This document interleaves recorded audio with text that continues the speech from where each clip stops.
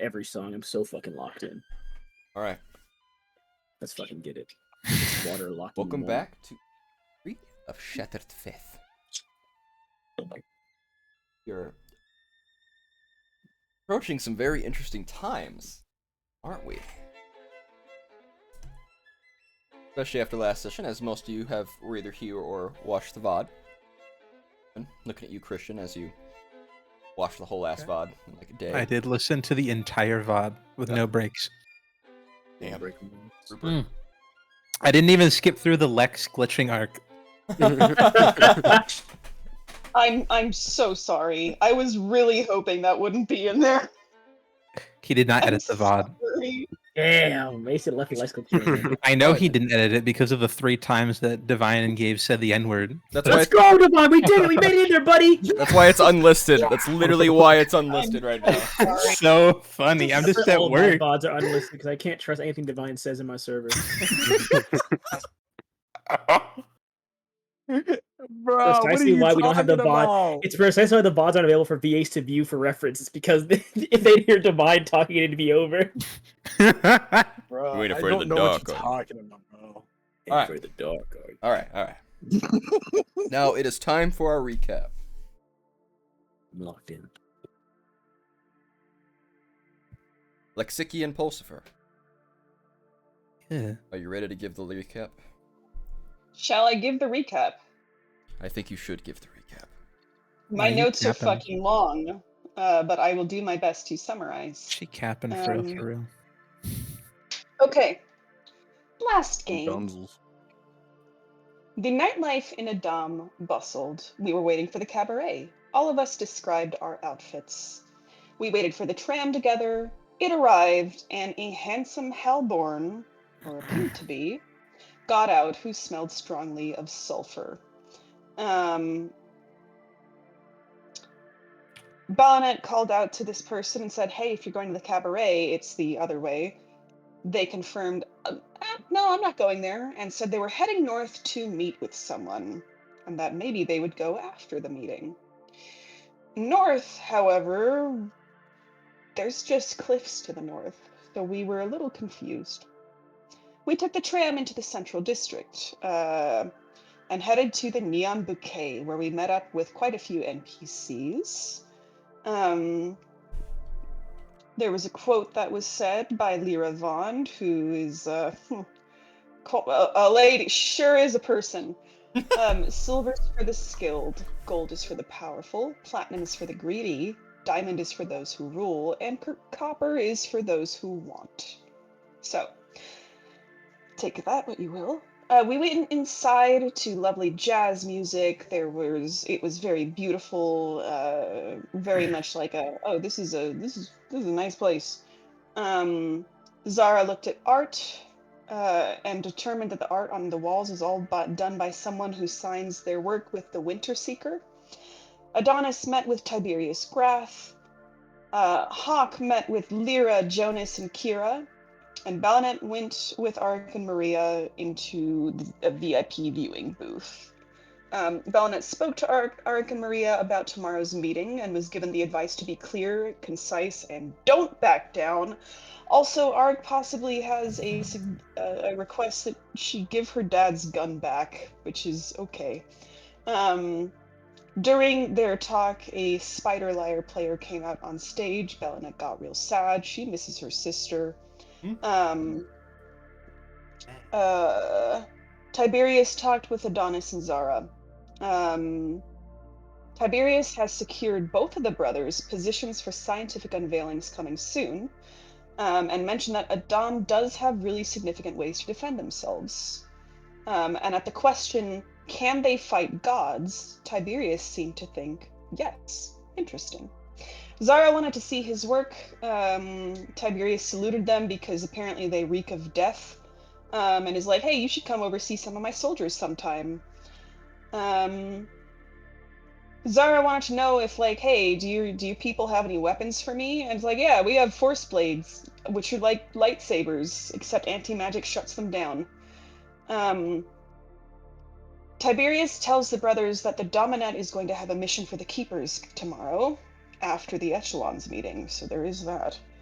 And then he walked away after an ominous little question of, what are you guys gonna do when your magic fails you?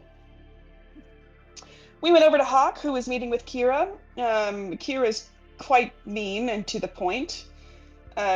Jonas requested half of the goods Hawk brought in to go to the peasant district. He said he'd do his best. Lyra kept being very blah blah blah blah yap yap yap. And so Hawk shoved his cigar into her mouth to shut her up. Noticed that Jonas has an amulet of a very gilded sun. Noted that Kira and Lyra do not like each other. And then Kira also wants some of Hawk's goods for her research. And it was not phrased so much as a request. She said, give me some of your stuff. And then Lyra asked Hawk to come with her on some of her diplomatic excursions. Sure. Zara went and did his own performance on stage. Paid 50 gold for it. It is a whole ass thing, and the club was captivated. And then instantly got offered a job to come play at the cabaret club whenever he wants. Kira also flirted hard with Zara. And was like, yeah, you can bring your brother if you want. But my exact quote here is, oh, she flirting. At this point, I did have to go to a meeting, so I have gaps in my notes, so if someone else wants to take that part.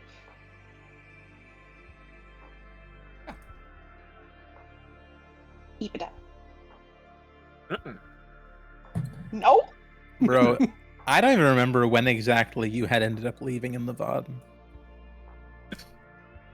You left around the end of the event, anyways. Was Lex present for the description of I think you took a break. I think you took a break Yeah, actually after we you did left. take a pretty solid break. I think when you came back, I think you came back right after we had all gone outside and noticed the earthquake. Well, that's the thing, is I wasn't there for when you all went outside. She missed the entire description of the outside. She missed all the conversation, and she missed everybody splitting off to do things. Time for me to lock in. Mhm. Session 2.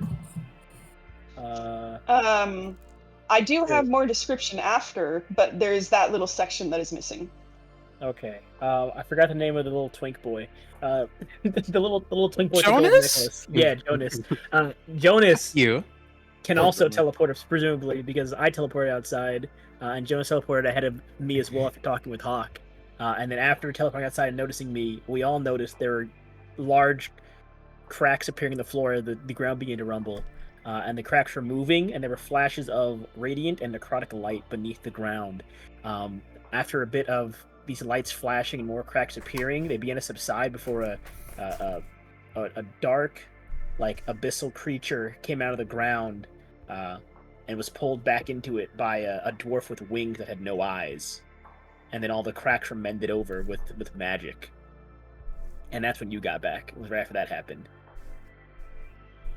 One of them also got one of the Yeah. other things, abyssal creatures that came out, also got gunned down by a disintegration beam.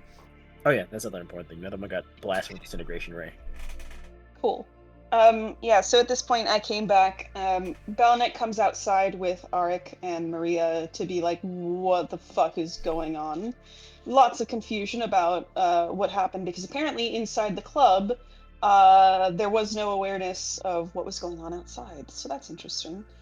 At this point, walking up to Hawk and Adonis, Belinet also remembers something, which is that person who got off the tram before, that was not a Hellborn, that was a devil.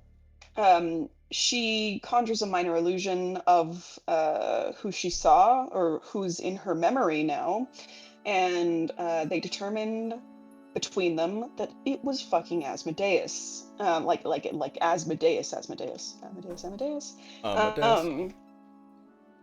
Arik at this gets very deadly serious and wants Adonis to send his people immediately. Belinet is not sure why her memories did not reveal that earlier, but okay. So Adonis gets a sending back from his people after sending them, and it's a simple, all is well. which immediately means that nothing is well. So he instantly moves to leave. Hawk goes too, although something grasps his heart, it feels like, and then it dissipates like something leaving him. He tries to reach out to his friend, whoever that is, and they're gone. So Hawk gets sent away with Adonis. Balinette does not go with them because she has a meeting to go to, apparently. Adonis teleports.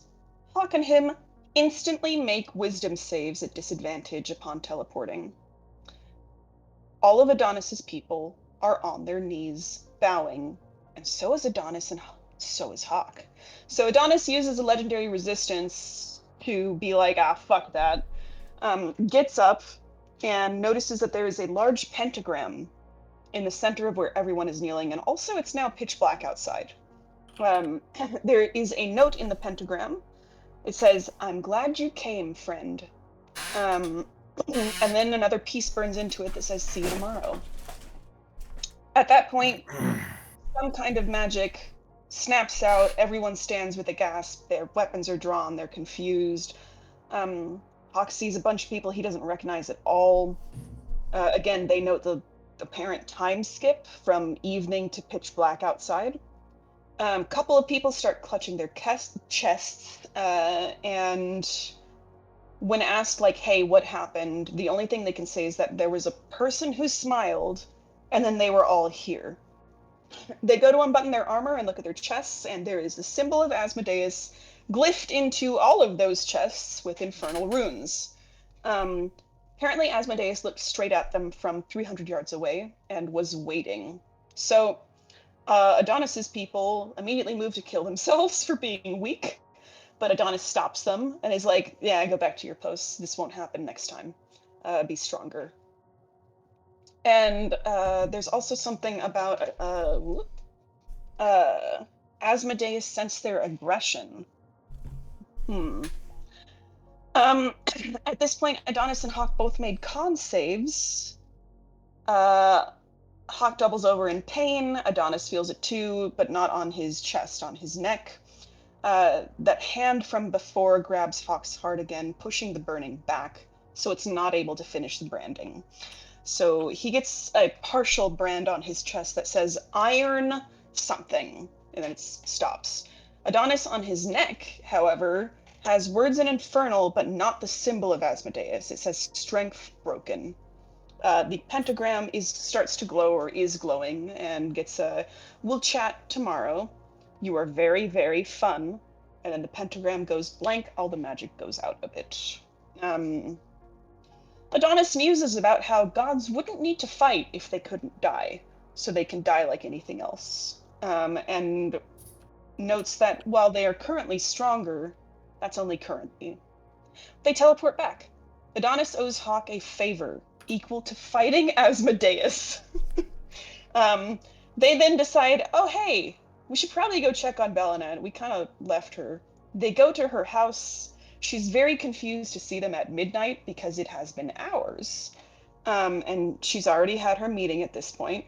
She takes a look at the brands and is like, hey, these can't be good. If they were contracts, normally there'd be full terms to them. There's no terms on these brands that she can see or that they can see. Realizing that she knows someone who might be able to give more insight on this, Balinette contacts Maria, a Hellborn, who was there for the fall of Elturel into Avernus. Maria is at her house instantly. She inspects the brands, inspects just kind of Hawk and Adonis, and slaps Adonis in the face. She determines and tells them that these brands are marked. They're marks for a call for service. Wherever you're marked is where you will be doing service, somehow. So Adonis believes that maybe tomorrow at this meeting, he'll be utilized somehow. Maria contacts the Dominette of Adam, who walks in, grabs both of them by the neck and lifts them in the air and says, what do you know? They're going to need something from Adonis, and they want the meeting chambers secured. Adonis is like, oh, do you need me to kill Asmodeus? And Ark's like, no. Planning is smart too. Hawk gets sent home. Some stuff happens that I don't think I'm allowed to say, but it's in my notes. Let's see. Yeah, spoiler things happen. And then Bellinet gets a scroll of wish as a gift from Adonis when he teleports home. I guess because she was a host or something. um, I think all of you were gone at this point, but the only thing that happened after all that is that Arik informed Bellinet that Maria and them were going to stay at her house for the evening due to the things going on, and they would rather be in gold than in diamond. She offered to get a guest room ready. They declined. They had magic. Maria started to cry. Bellinet hugged her. They had a little conversation about what's going on. She made tea. Bellinet has a conversation with Maria about El Terrell and other things. They wrap up the conversation. And then she goes to bed. And that is the end of the session. Yeah. Excellent job on the recap. Danke. Did phenomenal. Thanks. I take notes. Yes, you do. My God.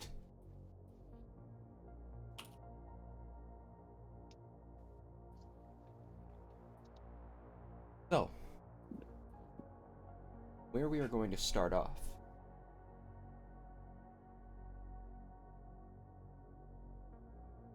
All right. You've been sleeping for quite a while.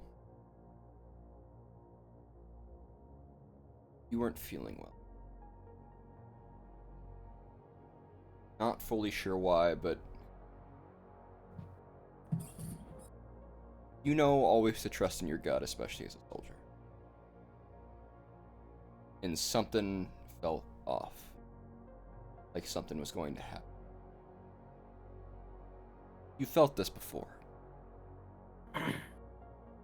And it's that feeling of doing the impossible and surviving it.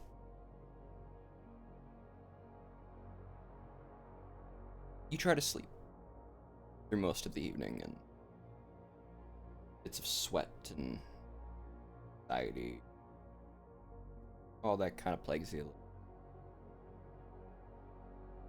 Makes sense for somebody of your, how do we say, tenure.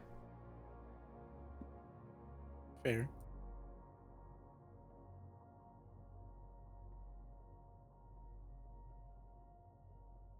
You wake up to a low rumble.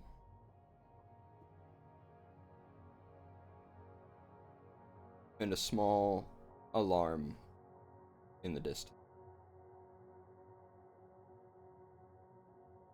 And then a shared connection with Tiberius Grath, calling units to the Central District. Basically saying the ground has opened up. Get going immediately.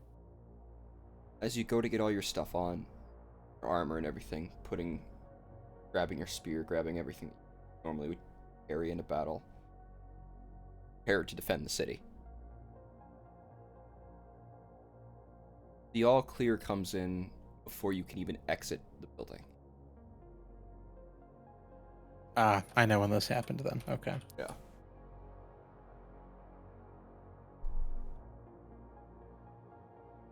Not sure exactly what that means.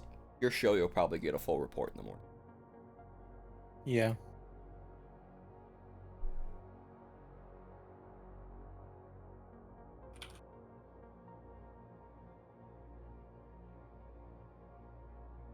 You kind of sit there, heading back to your room in your home. Does Constantine drink? Oh, No. any vices? That's a good question.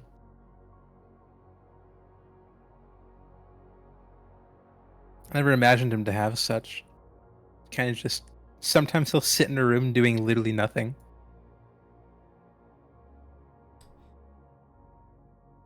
Does Constantine have any scars that might give them or any battle wounds? Pain to scars, possible battle wounds. He's probably got a fucked up shoulder from shielding other people from getting hit. The things that you have had to shield people from shouldn't have been a person behind that shield. How many times has that shoulder been dislocated? You know what I mean? It's Dislocated? That's on the lighter side. feel like if you just angle it the wrong way, it just pops out. And he used to be using both arms to lift himself up.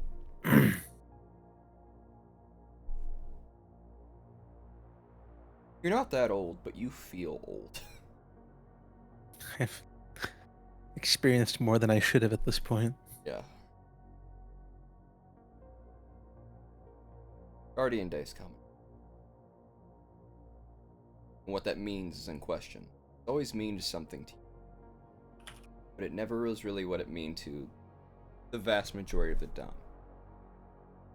One of the few people who might be able to understand what that meant would be Soft-Time's sister Bellinette. You work with now. Yeah, for quite a few years at this point.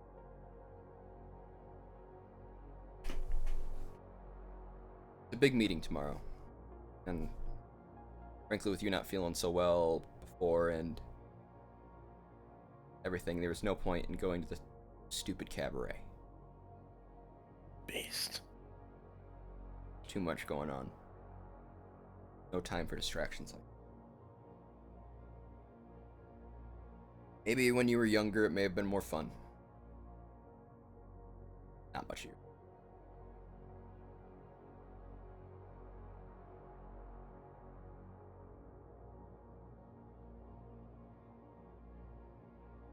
Would Constantine have a different outfit or even armor for what they would wear to a grand council meeting echelon versus just a meeting with the keepers or normal stuff? Same outfit, so I am. It's the soldier I am. If anything, when I go to meetings, I make sure to cover my badges a bit more. There. Constantine have any medals? None that he wears publicly. He probably doesn't even know how many are in that box.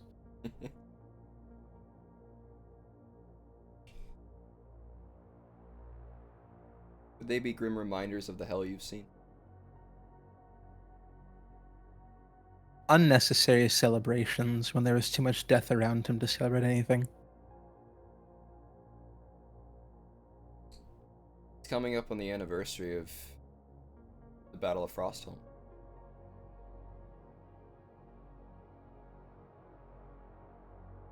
Oh no. 70,000 or 600 coffins.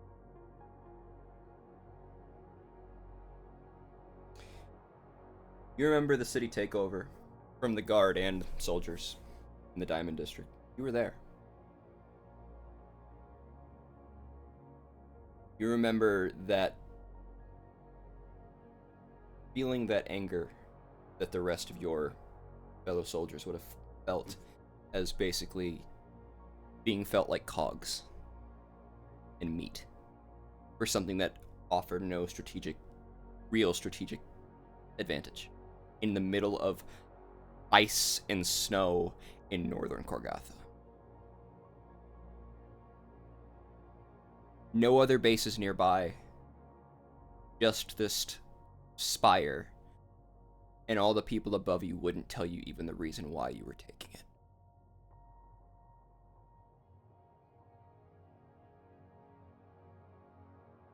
You knew a lot of those people who died. In some cases, very personal.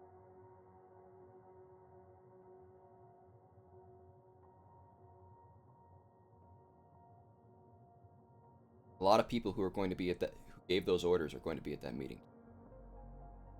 Oh boy. I load my super shotgun.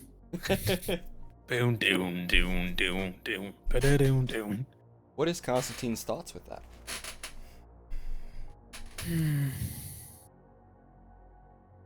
It'll be a disappointment to see them again. Plenty of other faces he could have seen instead.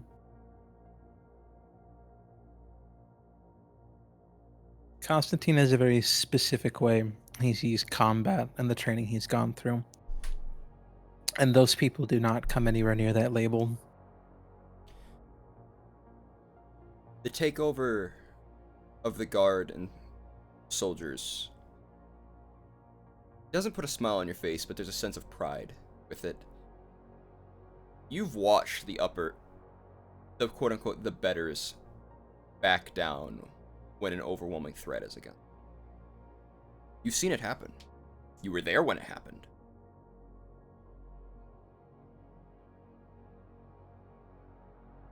When soldiers finally got a smidgen of recognition for the shit that they did for nothing. It was a good day. And you can feel that backtracking. Is there anything related to the possibility of another war with something even stronger that you might want to say to Diamond tomorrow, or in the rest of the echelons? Something related to a stronger war on the horizon. Very fair. There's a large agenda already. But these meetings only happen like once every 6 months to a year, where all of the echelons finally get to hash shit out. They should be more frequent. Platinum, they'd rather sip fancy wines and go to parties.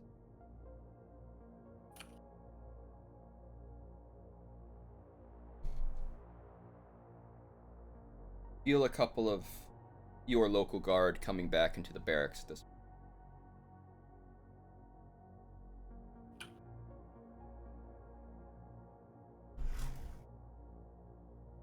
And in your house with your station and your military career, you didn't want guards, but it's nice to have them because they're soldiers just like you are. They know what they're doing. And unless they're green, they know how to talk to you. You had a green one yesterday, but private. No. Trying his best. Would you want to talk to them about anything that's happened? Because you can hear kind of like pants and like murmurs like, holy shit, blah, blah, blah, blah.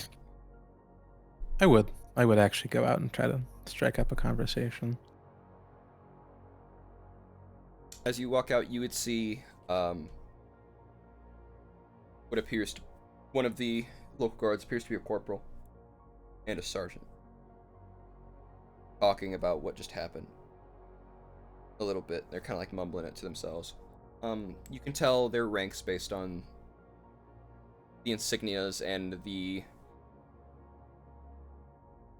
colors and wear of their armor. The spiraling magical and technological web that goes along it. And that new strange material they're using for chest plates. How new? Made within probably the last year. Oh, jeez. Very magical. A little too magical. You've seen wizards use this a lot. And magic use. It is basically a permanent shield spell that goes over the armor. No. We did not make Halo again. No. And you can see that small little magical stone sits in the chest. With not knowing the material, your brain kind of goes, is this stuff even as strong as the steel we're used to? Or if the magic goes down, are they just toast?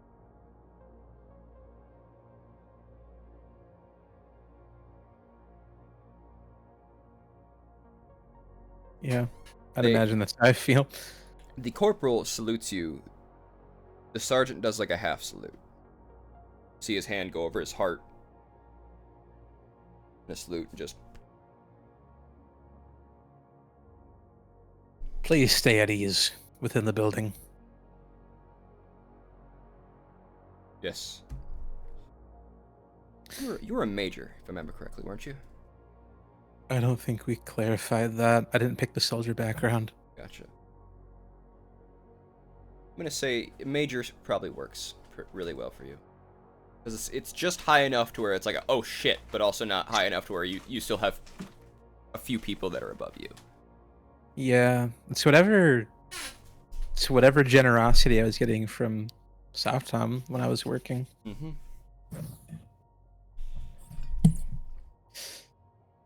That was a very quick call. Were you able to see any of the action? A little Major Valor,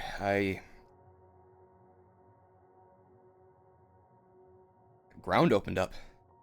Earthquakes. Moving earthquakes.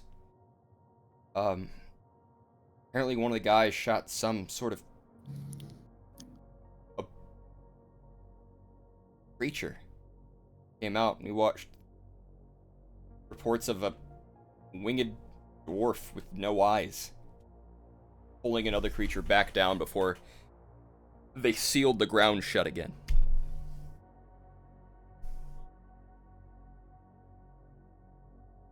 And then it was just silent. Nothing. Like it never happened. Except for some cracks in some of the pillars from the earthquakes. I think you're going to get repaired probably later this morning. Are we as a society used to what would be an apocalyptic event happening and then unhappening within a second? No. Not in the walls. Or something like that to happen within the walls of the city. I do not care if it was dealt with quickly. The concern should be paramount.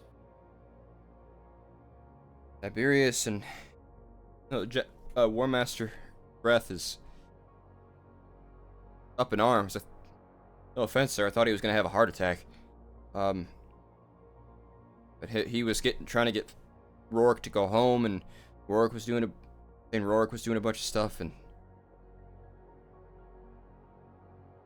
we have people stationed there now and overwatching everything, and the defense net's back online.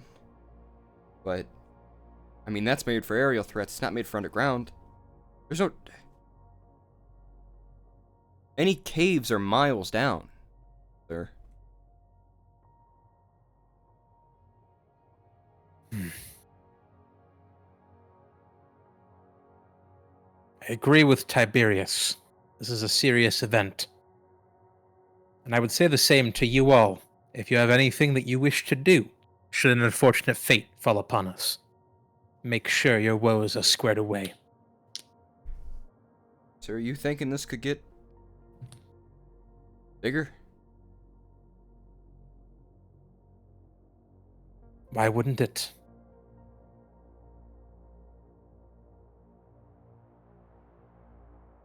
Sir, we're a dom. Yes, but within a moment, in a way that we do not understand, there was a fight beneath our very feet, cracking the streets that we once thought safe. How many civilians could have died in that moment if it were any longer? And nothing could have been done. It does not matter how prideful you are of your power. If it does nothing in the face of an event, why does it matter what you had? Prepare as if you will always fall. Always keep an arm behind you to catch yourself. Yes, sir. Thought I was going to get a chance to try out our fancy new force plates. See him kind of turn on the spear. The orangish yellow force light kind of pop out. You can see it kind of distort a little bit of the light around it and kind of push some of the ceiling tile above. You can see it kind of like vibrate a little. Have I seen any of these up close before? No. You know they These new existed, advancements. but never cared for him. These advancements in our technology are very curious. Is every item you're adorned with magical?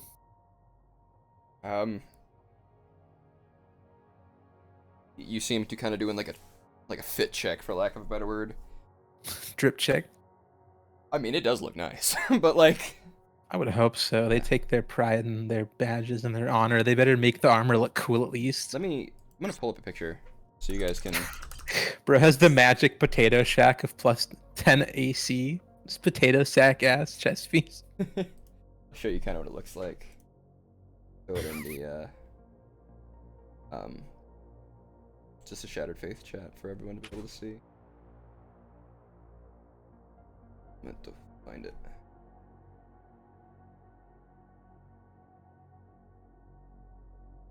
They have their helmets off right now, but this is what it looks like.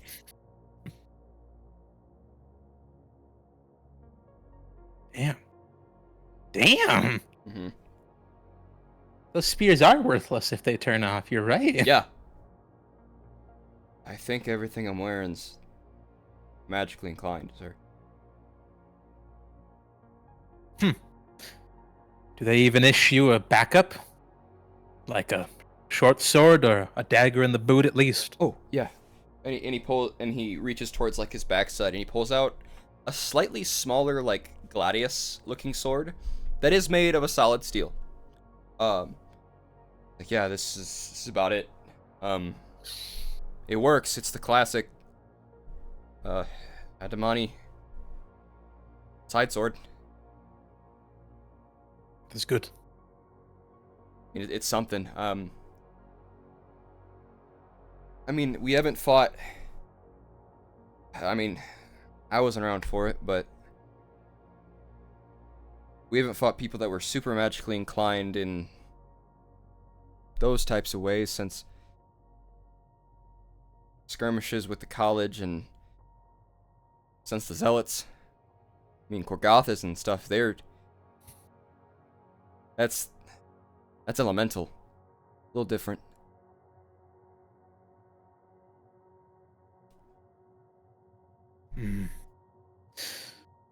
I suppose you can call me old-fashioned, but I don't really see the point in all of it. If it does work for you, though, do not let my word dissuade you. I do not speak as a superior. I speak as a warrior. Shoulder and shoulder. Ad infinitum, sir.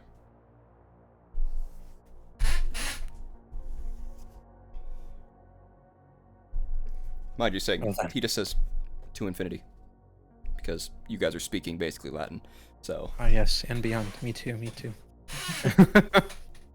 Well, funnily enough, ad infinitum is like one of these slogans for Old Adamon. There's another one that is inherit the stars as well.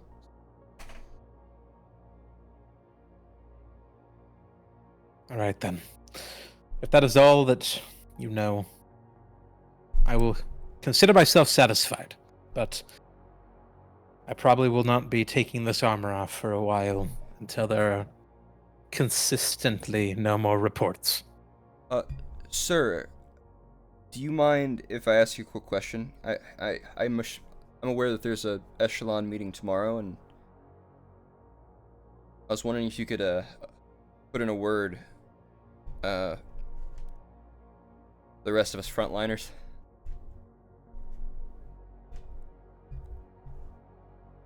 Of course. Can we not have magical rations all the time? Magical rations? They fill you up, but honestly, I would just love, like, an apple turnover or something, instead of just eating a rock and it filling me up. It's really screwing with morale whenever we go out on field patrols. I will definitely speak up on this matter. It is ridiculous that they have no fallback. What if you walked into a nullification zone? No rations? That would be as if our supply lines were cut. It's ridiculous. No, mages always like their stuff. I mean, hell, even the mages that we have in our ranks are not happy about it. Tell me, Are you a mage? No. Do I look like one? Then why the hell would you eat like one? Most I got is a couple spell scrolls, sir. And it's just for healing wounds. It's better than nothing. Understandable, even. Although I do fear that the art of physical medicine is fading quickly. Guess they didn't like the fact that potion bottles were prone for breaking. I don't even speak of potion. I speak of stitch work and bandages. It's There was a fine. time. There was a time. Is that a problem with fighting the zealots, sir? Not having I access don't to remember. We know it was. There was a lot of nullification zone. A lot of shit where magic not an option. Boy, it was a freaking brawl. But the nullification zones were set up by a Dom because divine magic is rough, to say the least.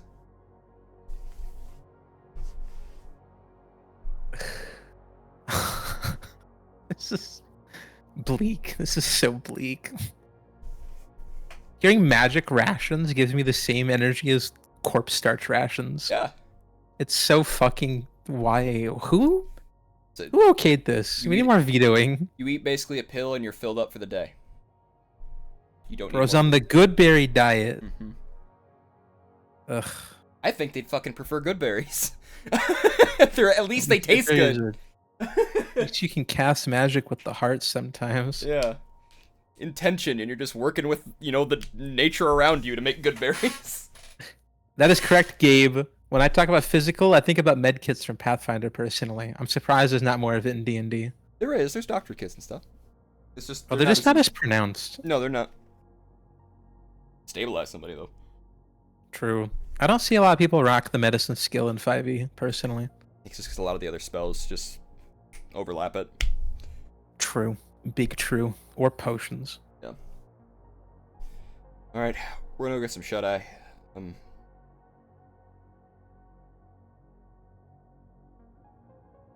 Have a good night, sir.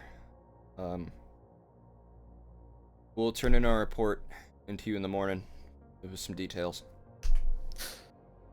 Sleep well. Do not hold your breath on it. Whenever I get the report is when I do. I may be out early, though. Who knows when the meeting will take place. It does tend to change times because Platinum is always late. Always late. I figured Platinum is late, or someone would show up early and be a whiny bitch that no one else is there. So. Yeah. So they literally can't start until, especially when it comes to the higher echelons, until everybody is there. So, yeah. Which is both a bane and benefit. Either need to send themselves, and they need to send someone in their stead. Ugh. A lot of Platinum also send people in their stead. They don't want to do I'm gonna eat some platinum tonight, boys. Anyway. They move off.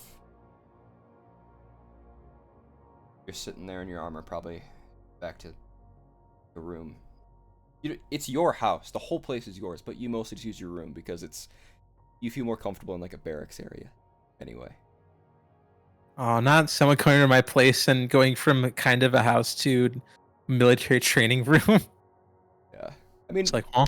you had it's like a 5-bedroom house, but you turned quite a few of them into just Fuck. guard barracks. Yeah, it's a nice house. Ah. It's built like a townhouse, like a small manor house, but it's many bedrooms. You have one that's a study that you use for when you have to do paperwork. But then the rest you use for just housing the guards so they don't have to sleep basically in cots. Right. Yeah. Oh my gosh. They actually have dude. proper beds, so and rooms to themselves. Ugh. Too many fucking rooms. I have a villa. Yeah. You are high society, and that probably does feel weird for you. I never asked for this. No. Anyway, I say we'll move on from at that point. Zarathustra, Yes.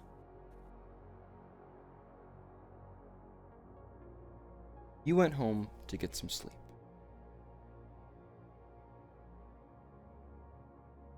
And sleep for you is a very specific thing. Unlike your brother, who doesn't need it in the same way. You were tired, especially after putting on quite the performance. You are still just a person, after all.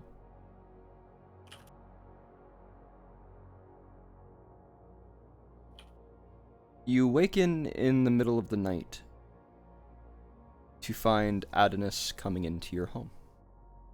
Your shared home.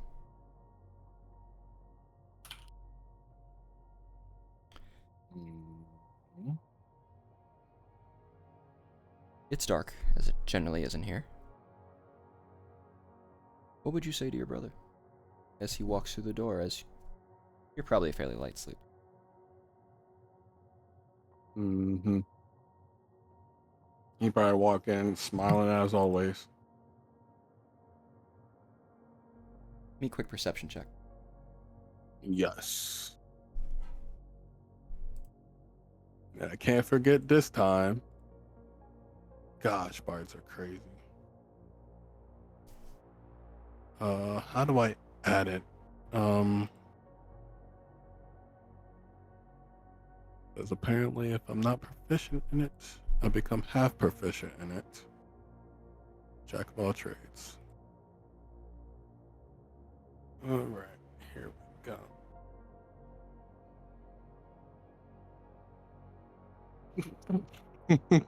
Three. It's so dark. It's dark in here. You know it's your brother, as he's the only one who walks the way they do, and they barely walk at all. They teleport through fucking everything. What would you say to your brother?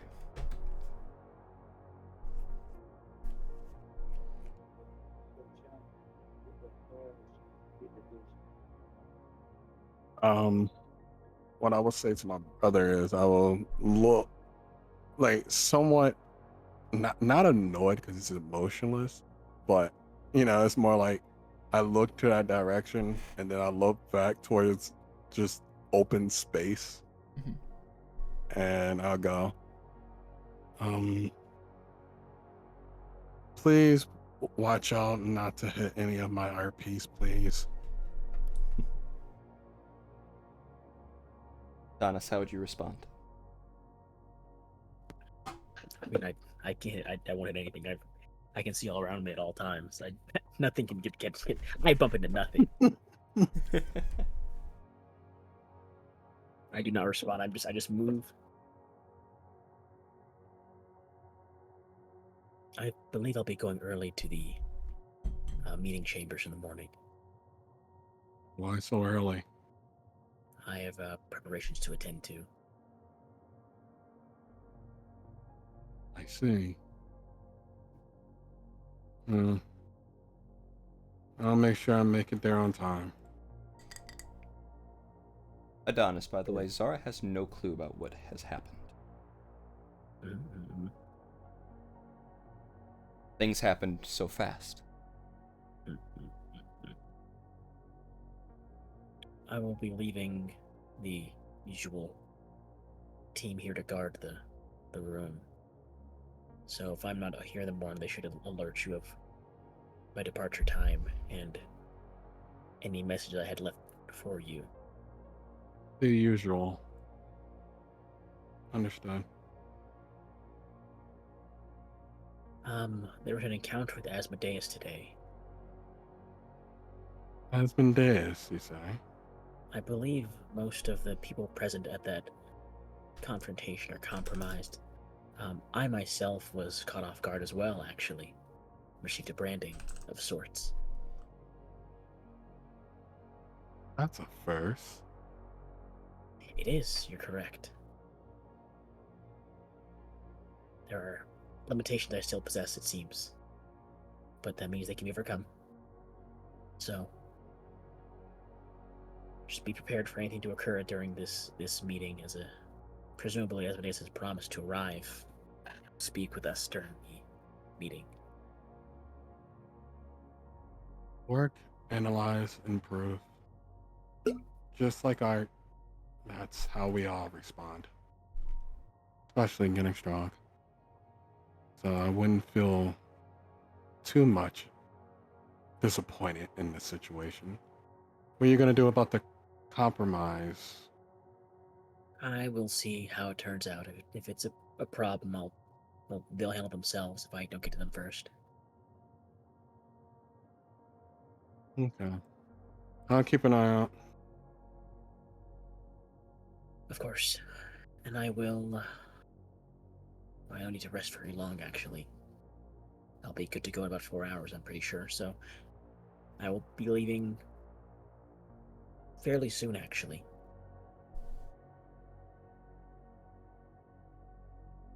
Alright.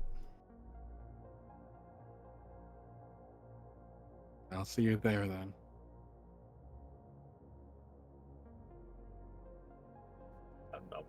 I'll go to whatever room I got, and I will Star Wars Jedi float in the air and meditate, because elf meditation. And Zarathustra, even though he has a bed, he tends to sleep on the floor with a lot of his art pieces and tools and instruments. Couple holes in him. Literally fucks himself. Oh. Alright. You guys wake up, go to sleep.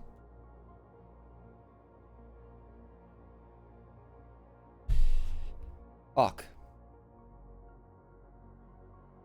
I'm here. Yep.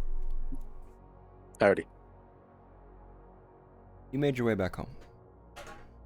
Weird fucking day. Is there anything you'd like to do before you go to sleep?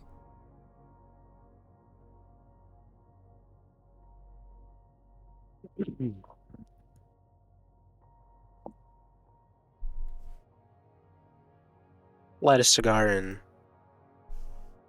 take a minute to think. I'm in my house, right? Yeah, you are. 100%. Okay. Okay. You don't sleep here often. It's kind of... There's some dust. Not really decorated. No. Maybe like a monster skull that either you killed or you found somewhere. Was like, oh, it's just cool. I'll put this in my house. I just have a wheel on the wall. A carriage wheel. So why not? So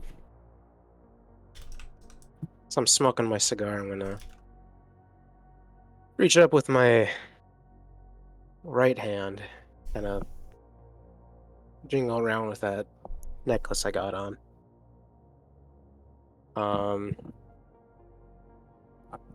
Just kind of think, like, I mean, this is like a god of hell. Like, what does he want? What does iron mean necessarily? And as I'm thinking that, I'm gonna ask my buddy in my head if he at least kind of knows what iron could possibly mean. I know it's a yes or no question, but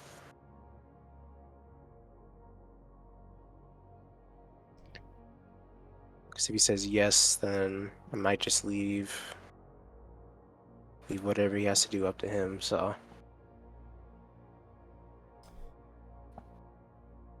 Yes. all right. I do. Oh, you're talking this time. Only momentarily. So, tell it to me straight. How fucked am I? Not quite yet. Okay, And I made that's sure. good to know. Appreciate that, Danny. No problem.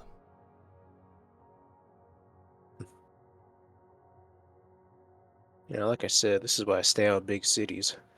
Stupid shit always happens in them. You feel the distortion begin to form along the wall of your room.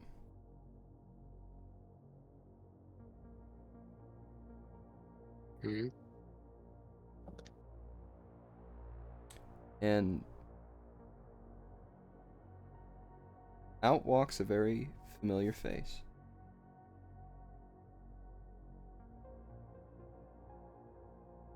Is it my body? You would see Taniel Greenswick. Hell yeah. Good to see you, Hawk. Same to you, friend. How's it been? It's been a long time. Yes. Very much so. What you up to these days, anyways? Same shit, different day. Hmm. Preaching to the choir.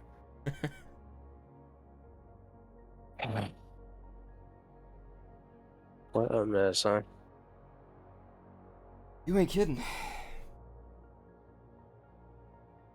So what kind of shit you think is gonna pull tomorrow? I could only guess.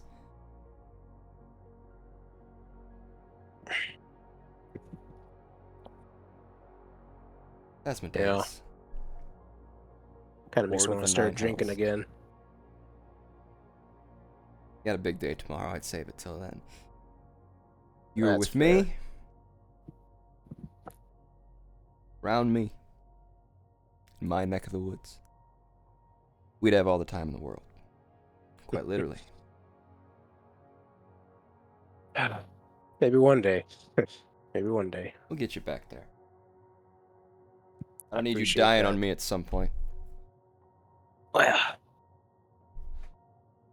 same for me. I don't quite feel like leaving this world just yet. Still got a few duties to fulfill. You know how it is. You see Taniel kind of slick back their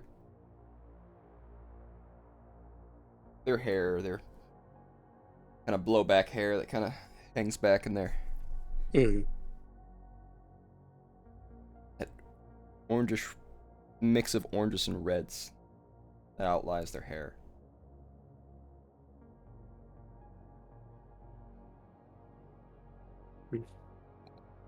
Those So, Sorry, go slightly ahead. just odd colored eyes that you've never seen before, but never paid it too many mind. You've seen a lot of strange characters in your life, and this one just a strange character who became familiar. Color of his eyes? Yellow. Yellow. Just so the class knows. Tall dude, very tall. Has a hard time even standing up in this tall place. Probably 7 feet. My 6'3" ass. Taller than you, Mhm. and you're tall. Spindly, very thin.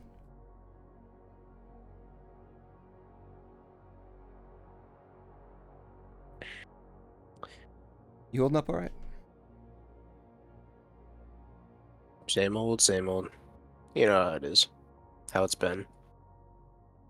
I know communication gets tough It does. with the yes But- and no's, but I understand. I You got got your rules. limitations. I don't. Mm-hmm. Been through this song and dance before. Yeah, we have. I have. You know I got your back. Same to you, partner. Damn straight.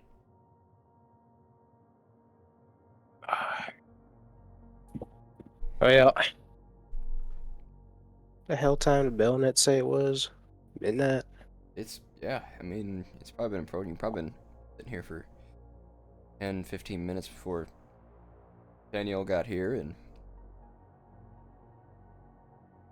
Oh yeah. It's nice to see you again. yeah. But like you said, I guess I got a meeting in the morning, so Yeah, and I ain't much welcome in this city without proper clearance. So sometimes I just gotta sit around. Wow. At least now you're back home, I can come back in here as my old glyphs seem to still be working properly, so that's good. always a pleasure. Can't see him anymore. You need to clean this place up, dude. I ain't here ever. What's the point? I don't know. Make it livable so you're not breathing in dust. Ah, I breathe in worse. You see a magical flare kind of just prestidigitation. Things kind of clean off.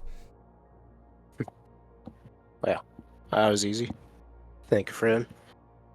You know me. That I do. How's the old 6-shooter? Well, pretty alright. This bum arm I got, so I slapped my left arm a little bit. Bit of a hassle, but I'm making do. I'm making do. Well,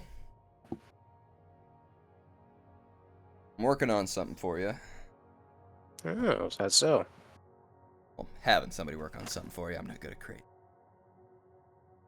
Try to see if we can hone you in a little better. Some of your gifts. My little techniques I taught you. Well, I'd like that. Little gift from... Remind you of the weird places that you'll always be able to call home. How many there are.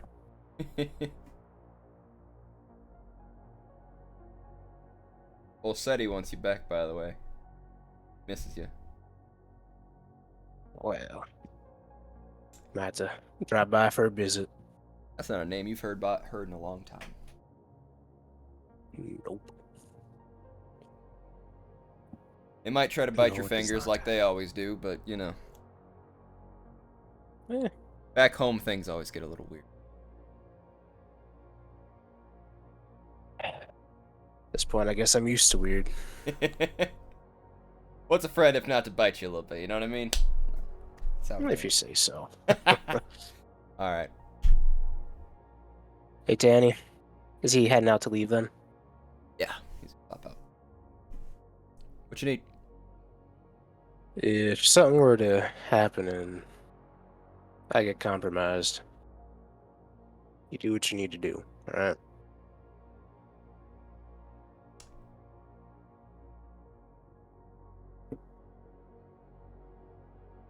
Hey, getting serious, but hate to say it this way too, but soul is very important to me. Well, don't get all mushy on me now. It is.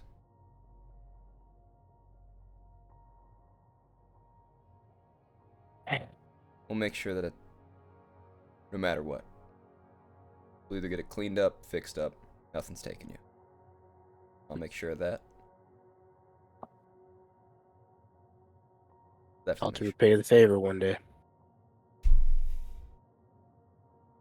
Might have to do it sooner than you think. Ain't nothing new. Alright, I gotta get to bed. Night out. Nah, Back through a portal. see you later. And I gonna go to sleep. Perfect. And I will be right back as well. Hawkback Mountain. Shut up, Richard. Would be. Mochi so much. Melanet, Yes. you wake up after a very well needed, lovely night of sleep. Though you can definitely feel a shower is.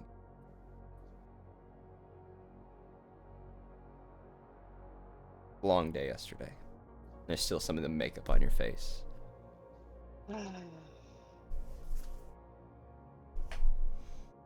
Smell of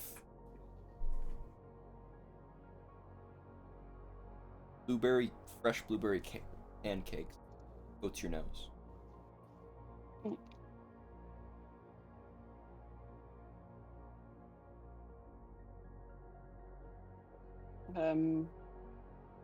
There is a moment when she wakes up that is like a, what the fuck, I didn't cook anything, what's going on? And then she remembers, oh, I had guests. That's right. And then, oh, fuck. They are making breakfast? I'm a terrible host. She will stumble out of bed.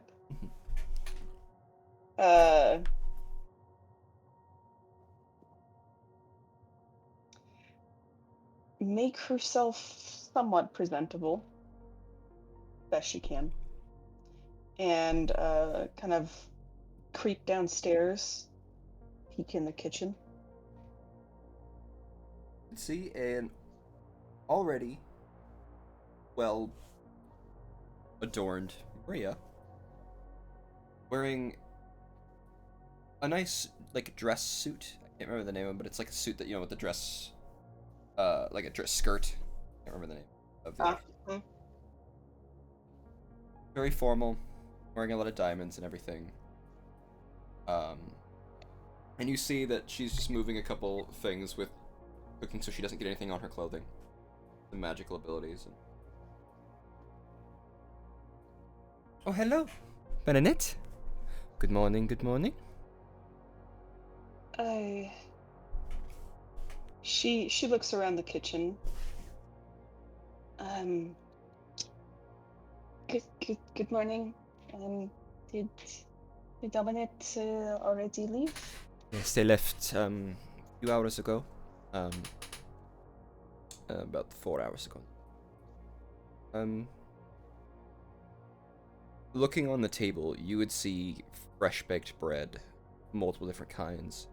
You would see maple infused pork gel bacon, sausages, jellies, baked brie with blackberry jam and honey in the center, with crostini surrounding it. And now freshly made blueberry pancakes. Wow. Oh, now I feel really bad. I'm so sorry I did not get up to make you breakfast. No. Wow. This was my doing. Well, blueberry pancakes are my doing. Those are the only thing I really know how to cook. The rest was the Dominettes. That was their doing. So. Oh. Okay. Well, this is very kind. I'll have to thank them later. This all smells incredible. Wow. I see you're already ready for the meeting. Yes, I've been up for 20-ish. Okay. Yeah, but may I join you? I should probably eat and get started on the day. Huh? Eat, please. She'll go and take a seat. Start making herself a little plate of things. Surprised, like, wow, this stuff is fresh.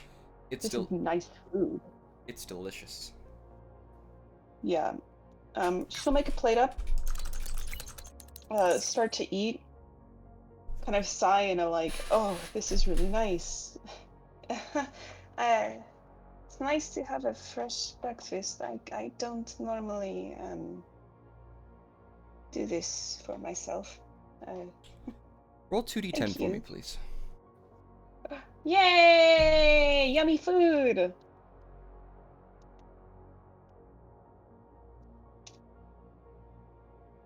Yay! You get your HP increases by 12 for the next 24 hours as you are now under the effect of a hero's feast. Oh! Hell yeah. Fantastic. She is surprised. She can feel how good this food is. Eats. It's delicious. I mean, you knew And that as she- Dominic could cook, but Mm-hmm. As she eats, she's going to kind of glance up at Maria. Say, were you able to sleep well? Were Oh. you able to get some rest? very much so. I slept wonderfully. It was Good. great, comfortable bed. Good. Slept Glad to very, hear that. very well. Fantastic. Are you prepared for the meeting today? I've been prepared for about a week. Yes.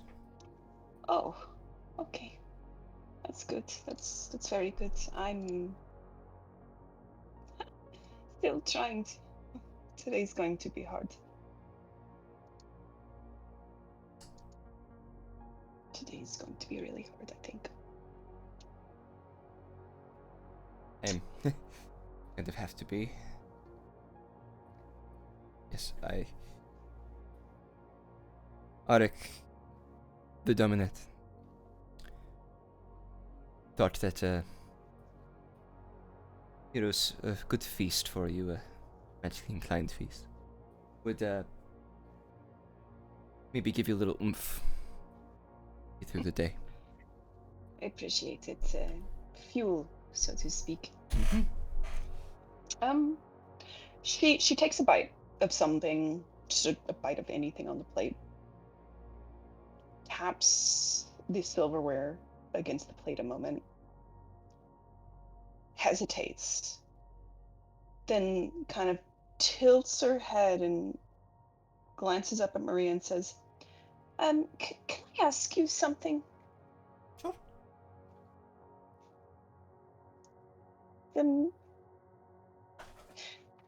The meeting yesterday. Mhm.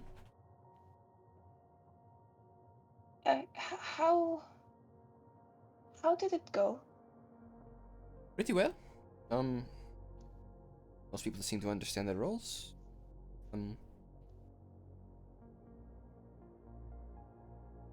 Talked about helping people in coming times of war.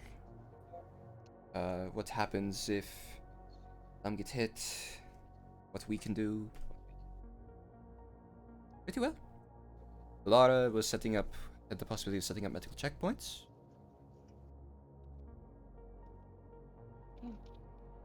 Okay. Yeah, that sounds pretty standard. Good. I Apparently some new seeds were planted. do. Yes, yeah. You planted those. Yes, I did. Yes, I did. And she again taps the silverware. Seems to be averting her eyes. There's a look in them, like a bit of a concern. She says,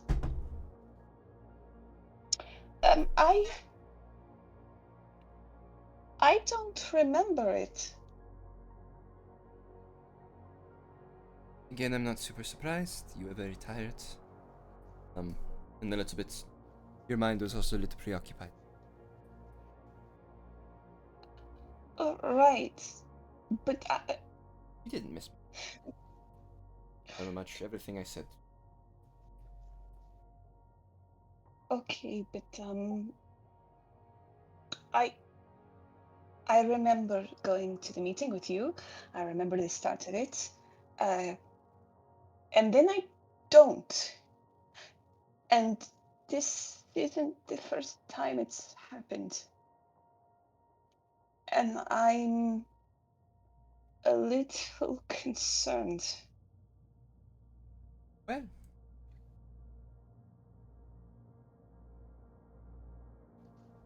That's wouldn't be too concerned by it though, honestly.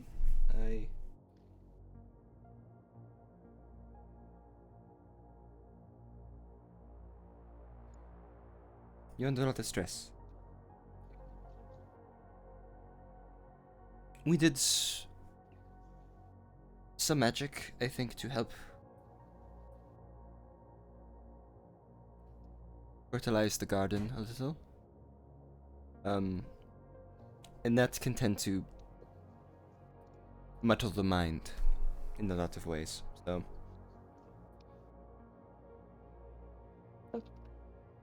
Okay. not It's There's been quite a few times where I've forgotten things. Even yesterday, I forgot quite a bit at the meetings. Things tend to happen so fast, and it's very relaxing being in there.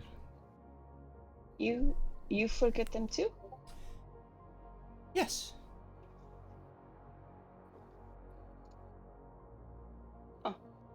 Oh, okay. It doesn't bother you? It used to. But I kind of let it go. Huh. Now it doesn't really matter. It'd be like that for you in time as well, I think. I know you already have other memory issues, of course, but eventually it will all fade and be fine.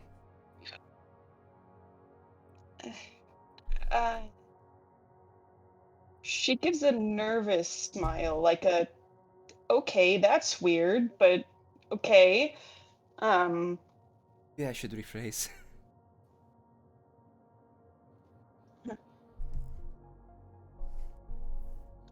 Letting go of your worries, that type of thing. Oh, you're right. Moving on. From all things, you know, like your stresses, your worries, your pains.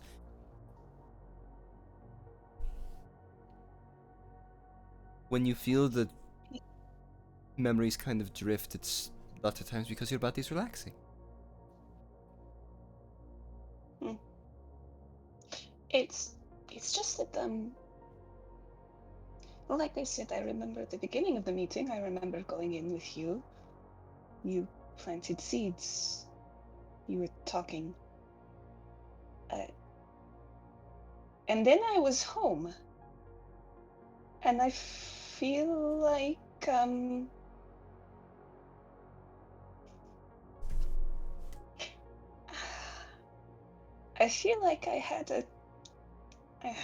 feel like I had a really bad nightmare. But I can't remember it. I just know it was a bad dream. It's weird to me that I was at the meeting and then I was home and I don't know how. And I took you home. You did? You said you weren't feeling well and you were really tired and you fell asleep at the meeting at one point, and I took you. The meeting was concluded anyway. I don't remember it either. I'm really sorry. I think you were superiorly overtired. Right. Kind of. Always. You're a little better today? I feel like I rested. Yeah, a lot better actually. Especially with this. She points at the food. This is really nice. It's just something I wanted to ask you about. Get your thoughts on. Maybe I should talk to Ilara. I feel like she said something. Maybe. She always has a lot of good ideas. Here today? You'll be there? Right. She's going to be there, right? Mm-hmm. Maybe I'll ask her. She also has, would be able to tell me if any health issues going on. She's a doctor, so. Right. Might check. Maybe you're anemic. Maybe. Yeah, maybe. Sorry, I don't mean to harp on it or anything. It's just a little weird to me. I keep having like I said, this isn't the first time it's happened, and I know I'm really, really tired. But sometimes I don't remember entire chunks of time, and that seems wrong. It seems like more than just tired. Of course, if it bothers you enough, talk to Alara. You said.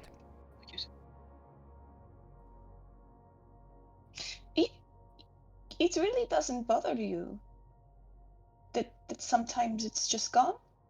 No. Okay. Uh, okay. I'll talk to you, Laura. I should probably focus on getting ready. Like I said, it used to. It just doesn't anymore.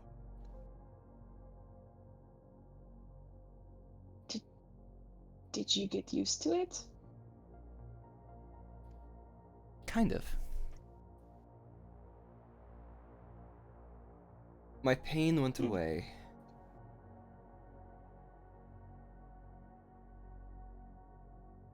And I felt like I stopped losing myself. I accepted that the old me was already gone. And now I'm something new. Which is what we're trying to get you to do as well. It just takes time. You are Elvin, after all. Yeah. Right.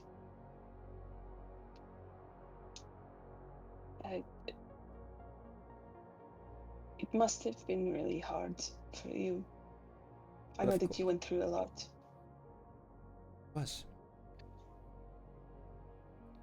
Many years. Many. She blinks a little bit. Yeah. Yes. Yeah. So did you already eat? Will you join me? Sure. Done. I don't want to ruin my makeup, but sure. You should have food too. There's all this food here. I can't eat all this myself. Takes a couple blueberry pancakes and everything, and a little bit of a smorgasbord, and doing that like when you're trying to not ruin your lipstick bite, you're just taking your teeth and just like, yeah. Oh, I'm very familiar with that. Yes. Yeah. Oh yeah, delicious. Yeah. So I'll have breakfast. Kind of not bring up anything else after that. Just kind of the eat. And then. So do you know exactly what time it's going to be today? It's supposed to be in about an hour. Okay. I think it's when most people should start shuffling in of uppers. Of course, Platinum was going to have late people. They always do. And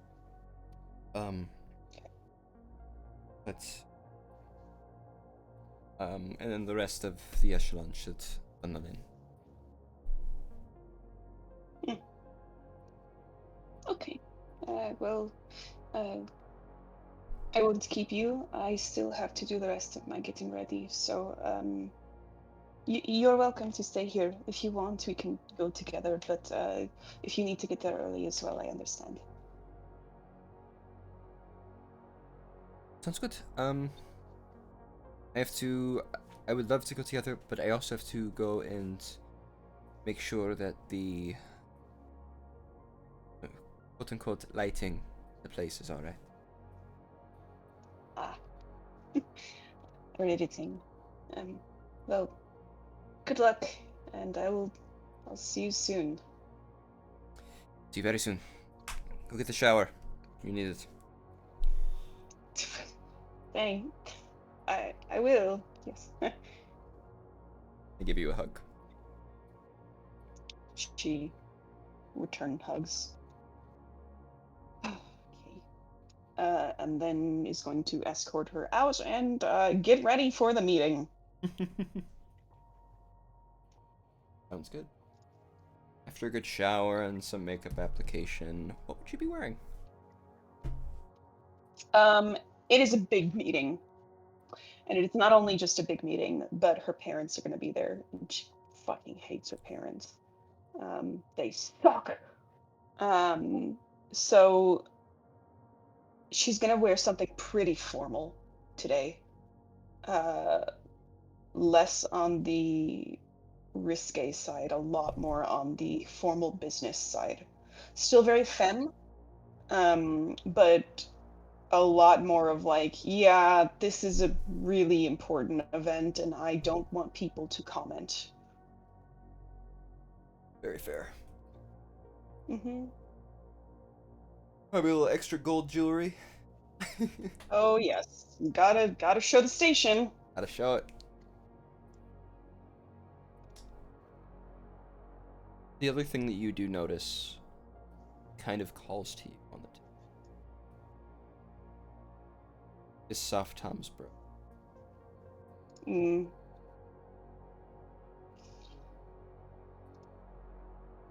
There is some hesitation when she glances at it. She passes it a few times while she is getting ready.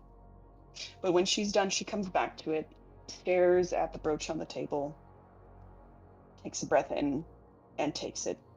She is going to keep that on her person for this meeting. Very fair.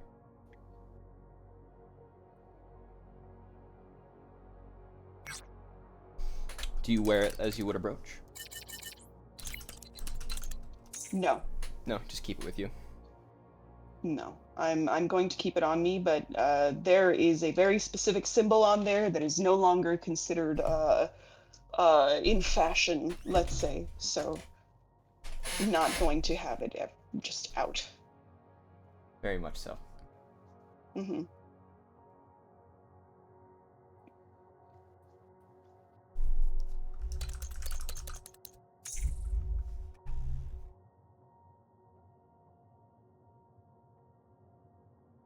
Begin to get ready as you finish getting ready for the meeting.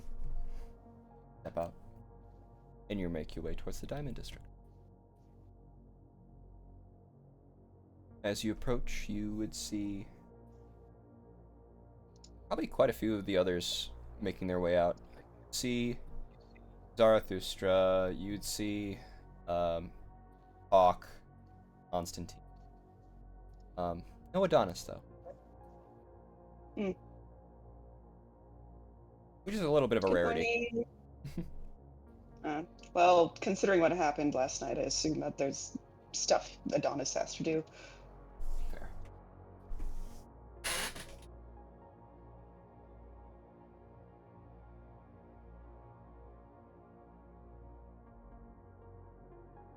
They were saying good morning to all of you, by the way.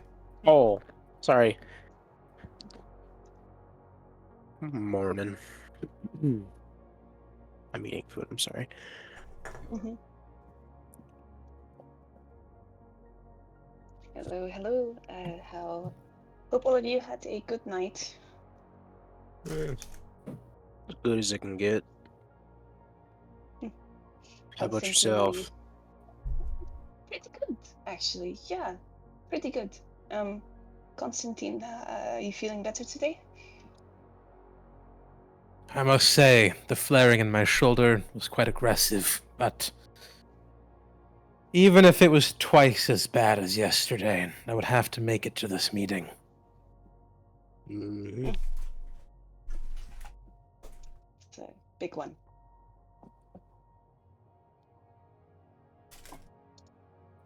I am a big fan of meetings. Trust me, I'm not looking forward to this one at all. Yeah. Remember what I told you. And should be all right. You can definitely tell Hawk's not used to giving good advice. She kind of smiles and says, "Yeah, yeah. I'll do my best. All of you are here too, so that Mm-hmm. helps. Let's let's try to keep Adonis from doing something awful to the higher echelons. That would be good." Well, I got a favor from him I can call in if he gets too rowdy. So Good to know. I'd rather save that one. It's quite a big one.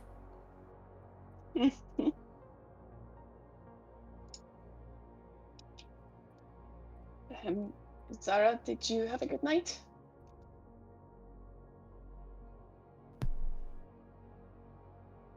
Man, his ass is dead. Oh, he said BRB 7 minutes ago. That's not right back, bro. His ass is dead. Just saw that. All right, time for my Zara RP.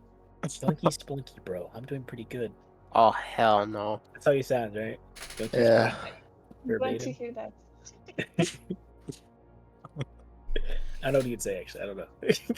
Oh, bro. Oh, yoinky spoinky. Possessed by Divine. Who's Zarathustra, bro? My name's Divine, bro. I'm here for the baddies. Moving on though, I assume Zara will give a response. Yeah. And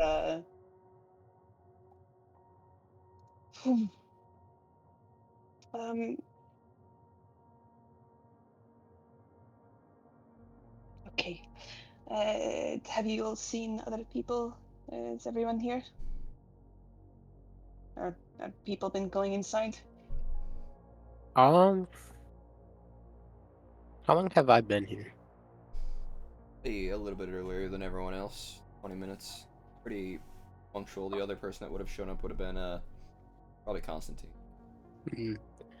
Have we seen people going? A lot of Uppers and all that? Diamond's already been here. Diamond generally is always here all the time. You would see a few apologize. people. Jonas is also already here. And wearing a very nice suit. It kind of smells like mothballs. Oh. Based. Ravond is here, and Kira are also here. Oh, my favorite trio on earth. Of course, Tiberius Greth is also here. He looks like he's sitting down, as standing is hard, so he's just on a bench outside, just looking at it's a really nice, beautiful sunny day, and he's just kind of just looking at the trees and looking at some birds and stuff. Base as hell. You would see sprinting here, not in like a nice suit at all, they look like they're like it's nice looking clothing, but like well made. But they're like like running as fast as they can to get to a location. Definitely cock an eyebrow. Are they heading towards us? Yeah. And you would notice a No. large robot, for lack of a better word, or construct behind them that seems to be running in the exact same fashion that they are.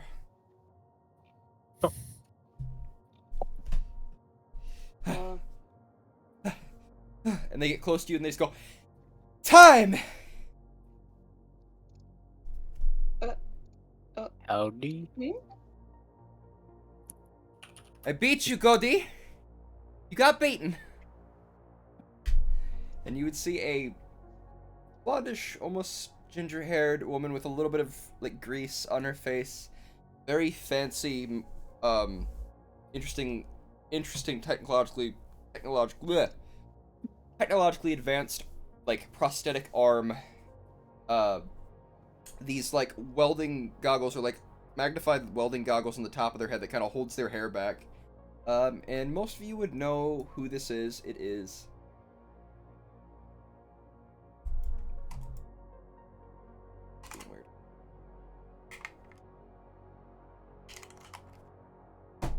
there we go.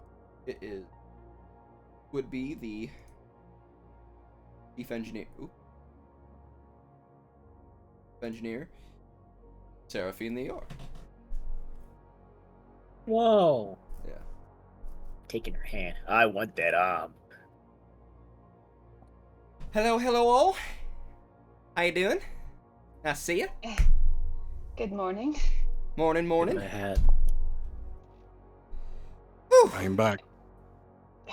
What are you racing? Godi.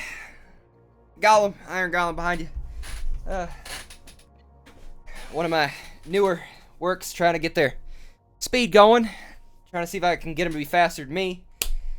Ain't faster than me yet, are you, Godi? No, ma'am.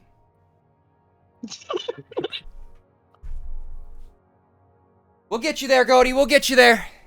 Gotta work on his servos and his legs a little bit. He keeps leaking hydraulic fluid. I'm not super sure on why, but it's fine. He's doing just fine. Trying to get him a little bit more battle prepared, too, in case anything happened with Saddam, or if he needs to pick up some heavy shit, because he can pick up a lot of shit, so, yeah. Anyway, Echelon Day, big meeting, crazy day. You all look fancy and dandy. Bellinet, gorgeous as always. Nice to see ya. Thank you, man. Yes, today is a very big day. Yeah, oh yeah. Whew. A lot going on. I'm getting ready for the Scientific Achievement Expo and doing all that stuff. I have a couple of inventions that I want to show people. Really excited about, and that fucking prick Atticus is trying to do some other shit, and I'm trying to beat me in this year, and he ain't going to. So... I admire your passion. I do my best. Hey, this place runs because of some of my inventions. Ethernet, Skytrams, these are all my doing. That's what I represent. She kind of taps on her chest a little bit, and then like goes, ow, my boob. All right. Do I look okay? Is there any dirt on my face?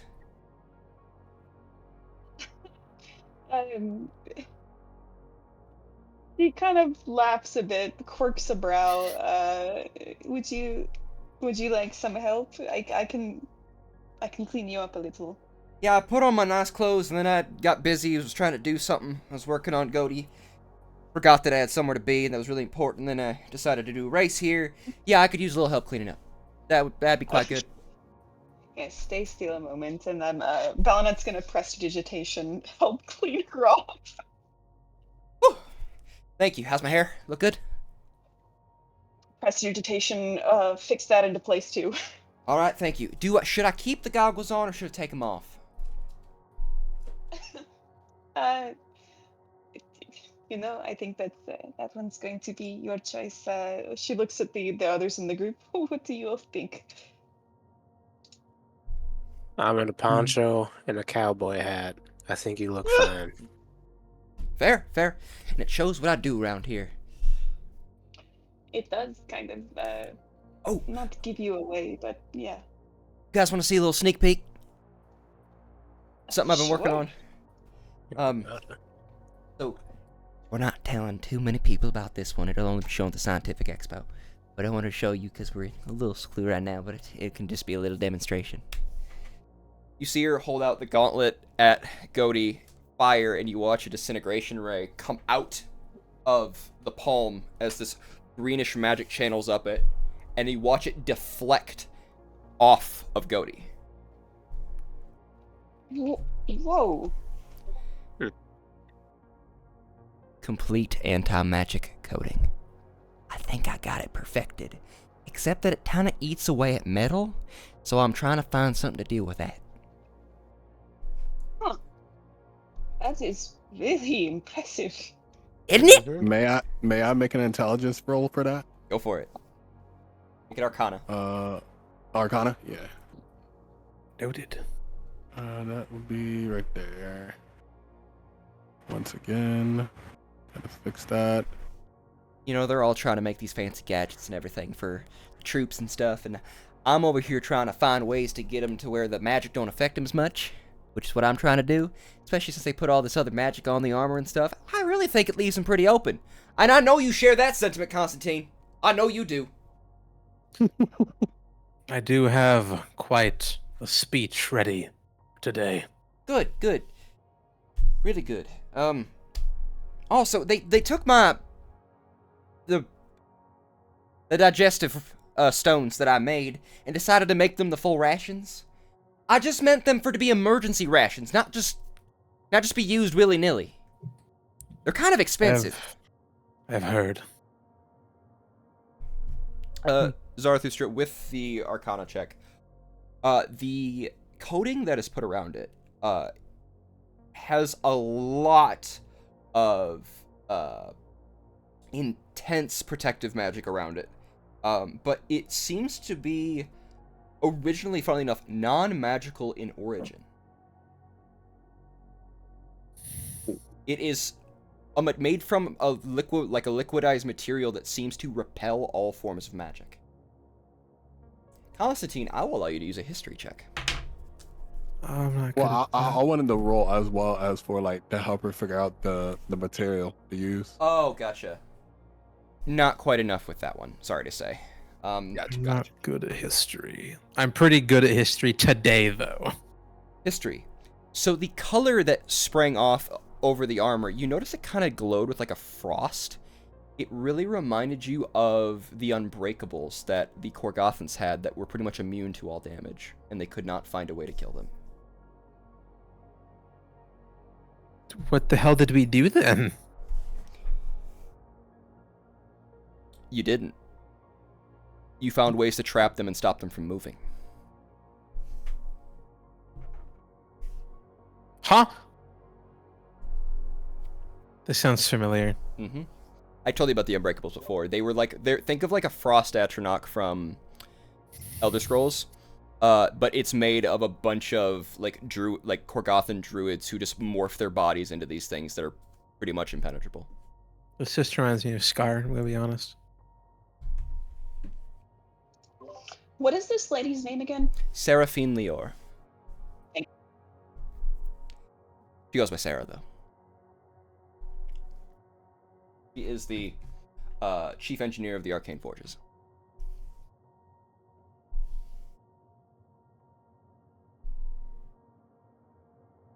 She is known for making pretty much the most advanced tech in Adam, and is responsible for the vast majority of the technological wonders that exist here.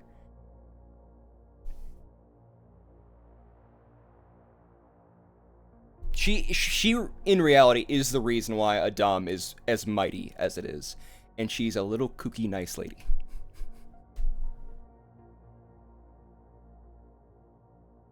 She is a kooky little nice lady. What'd you say? She is a kooky little nice lady.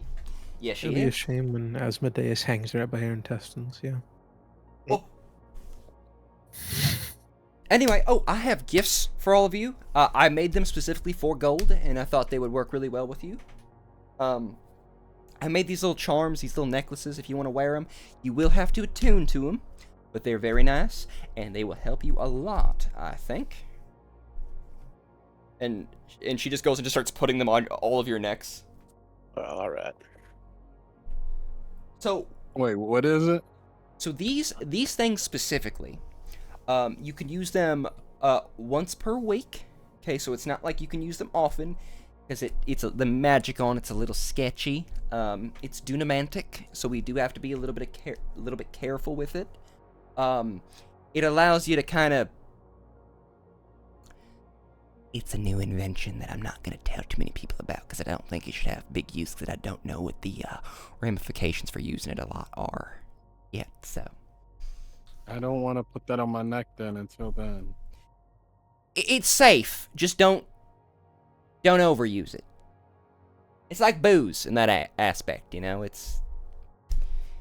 You get a little slosh, next thing you know your clothes are off, and you're running around at Clink trying to shove a corn cob up your ass. So. What? Don't worry about it. I had some fun times in college. But, so, I want you to understand. What this will do for you is if you're ever in a pinch and you need to make a reroll, or you need to switch the outcomes on something, you can do that. It is basically, it's a reroll on an attack roll, a saving throw, a check. On anything. It is a reroll. Just a standard yeah. reroll. What does it look like? It is a gold ring that goes around, and there is a almost like motherboard like structure that angles through it that glows with a faint like prismatic center. Where does it go? Over your neck? Yes, and you have to attune to it. Curse of Suffocation, my favorite. No, it's like a necklace. It's all it is. It's just it's like like a small little thing with like a a chain that wraps around it so it would go over your neck. Yeah. I guess Constantinus has a thick neck, my bet. I figured that, since you guys are the keepers of humanity, that these might be good for you, and it kind of shows that you guys are the keepers of humanity. Because beyond, the gold stuff, you just look like you're the rest of gold, which is fine. Gold's great, don't get me wrong. But I think that it would be much better for you to have something that represents. Well, this is a very gracious gift. Thank you, Sarah. Sarah is also, like, one of the few people in Platinum that actively do something. She is supposed to be in Diamond. She refused. Too much paperwork. Based. I too avoid bureaucracy. She just wanted to be high enough to where people didn't have to tell her what to do when she was working on shit. So I can get that high too.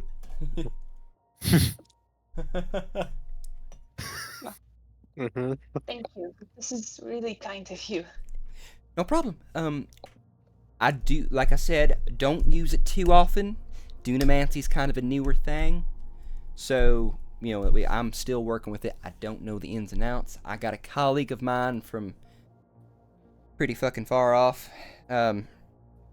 over in Dracorian, or Dracolic, that's been working on some of this stuff, kind of under the table. I'm not telling a lot of people that I'm working from somebody from different city-states. He's been hunkering down in a bunker over there, with Tiamat and Bahamut duking it out and stuff, and all the different armories and everything, going ham and everything, so it's kind of a rough one over there. I'm sure I'm sure you saw that blast that happened. It's just some nasty business. Mm-hmm. Right. But I think everything's gonna be fine. As far as I know, Bahamut's helping resurrect people that got their arms chopped off and disintegrated and all this stuff. He's getting them back, because that's one of his specialties. Not that I care about tyrants that much anyway, but it is nice to see him doing something good every once in a while. You know what I mean? Mm-hmm. Yeah.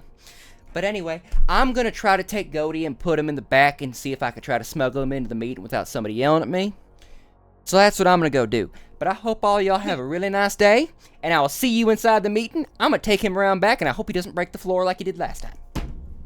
Okay. Good luck. Yeah. Thank He weighs you. about 4 tons, so he's a little heavy. Okay. You see as Goaty goes by. Goaty, what do you say to the people? Have a good day, sir, ma'am, sir, You got Sir. it, boss. sir. Tip my hat. Thank you, Goldie. Pleasure to meet you, Goldie. Pleasure's all mine. It's just Hawk. Hawk. Leave me You're alone. Golem. Not the Robohawk. I kind of want him to be like a slightly less talkative yes man from Rock. Vegas. Oh no. Robo. Is that? So whose house? Seraphine. Aww. She does kind of like. The scary part with Sarah, as you guys know, is like if she wanted to, she could go rogue and shut down a dom. It's a Nicolas Cage looking robot. God. Sorry.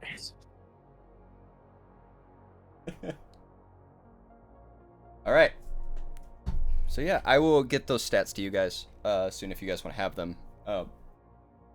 But it's just a once a week reroll on anything. So Hell yeah. Once a week. once a We're never week. gonna survive a week. So we get one. Got it. But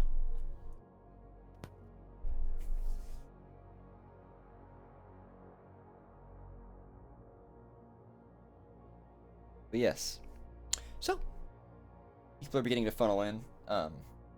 Sarah did kind of make you guys a little bit later to get inside than you wanted to. You're not late, but later than you wanted to get inside.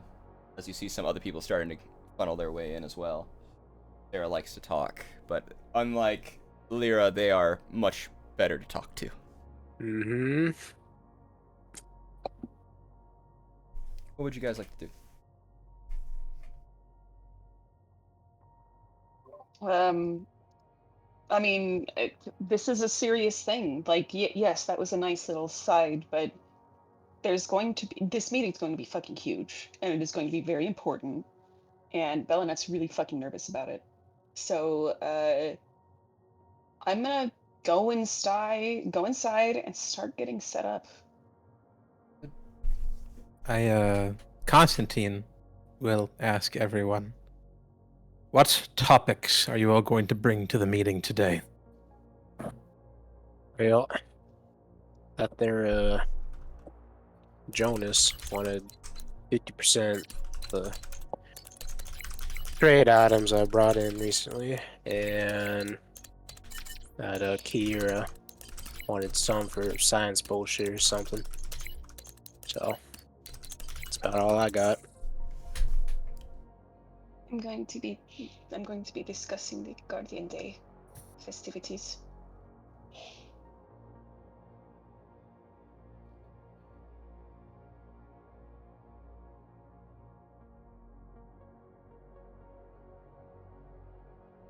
How about yourself, my friend?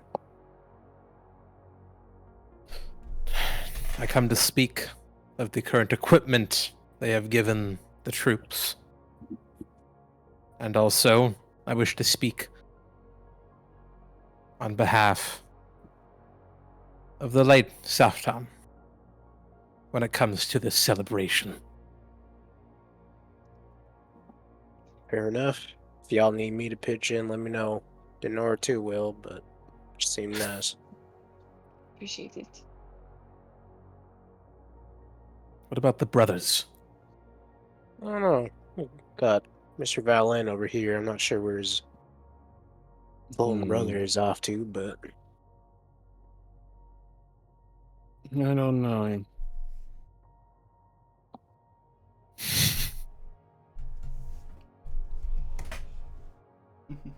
There's not really much I want for other than to be able to be left alone to work on my stuff here and then.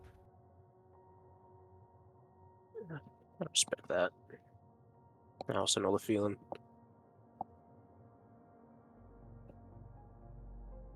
I do got plans, but I don't really need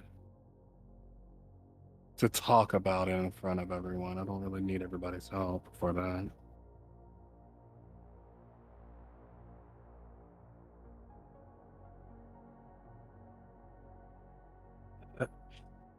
As for my brother, who knows?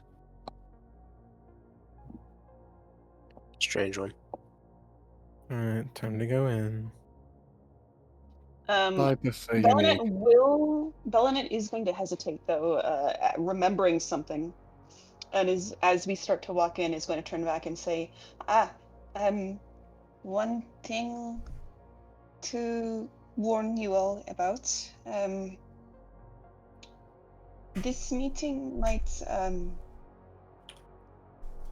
I don't know what might happen, but there was she glances at Hawk. There was an encounter last night with one of the tyrants, Asmodeus, and we have reason to believe that he might try to show up at this meeting. So there is that. Why was this not brought to everyone's attention when it happened? What are the diamonds doing? I wish I knew, but the Dominant seemed to, the Dominant was informed Adonis and Hawk were present, and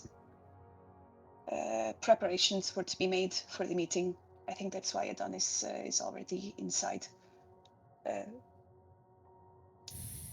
The meeting room was to be locked down, so secured. So hopefully we won't have anything to worry about. But it's the Lord of the Hells. Oh, there's that.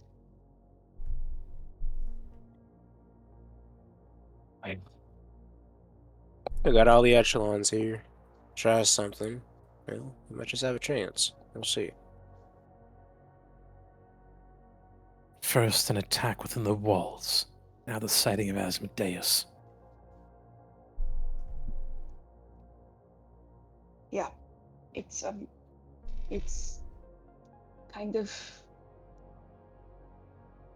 I'm a little more than worried, to be honest.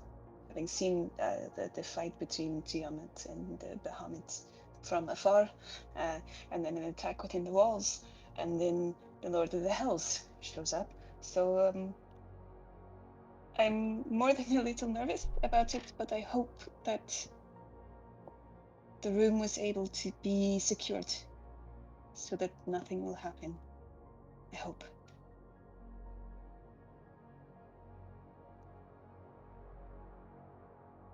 If only things were always that simple.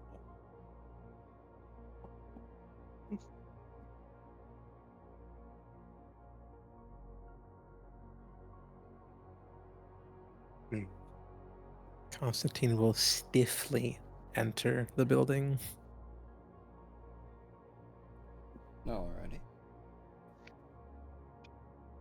The rest of you guys. Yes. Yep. Yes, indeed. Alright. Puffing my cigar. As you enter the hall,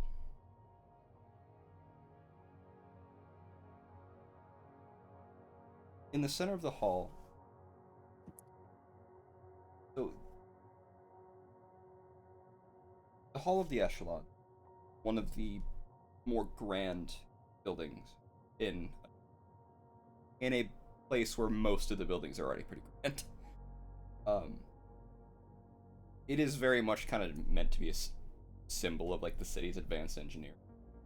It's got a massive domed ceiling that is adorned with a bunch of different mosaics that kind of show like the history and like achievements of a dom. The whole hall is kind of set in a circular like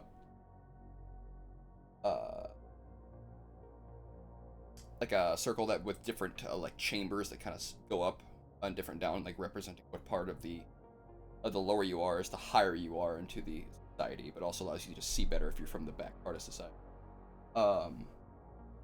So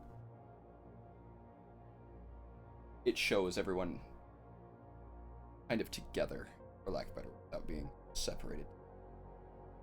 There's a central platform. So in the center of the hall is a raised platform where speakers present their cases, where crucial decisions are made. It has a holographic projector that allows people to see exactly what they're talking about. Like I said, there's circular seating that goes all the way around. So yeah, it starts with diamond in the center, which has like a diamond plating on the bottom, like on the ground. And then there's a platinum where the actual floor is made of platinum and it circles around. And then gold, where you guys would be, silver, copper, and then the soldiers, merchants, peasants have their own, and outermost. As it is also the biggest rings, and there's the most amount of for it. Just Jonas being the head prisoner. So, and there is also above this council seating, there is a observers gallery. So where the public can watch these meetings if they want to.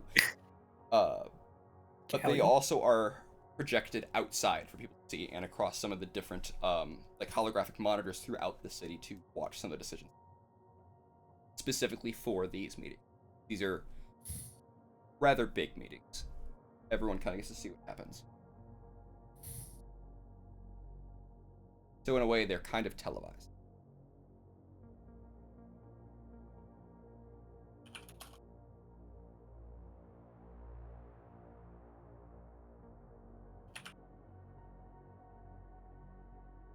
So as you also walk in,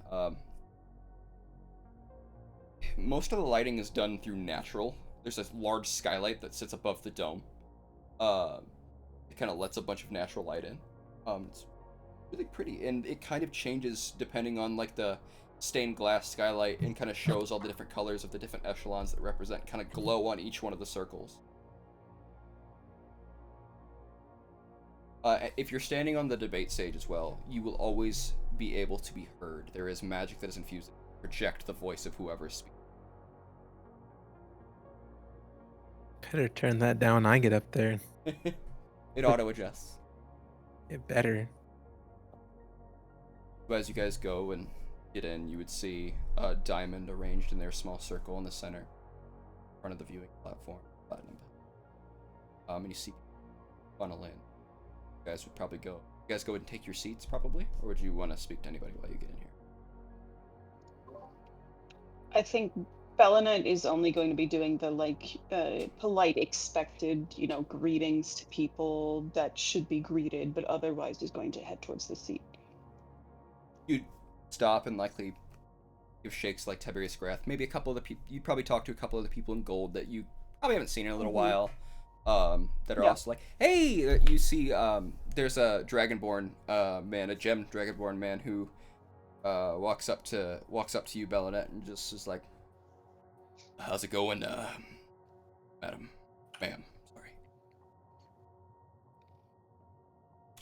sorry. Big day for you. Do I know this person? No. Okay. She smiles and says, doing best I can do. Yeah, it's a pretty big day. My name is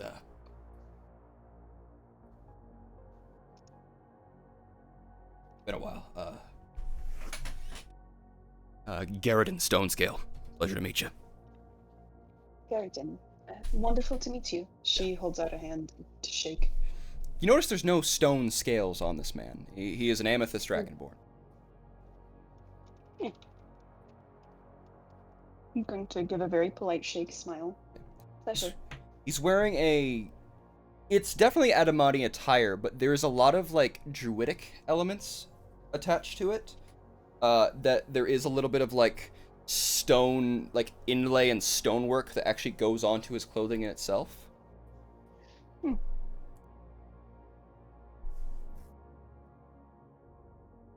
Are you ready for this meeting yourself? Yeah, for the most part. I have a couple of things I also am here to present. Representing a peep group. I'm from a long family of druids that kind of keep alive the stone giant traditions. Ah, wow. That's interesting. I'm afraid I don't know much about all of that, but Not many people do, and it's something that I'm trying to change. Well, very, very good. I'm going to look forward to hearing then. Yeah, I think it'd be good for Adam to get a little outside look on other people's cultures. Oh, I 100% agree with you. Yeah.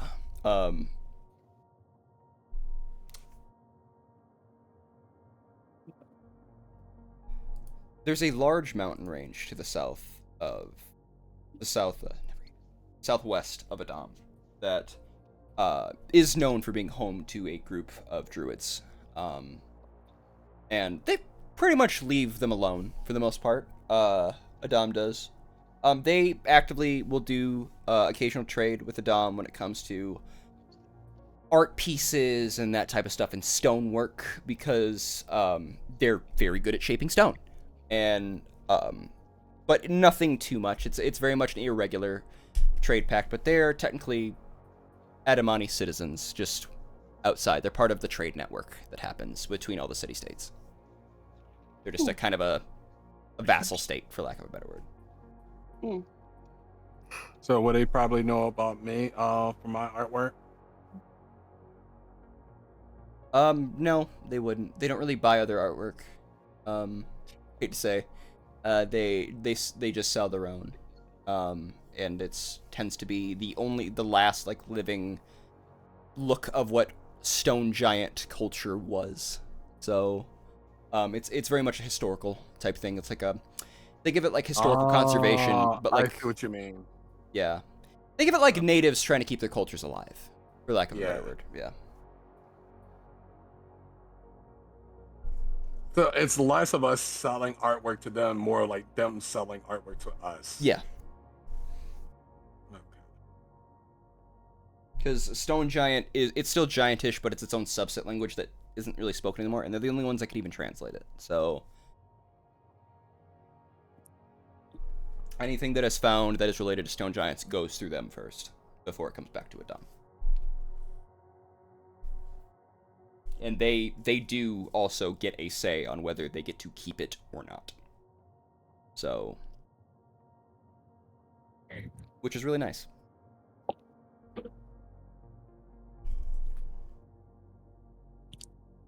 Compared to, the modern day empire in Bellamar. Cringe. What?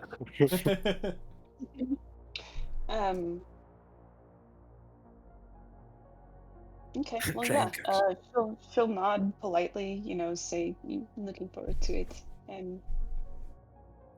Is this your first echelon meeting? Yes, it is my first echelon meeting. Oh, well, you chose quite a big one to come to. Yeah, I knew your sister. You did? I did. We got quite a few years ago. At this point, zealots labeled us as heretics and attacked us. Her and some of the other Adamani soldiers came to our aid. That's actually where a lot of the trade stuff started.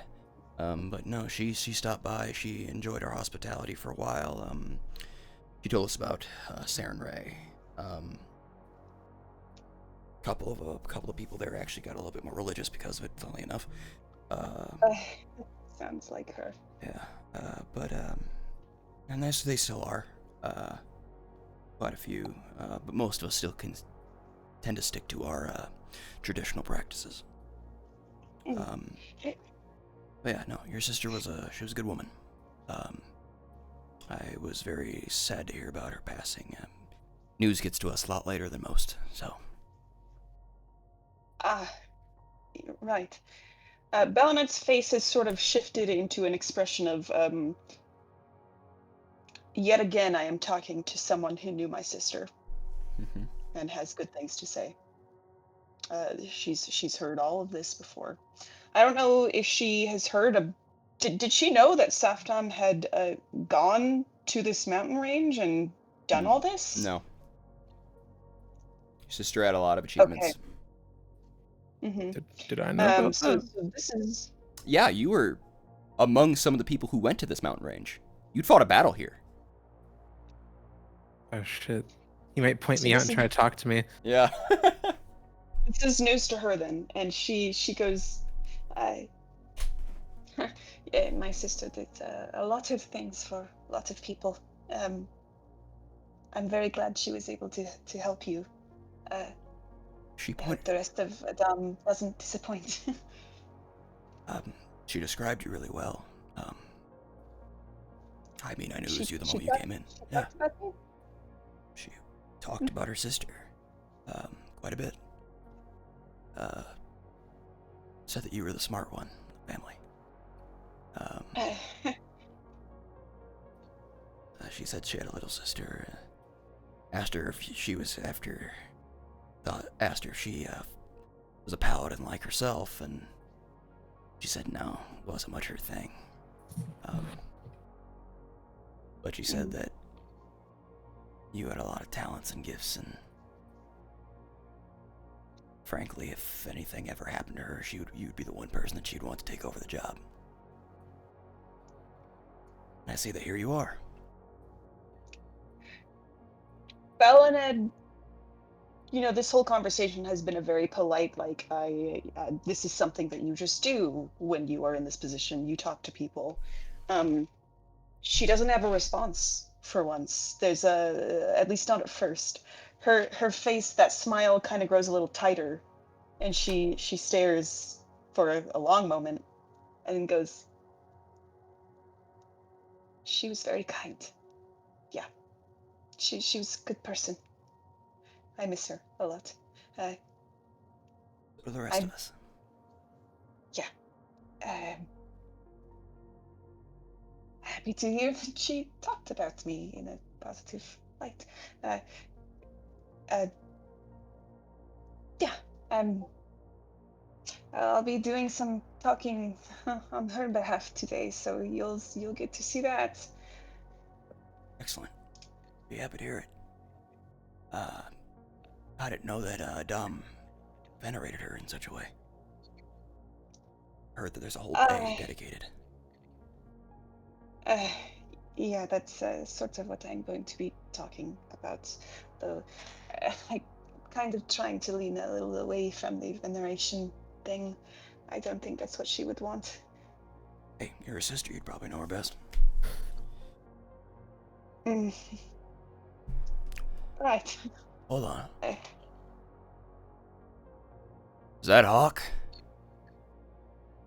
Excuse me. That is Hawk. My dad talked about you. Did he not? Yeah, said you used a gunpowder pistol. Yeah. Heard you got a lot of stories. In the frontiers of different places. Quite a few, friend. Quite a few. And you seem kind of like peer a little bit over your shoulder a little bit, and he goes, "No fucking."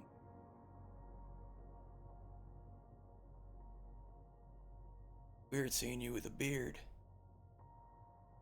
You were just a kid the last time I saw you. And he's looking straight at Yukon. Dum dum. Dum dum. Dum dum. I remember having some of our den mothers patching you up.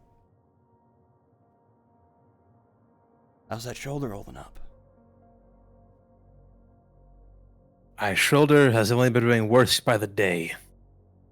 Yeah, There are plenty more I had to defend after that. that sounds about right. Your shoulder was shattered. That makes sense. Glad to see you in one piece at least. Alright, I've been talking too long. I know you guys probably got a lot of other shit to do. I'm gonna sit down. Pleasure, friend. Pleasure. You walk up and all of you kind of go shake hands with the rest of Diamond and Tiberius Greth, of course, and Gold, and some of your other colleagues, like I was saying before, they'd probably come up to you and shake your hands and, oh yeah, how's it going? Especially a lot of the people in Gold are talking to you guys because you guys are like the prime of Gold. And Hawk, there's another person who looks to be kind of like, they look like they do the job that you do, but much more in a junior perspective. And he comes up with a very nice bottle of so they're a goblin, this person is. Oh boy. And they come up to you with a very nice looking bottle of whiskey.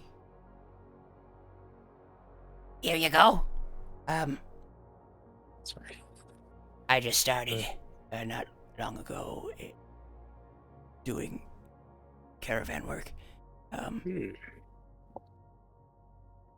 thought you should have this. It's not the original thing. I drank all this stuff in the container already. But it's goblin whiskey. It's Oh God. it's hand distilled. I hope you like it.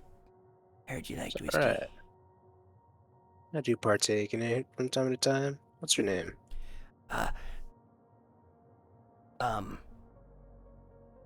Whiskey. Dillith. Dale, huh? My friends call me Dill Pickle though, because my skin's green. Sorry. Okay. That's awful.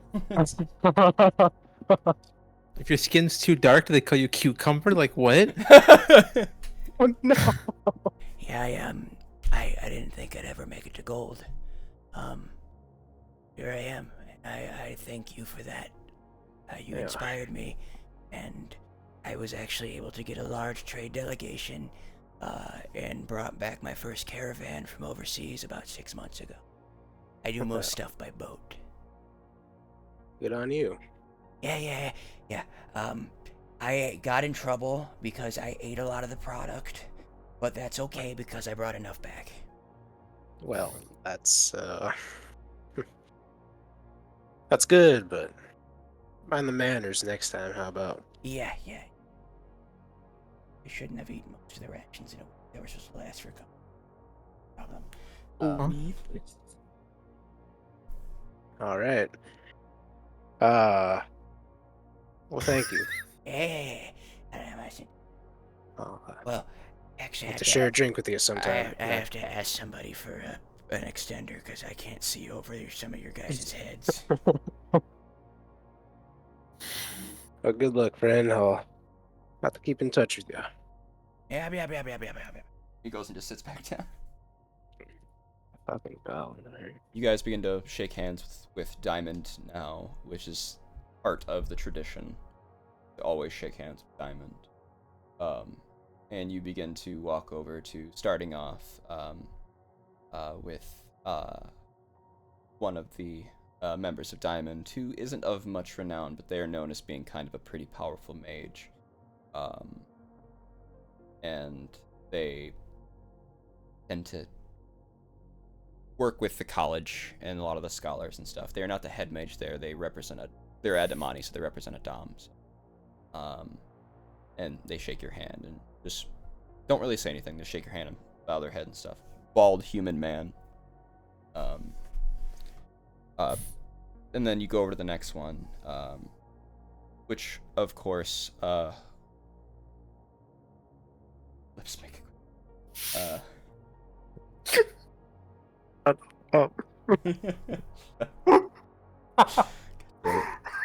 You'd walk over to the next one, and you would see a what appears to be a what's the word? An artificer of sorts, but they're wearing very fancy clothing.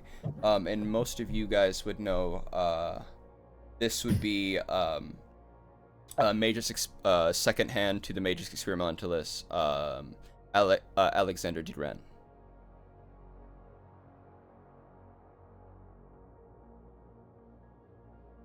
And to the right of him would be the actual high Magus Experimentalist, with this white platinum hair, elven features, kind of like what hints at an attempt at a mustache trying to grow, that does not look natural, to say the least, and a very, very bad contour job that they try to do on their face. And they would look at you and just say, if it isn't the keepers of humanity coming to grace us with their presence. As you know, of course, I am Proximus Atticus. At your service. I hope to see all of you at the Science Expo coming up here soon.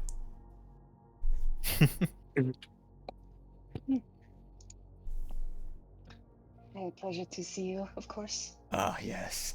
The Baronet Valbaldrean. The sister of Softo. Nice to see you. And they kind of Good to just see you as well. move you on. Mm-hmm.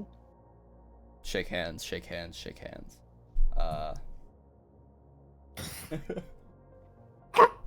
And next, following this, of course, you'd see Maria rolling her eyes at Atticus. This is, they severely dislike them. And Maria's like, pleasure to see all of you again. Happy to see you. Welcome. Good to see you. Hello. Good to see Now, you. Maria does kiss every one of your hands as you go by. Cool. It's something, she's very affectionate, so it's something that she likes to do. Yay. She's one of the good ones. Following her, of course, would be the Dominant of a Dom, who has a slightly higher chair. And there is a presence Hey. to show their station, and they are wearing what appears to be a very nice suit, that has diamond buttons that go all the way up to the neck, and on top of where the neck would be, there is a diamond encrusted neck piece that reaches all the way around and very much looks like they would not be able to turn their head well into it, but it is very stylish and fashionable, with very large diamond earrings that go, and a diamond encrusted laurel circlet. Very formal. Yeah. Very. And they are also wearing very long, nice gloves that have representatives on each one of the fingers of all the different echelons, with each on each one of the fingers, like a finger gauntlet. Gotcha. Of course, give our respects, greetings. They very, very, very businesslike. Just tilt their head at you, tilt their head, shake your hand as always. As they go along, you would then, of course, hear a couple people of purplish skin coming in, wearing formal dress, arguing the moment that they walk into the door. Okay, boy. You would hear, at first, a feminine voice saying, "Now I told you we would be late." Hold on, let me get in Australia. Give me 1 second. Crikey. Now I told you we would be late if we took the damn tram.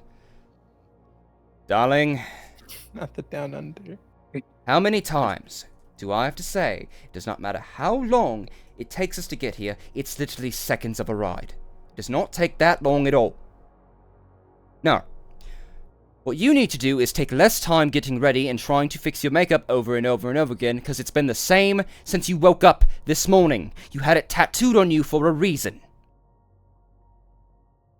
Well, let's get back into our actual accents. Darling.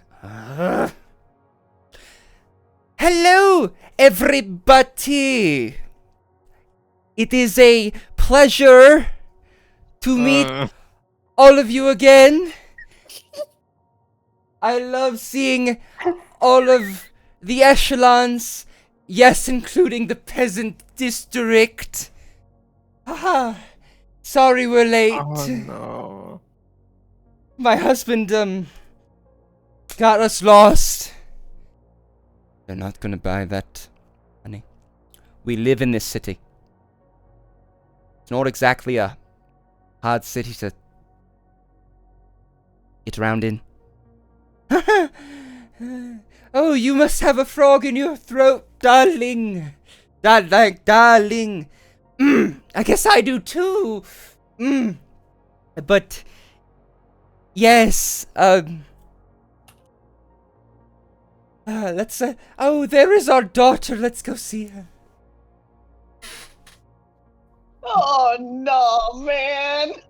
They sucked already. They sucked so much already. Fucking. Oh my god. Yeah. Donna doesn't even turn to look at these people. You guys just see her face fall, and she takes a deep breath in. Down under. Aren't you gonna greet your mother with decorum? Is going to turn to look at her parents. Hawk understands now. Yeah. And give a very forced, very polite smile and say, Mother, Father, hello. We are in public, darling. Please address us as Madam and Master Beltrayan while we are in public. Oh, I'm so sorry. Madam and Master Valvadrayan. Good to see you. Yes. Likewise. How goes your business, Eleanor? There's a moment you can see she, for a moment, almost says something about the fact that they call her by her first name, but don't allow mother, father. But she pushes it off and says, business goes, as well as can. I'm doing my best. Good. And immediately averts their gaze from you again. Dominant Auric.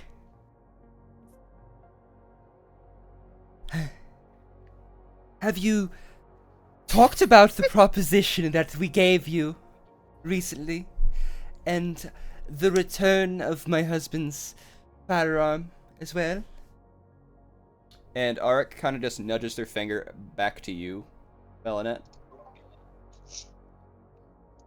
Oh, your firearm, right. Bellanet reaches into a side little bag that she has with her. She pulls out her dad's gun and kind of holds it on one finger and says, "This one." Yes, daughter. Yes. Yes, Bellanet. That's the one.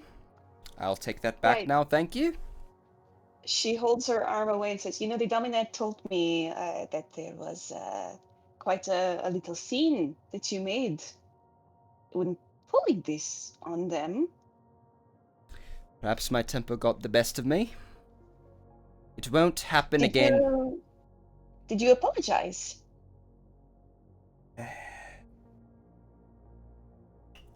I didn't have the time. Maybe you should apologize, before I give the gun back. Visibly fuming already. I'm sorry, Dominant Auric.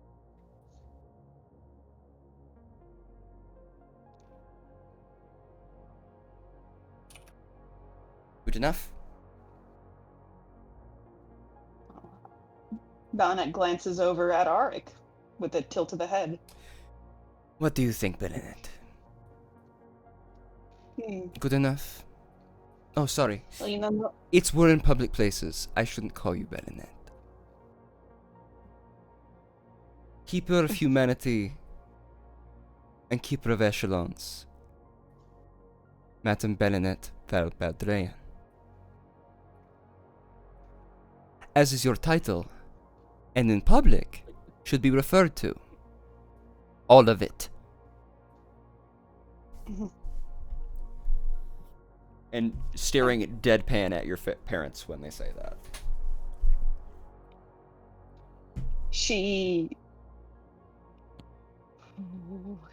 has kind of nods and says, well, normally an apology involves more than just sorry. There's usually an acknowledgement of wrong done and a statement of how you plan to move forward. Now I said my temper got the best of me. Isn't that good enough? Accent slip. How do you plan to move forward, though? Will it happen again? No, it will not. It will not happen again.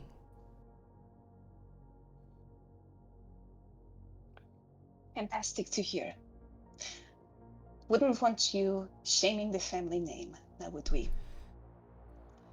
I think it's been done enough already. The smile grows very tight. She takes hold of the gun. And then holds it out to her father, just trying to keep a stare.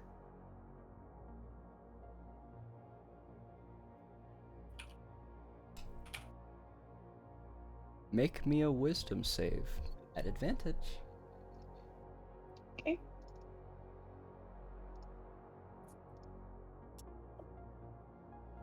That's a dirty 20. Very good.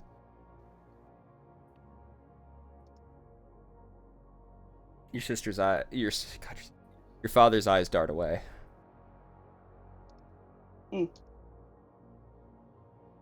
Good. Very, very good. Yeah. She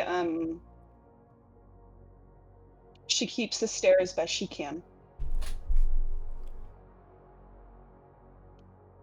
Does he reach to take the gun? Yes, he does, without looking at you. Cool. She just kind of presses it into his hand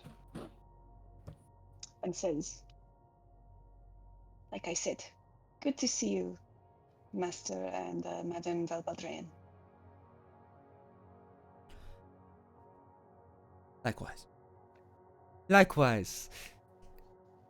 Keeper of humanity and keeper of the echelons, Madame Belinette Valbaldrean. She glances at her mother.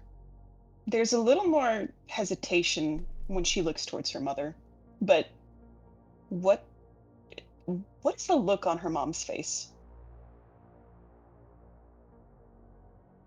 It is of disgust and that look of I've been fucking outplayed and I don't like it. Yeah, she just kind of glance, take that in, look back, and wait for them to walk away. You see both of them kind of like adjust themselves. Your mom kind of like presses up on her dress to show her boobs more. Oh my god. Yeah. And she like pulls a hair off your father's like outfit and like slaps him on the shoulder and then pushes him over towards the towards their seating areas in Platinum. Her hands start shaking the moment they are away. Like she just starts to shake a little bit.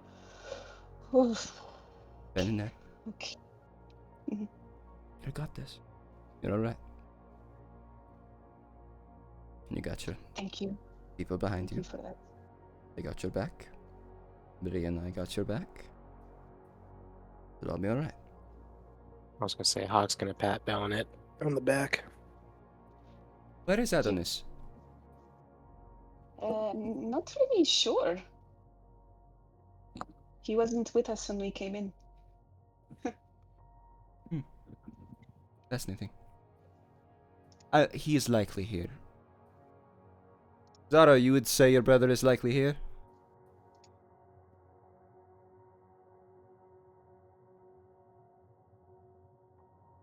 Zara? Dustra? Yes. Alright. We'll take that as good. We need to get this meeting started.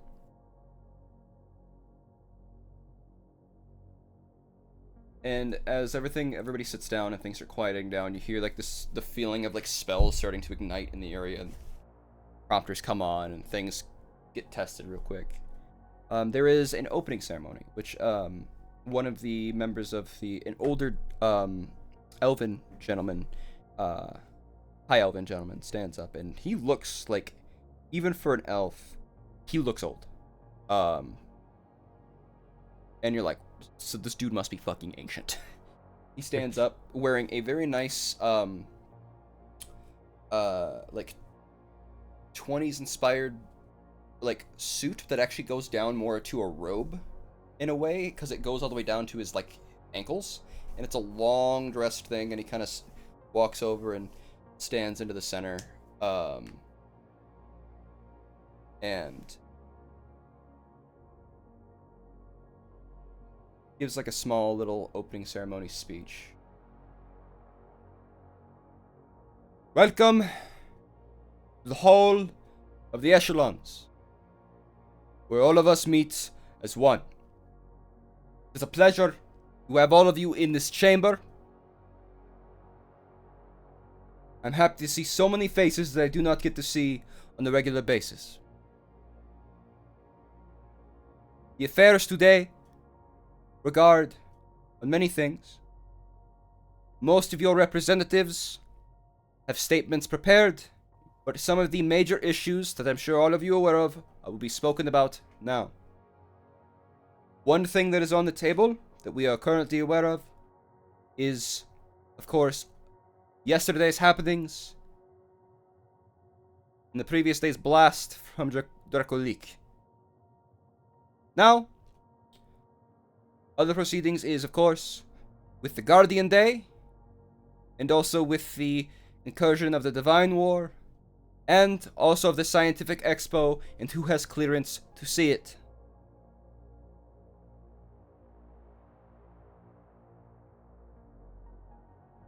And we also need to thank some of our sponsors for keeping the network alive.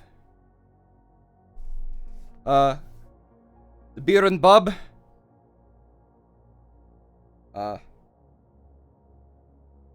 Neon Bouquet. No fucking way. Oh, college is open for enrollment as well. For those who are magically inclined or want to be magically inclined. Recruiting officers for the Adamani Defense Force will be coming around, looking for new recruits for those who are wanting to get possibly work into a different station.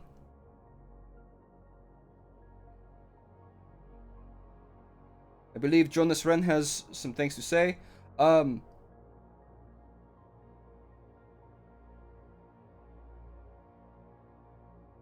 There will be a mass confiscation of certain divine relics throughout the city. For those who have not turned them in already. It is a precaution, not personal.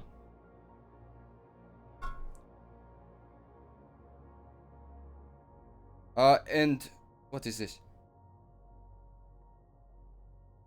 Am I supposed to read this? You hear yeah! You need to read it. Okay.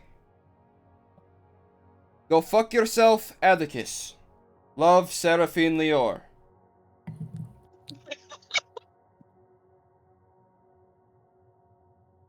Seraphine, you know how much the fine is. Oh, I'm fully aware, darling. I'm fully aware. I don't give a shit. Okay. That's insane. Atticus looks kind of like slinks back in their chair a little bit. And now the meetings may begin. Starting with representative of the soldiers and one of the keepers of humanity, Major Constantine Valor. Begin to clap.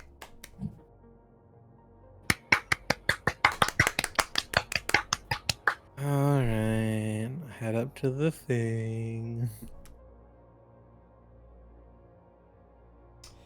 Head up to the thing. People clap for you. You notice that Bellinette's parents are trying to clap louder than everyone. God, they fucking suck. Bro, if I make eye contact with them, I will visibly scowl. Make an intimidation check. Oh, you want me to make a fucking intimidation check, Mason? You sure about that? Yes, I do. Yes, I fucking do.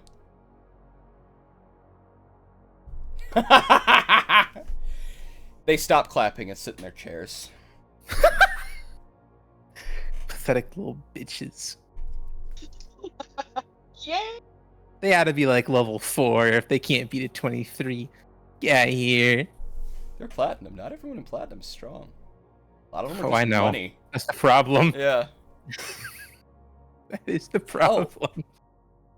While you're staring at them, I need a perception check. Oh, see, I'm not good at those. If you could just not let me do that, that'd be great. Nice, dear. I know I get half proficiency on everything because Bard, but... Nah, you're all good. Hawk, actually. With your passive, I need you to make me a perception check because of your passive. You too, Adonis. What? I need you to make a perception check. Adonis in a cold sweat in the corner of the room. Both your perceptions. Hey, stuff I had to do. Got stuff I gotta do. Oh, why is it private? Damn. Damn. Hawk? I don't think he's here right now. He said BRB 2 minutes ago. Oh, okay. I had the spells I had to cast, bro. I've been waiting. I'll roll for him.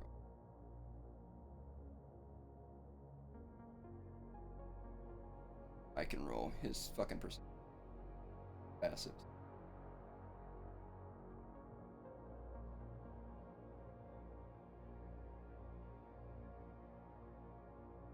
So, Hawk doesn't notice it, you Adonis, and it catches you out of the corner of your eye, as you notice the parents of Bellinets who had been mentioned to you a little bit. With a 24, you would notice on Bellinet's mom's outfit. Asmodeus is simple. No. Tucked under their, garb. Notice what appears to be amulet of some kind that on the corner you can see, 2 sticks surrounded by spiderweb.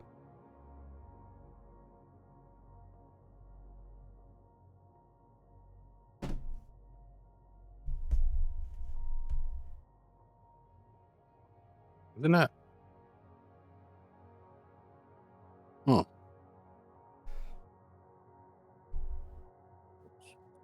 They're dark elves, right? Yeah, they're dry. Yeah, I know. Yeah, they're drow divine. Get it right. I know what it is. Those are dark elves, right, GM? Shut up! Mm. Just send it. Floor is yours, Constantine. That's unfortunate. I had not read out these talking points. They call me ad libs. All right. You don't have to add any more. All right. I'll do the clear throat thing so the magic can adjust. Because I think that's how it works. Constantine doesn't fucking know. He doesn't speak with magic.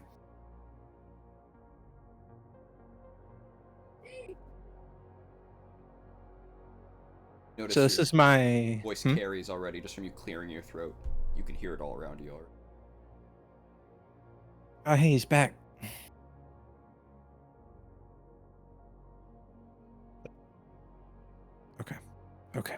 Okay.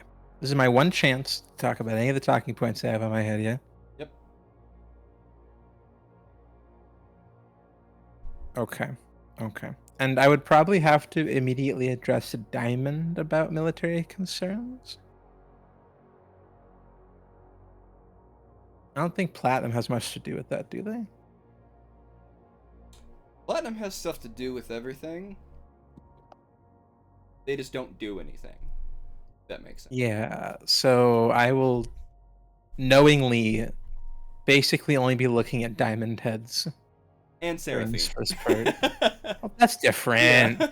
She's not a platinum, she's Seraphine. There's a difference to me. Yeah.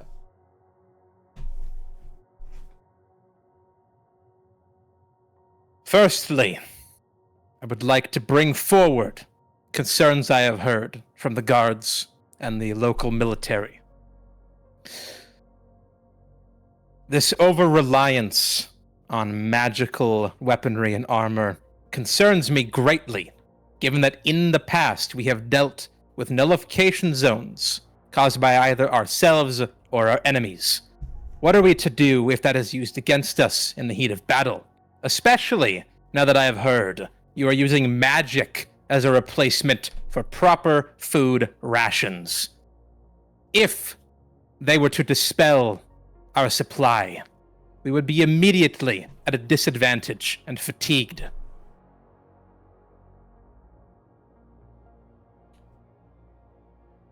You would hear Tiberius Greth stand up. See him stand up. Oh, Just yeah. goes, "Guard, salute!" With a gruff voice. And you watch as all the elite Dom guards in the chamber immediately do a salute. At the same exact time before At ease. At ease. Oh, that's an unprecedented amount of power I just felt. I'm not the yapper. Shut up, Richard.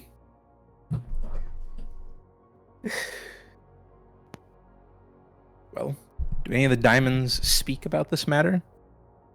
Yes.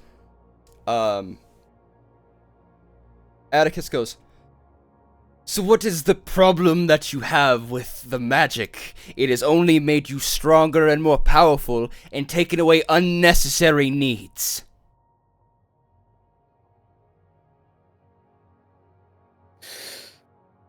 Well, perhaps your magical hearing aids aren't working that well today, because I immediately started by saying what happens when that magic is taken away. We are not immune to anti-magic properties yet. Maybe you shouldn't have let that happen. Whose army was the one that set down the anti-magical barriers? It was us, ourselves. It is not about letting it happen. It is an inevitability.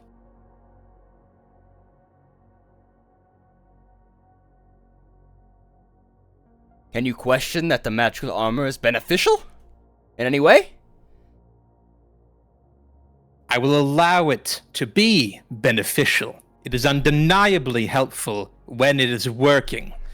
But to not even provide a backup in the case of magical fault or suppression is foolish. Imagine you were to go from having all of your limbs, walking into a different room, and suddenly your limbs were gone. What would you do then? Even your current spears are dull.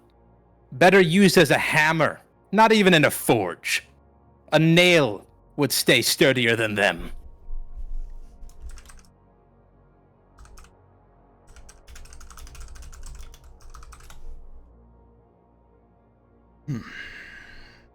You see, Atticus slouches down. Arik looks over at Atticus.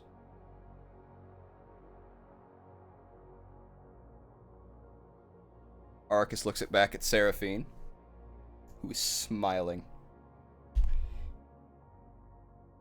And then Arik looks at you.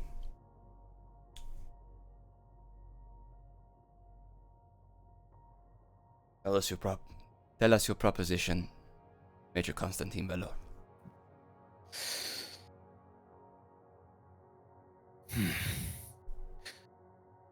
I propose that you keep the standard militia equipment with the option and or backup supplies of standard plate, half plate, studded leather, and other depending on the situation. And also, please do not use magic as a replacement for real food. It should be a backup in the event that we are unable to deliver supplies properly to the front lines. Many soldiers have shown discomfort in relying on it. It is not satisfactory in the same way as even a basic crumb ration. Dry oats would better suit a man fighting.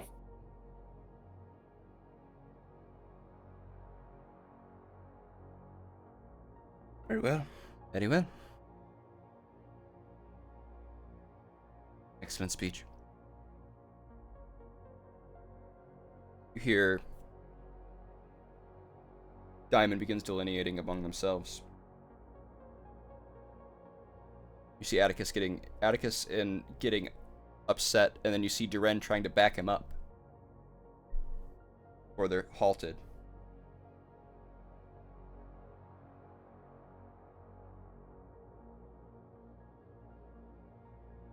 Diamond has decided that this will go on a cast of vote to the entire chamber. You all in favor? Raise your hands, and they will be counted as a yes. No hands raised means a no. Vote open. So for those who are in favor, you may also raise your hands. Or here. I raised my hand. Yup. Raise my hand. The vast majority of everyone, except for like a few people in Platinum, including Bellinette's parents, don't raise their hands. But it is like a 95% majority raise their hands. And Atticus and Diren, of course, do not. Diren goes to, but then Atticus puts his hand back down. Like, pushes his hand down. Oh, guys. I might have furthered Atticus's evil arc. Thanks, Christian. You're the cause of this.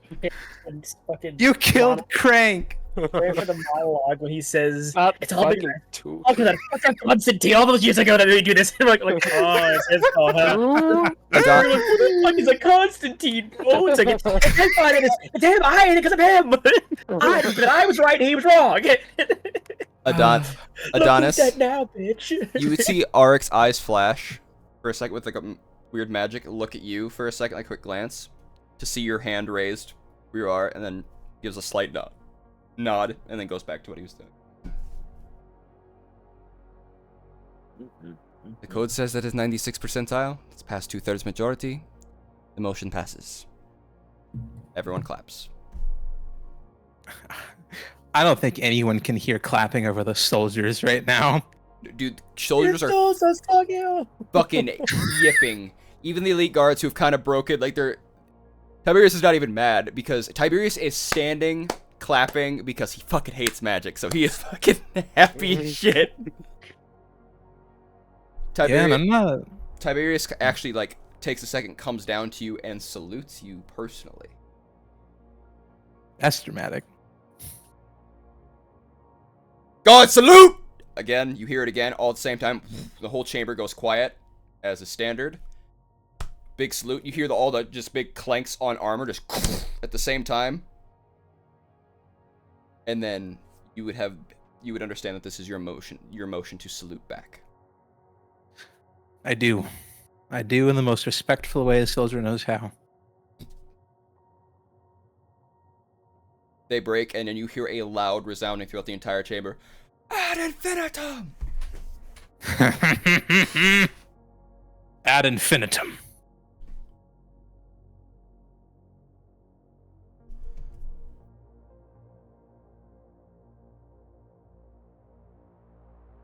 Alright. Once the room quiets down a little bit, I will make sure I'm cleared to speak once more, as I've brought one more topic to the table. Very good.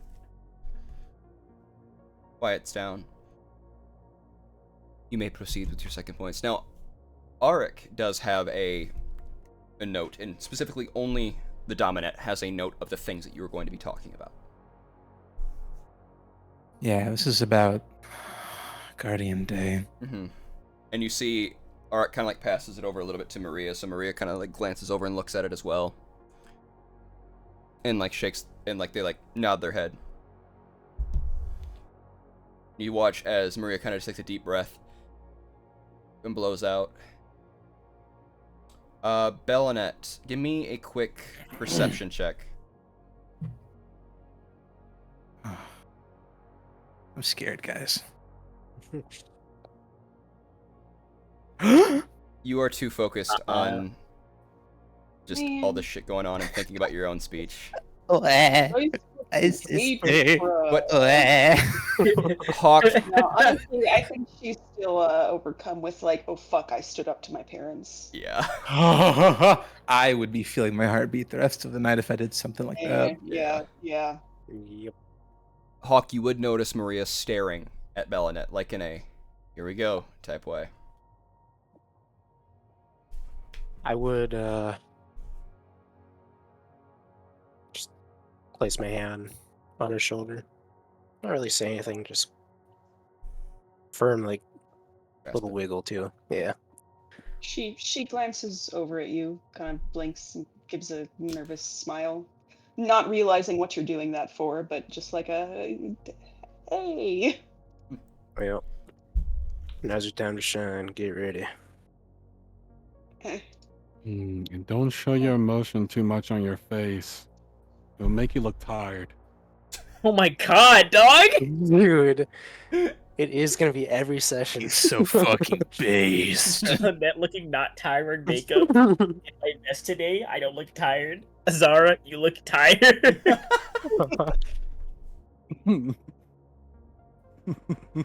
Hollywood level makeup done. You still look tired. Well, I said, well, this time I just said, don't show too much emotion. It'll make you look tired. If you smile, your makeup will crack and you'll look tired. All right, Constantine, bro. the floor is yours. He just has true sight. You can see through makeup. It's not their true form. Okay. I'm scared, guys. I'm scared.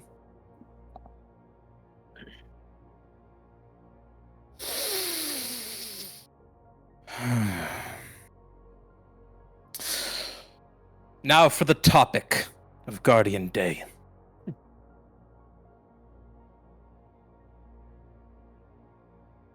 I have heard that the main intention behind this celebration will be the glorification and idolization of what we believe to be one of the greatest warriors of humanity ever to exist, Saftam. Albatri.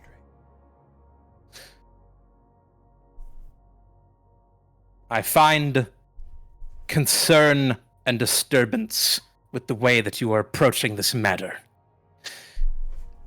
Instead of focusing on her great accomplishments in the name of the humanity that she believed in, you have decided to solely focus on her herself, divorced of what she was capable of and how she did it. Tell me, when you go to a gallery, do you appreciate the painting, or do you appreciate the work that went into creating the painting? I fear that today you have forgotten the artist, and you are too focused on the result. You should not glorify them. You should glorify what their actions meant, what they made you feel. Saftam believed in everyone, to be the hero they needed to be for the sake of everyone. To simply call her forward for all of the attention, all of the accomplishments, and all of the hearts that she had touched on the battlefield, the minds, the valor of the soldiers. It is blindness.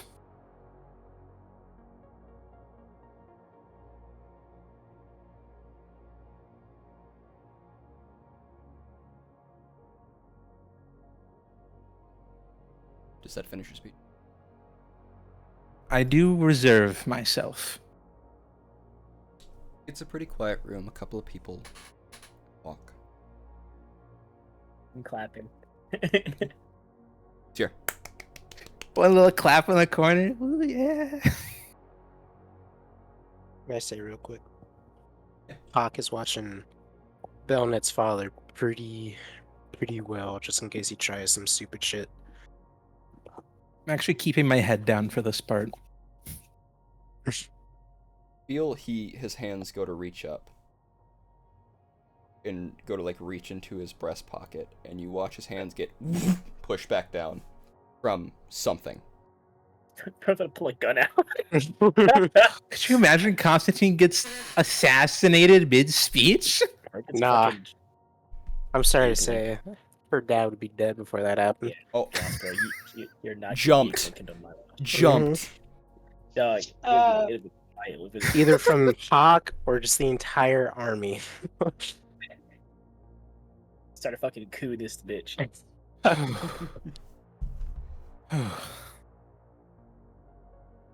Thank you, Major Constantine Bello. You may sit. And that I do.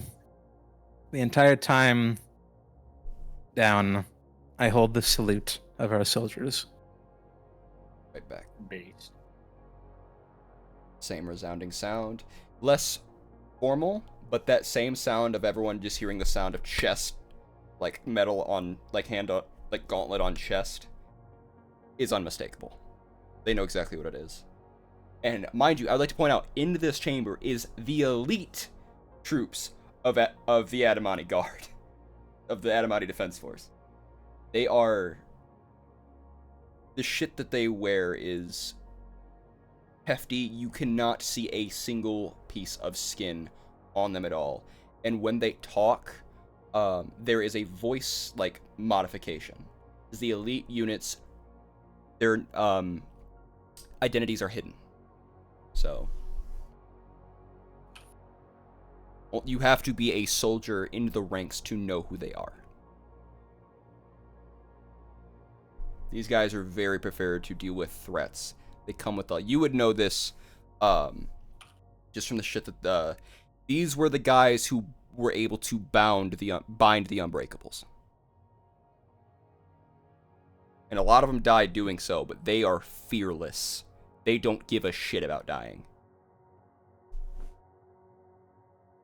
And it's not magic or anything like that. That is just sheer fucking will.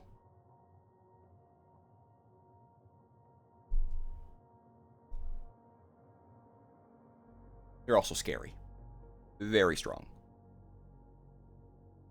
But they are still just people.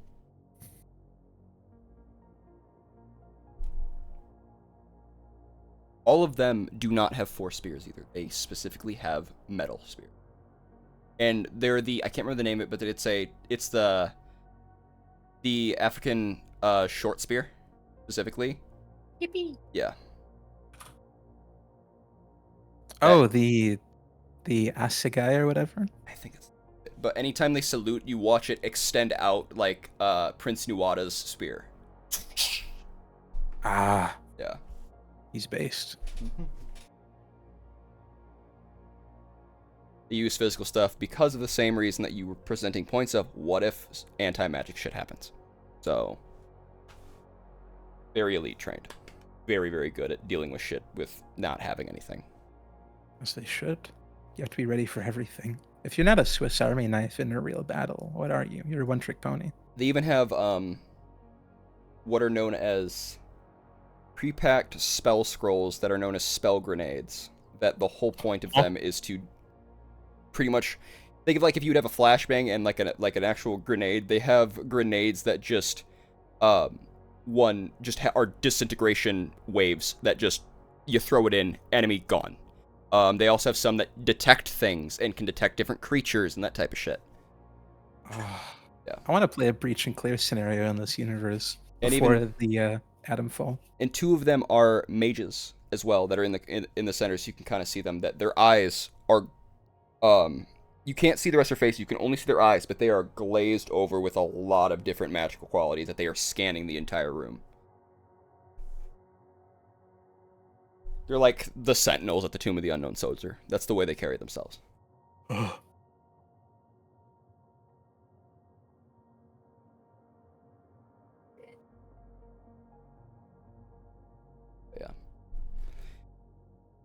Up next, we have a few representatives, two talking together.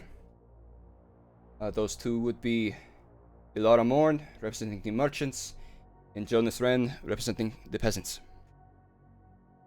They come to the stand. And they believe, come in, begin to stand. Ilara is holding Jonas's hand.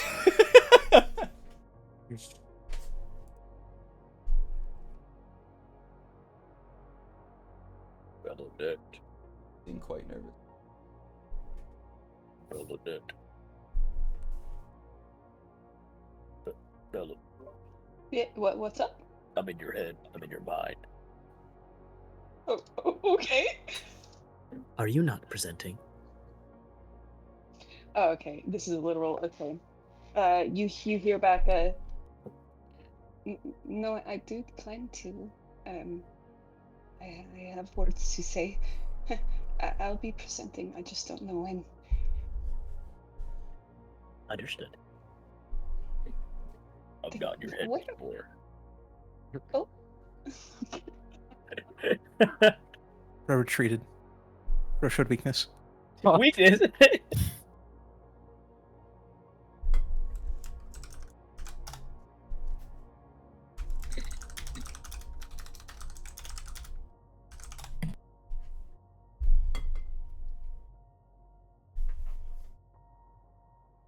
I'm not hidden either. I'm somewhere there. I'm not hiding. I'm just sitting very idle in a room in the corner of the room somewhere in this room. I was gonna ask, like, oh, where are you? Just kind of look around. Oh, I'm above the center of the room right now. I look up. I'm like standing on the ceiling, looking down at everyone. Hands clasped at my waist, just sitting there. No one's fucking noticed. Hello. What are you doing up there? I'm monitoring for any people who aren't who they appear to be. I can see everything right now. Oh, very good then. Mason, would Yep. I've seen Adonis on the ceiling? With your perception, My passive of stealth's only 30? Yeah, my passive stealth is only 18, and I'm not hiding, so just Yeah, my you'd passive see him. is You'd see him 18. very easily because you catch things that pretty much know. You can catch a mosquito on the other side of the chamber. Okay. I look up, look back down a few seconds later. Just like, okay, Slight chuckle. You're like, oh, Adonis. fucking weirdo.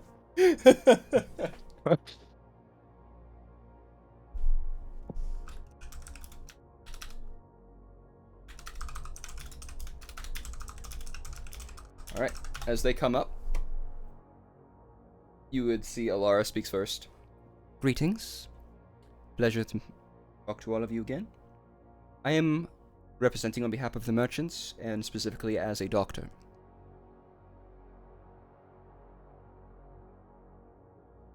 People are sick.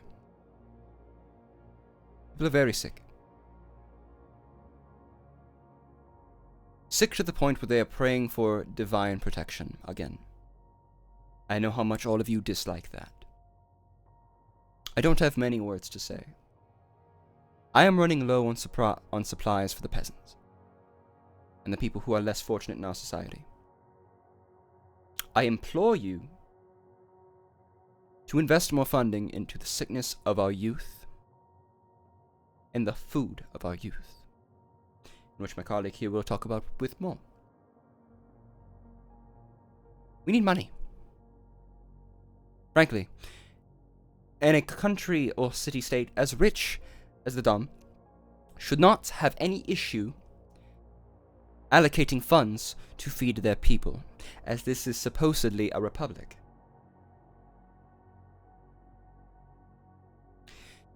If you would not like a rebellion on your hands, heal the sick and allow me to do my job. Thank you.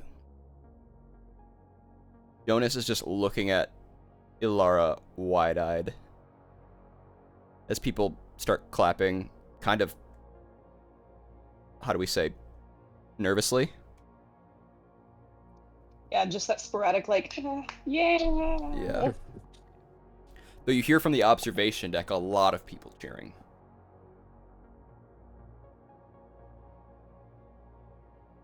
A lot of whips. A lot of thank yous.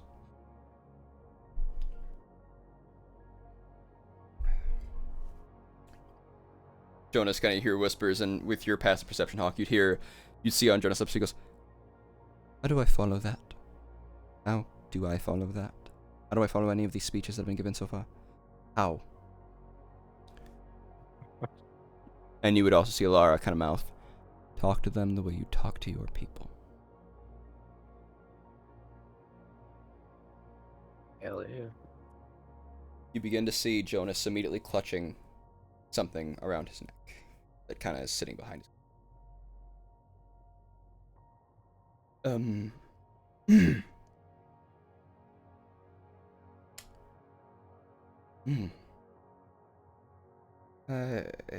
Hello. I am Jonas Wren. I am a representative of the peasants echelon.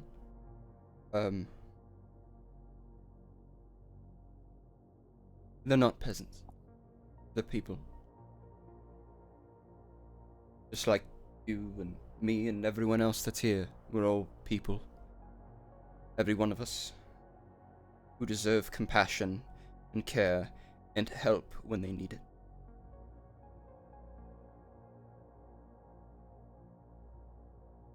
You watch, for those who have the high perception, as they kind of close their eyes for a second,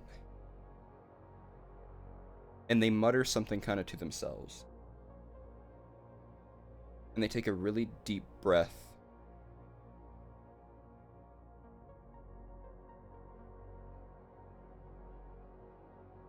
I have seen more pain in the eyes of children than I have seen in wars.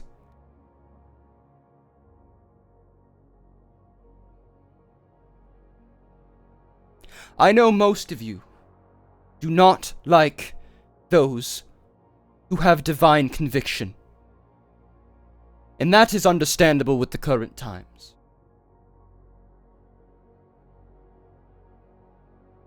But if you want people to not believe in gods, then allow them to believe in the nation they serve, please.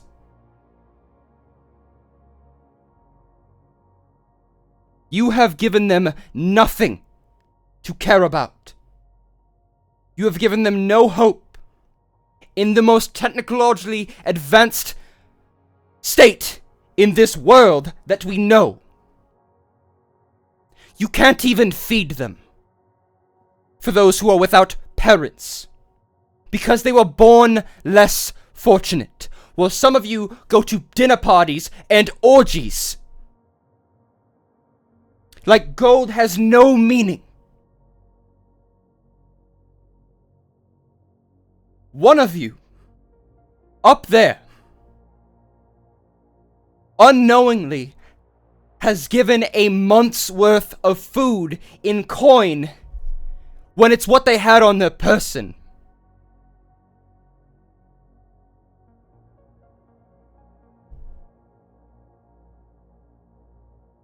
$50 gold to be exact. That feeds but 100 children for a month. How much do you spend on your dinner parties? And your lavish bottles of wine? Oh, but fuck the gods. You live like them.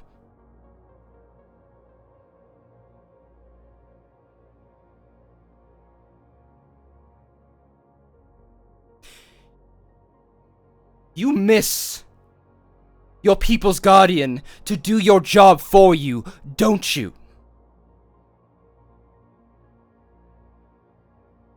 Because she kept the masses at bay from getting rid of you.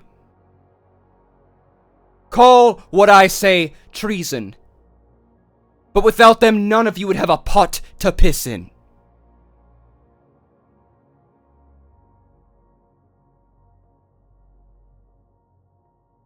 I'm asking for food and medicine.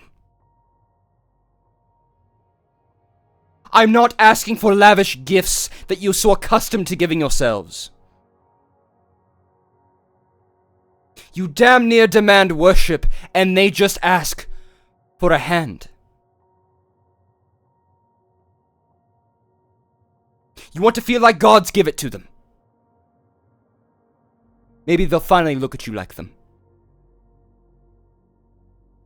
You miss your savior so much. They do too.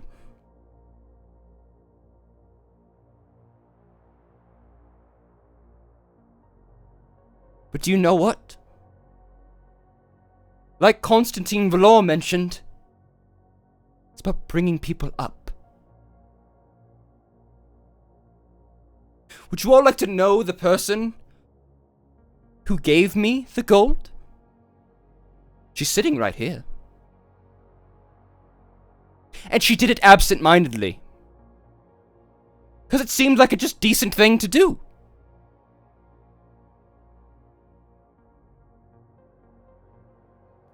Keeper of Echelons, Belenet Valbaldrain. Ooh. I just got back in the perfect timing, it seems. Mm-hmm. who in seconds showed more care than any of you have done in your entire lives with your lavish and disgusting lifestyles. If the gods come, you should pray they have mercy with how you treat people.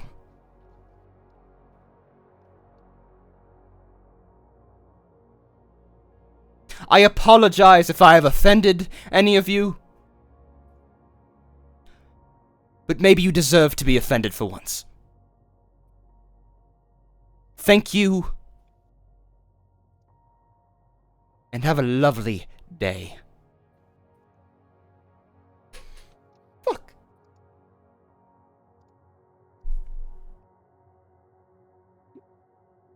Gold claps. Copper claps. Even a lot of silver claps. Maria and Auric and 2 other members of Diamond also clap. There were very few hands in Platinum that clapped, except you do notice Bellinet's parents are staring directly at Bell.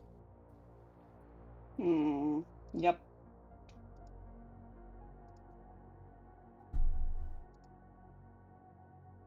I'm going to stare back.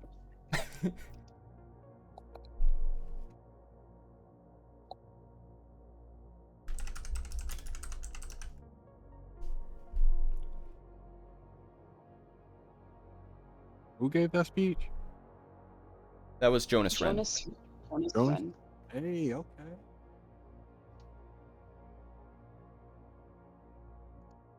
And you watch as Hawk, you would hear kind of out of the corner of your ear as they kind of move closer and around you because they're kind of sitting a bit behind you as they go up. You would hear Jonas say to Alara, "Thank you for that potion of courage." Alara just kind of taps him on the shoulder, just like, "No problem, buddy." That's sweet. There's a lot of, again, people are cheering on the observation deck, and Tiberius Greth is clapping, and the claps have not stopped, basically.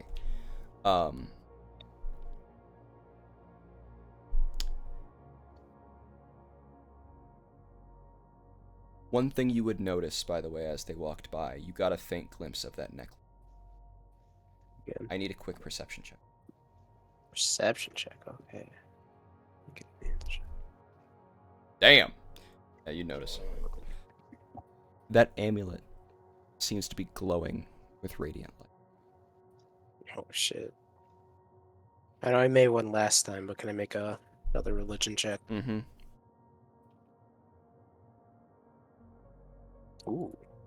Very fucking good. That's good for you, definitely. The 17, that symbol, you can see it a lot more clearly now. Especially with the side, as you see that. That is the symbol of Pelor the Dawnfather. Oh, shit. Everyone's got their secrets in Adam. And Lord knows I have mine. with the speech and how he said it, it does make sense that he likely might be a religious person.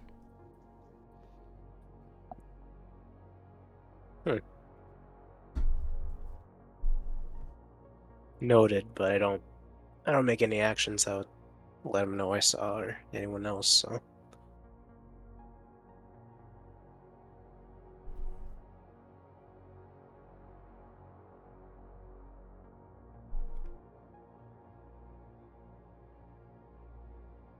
Wacky people here. Up next, you see Arix and Maria's gaze go to yours, Bellinet. And the Keeper of Humanity, Keepers of Humanity again, Keeper of the Echelons, Madam Bellinet Veldreyen. Sorry, Era Bellinet Veldreyen, not Madam, Era. Bellinet is shaking. She's kind of been shaking since Constantine's speech. Especially after Jonas's now. She looks extremely vulnerable, put on the spot. uncomfortable. But as she's called up, there's that like whoosh, a wide-eyed stare towards Arik and Maria. Her eyes dart between them, and she will hurriedly stand, taking some of her notes with her, and shaking is going to head towards the podium, the stage. Remember what I said. Yeah. She comes up to the platform. Is trying her hardest not to look at everyone. Only the people that she knows are safe. Sort of clears her throat and says, well, I wasn't really expecting to follow two speeches that both mentioned my topic.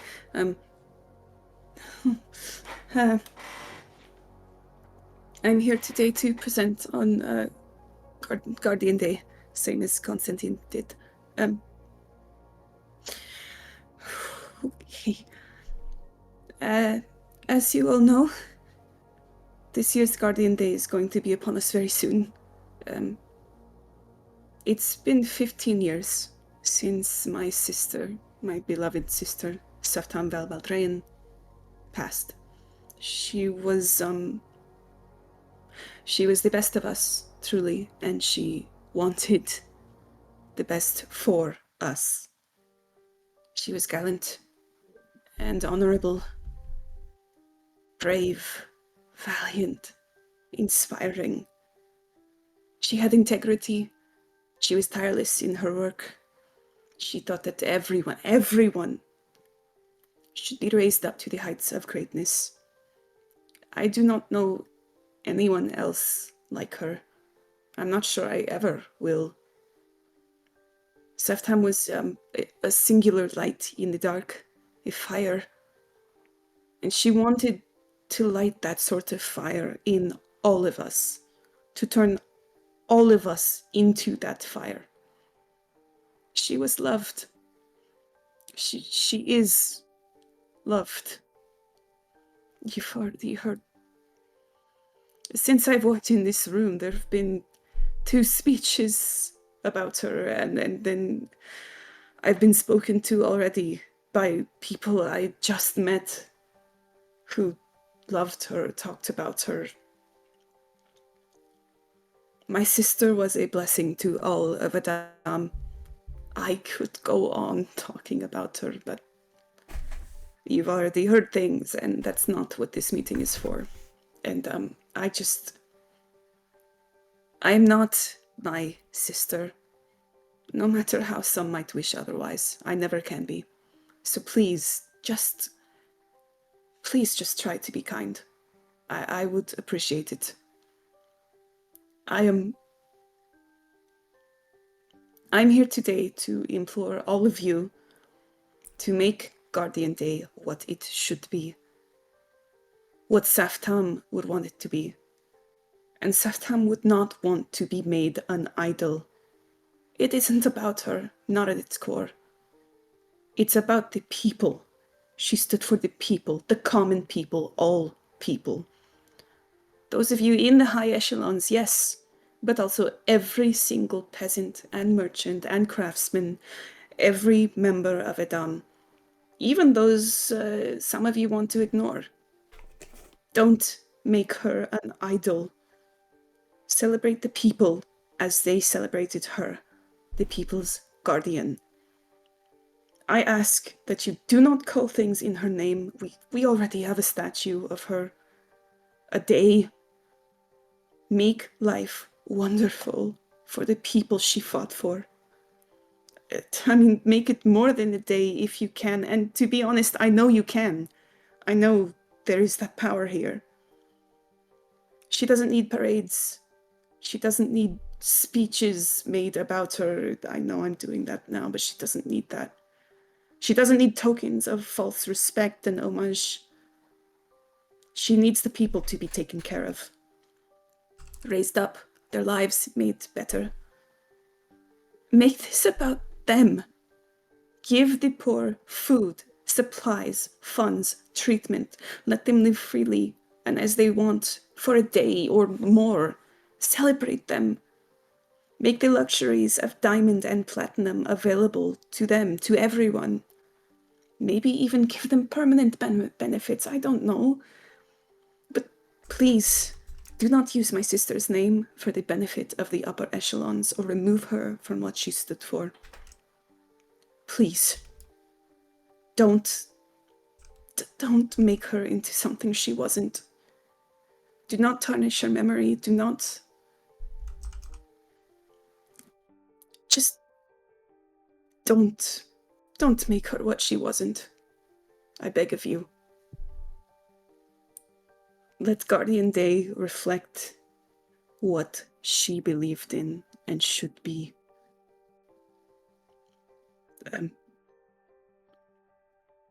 Thank you. That's all.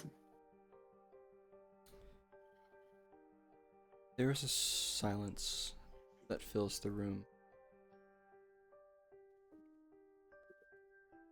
And there is a deep-seated anger on your parent.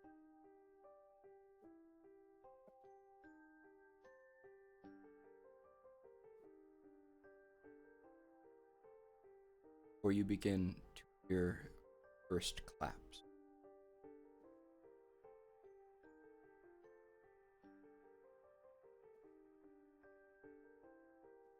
Then Maria. Seraphine. And then a few other people. Copper. Silver. Gold.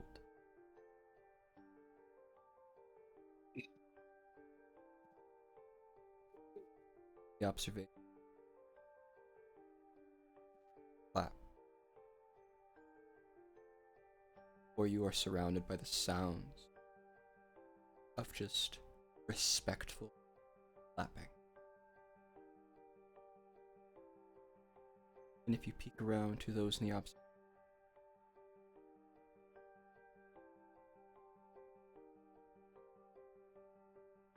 probably some have remembered. Others thinking of the things that she did helped them and see of people hugging each other.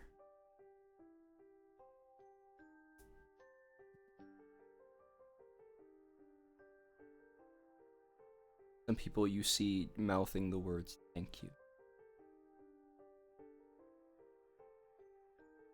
As you notice people being handed pamphlets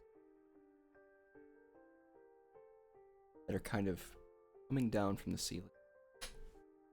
And you notice a little bit of faint finger moving with Arik, as pamphlets look like they have already been what Guardian did.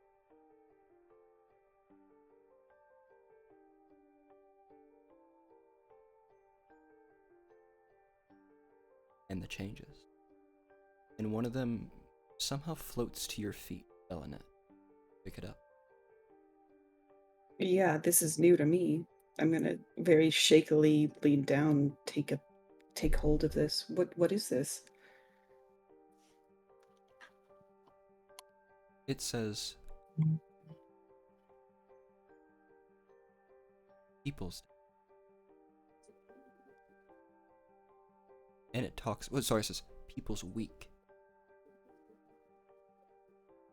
Celebration has been extended.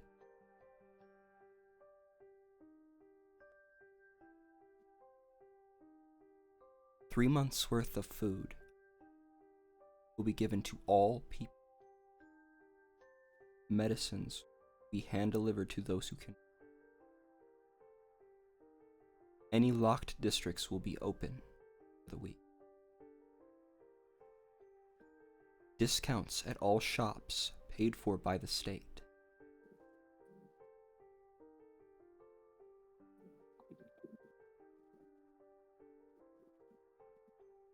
Raids have been cancelled, but gift giving and helpful care isn't. All hospitals will be of no cost. All taken care of by the city and state of Adam in a small remembrance to the one who made this possible.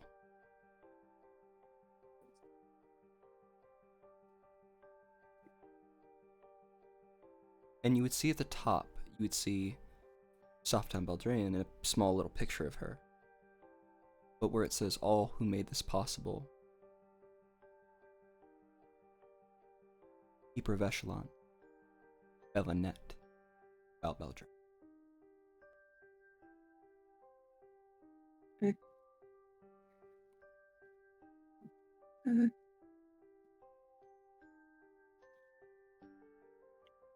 She looks at this pamphlet, takes it in, realizes, processes, these were already made. These were already made. It feels too easy. It feels like this feels unreal. She was told to expect getting her feelings hurt. She was told a lot of things. It doesn't feel real. And she blinks at this, keeps on looking at it, and looks up at the Dominant and Maria in confusion.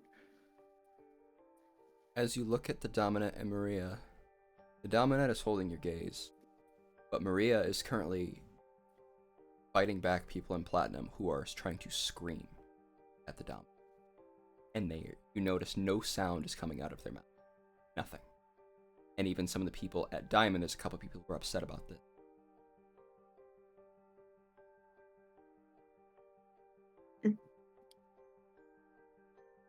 She takes this in. You do notice another thing. People in Platinum and Diamond don't seem to notice them.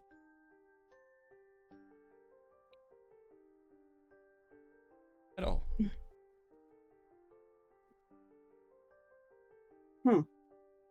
She looks, the confusion sort of continues. Her hands are shaking. This was a big thing she just did, and the reaction is not what she expected. Looks back at the rest of the group, at Hawk, at Zara, at Constantine, even up at Adonis, and there's just this look of like, what's happening? What do I see? You do.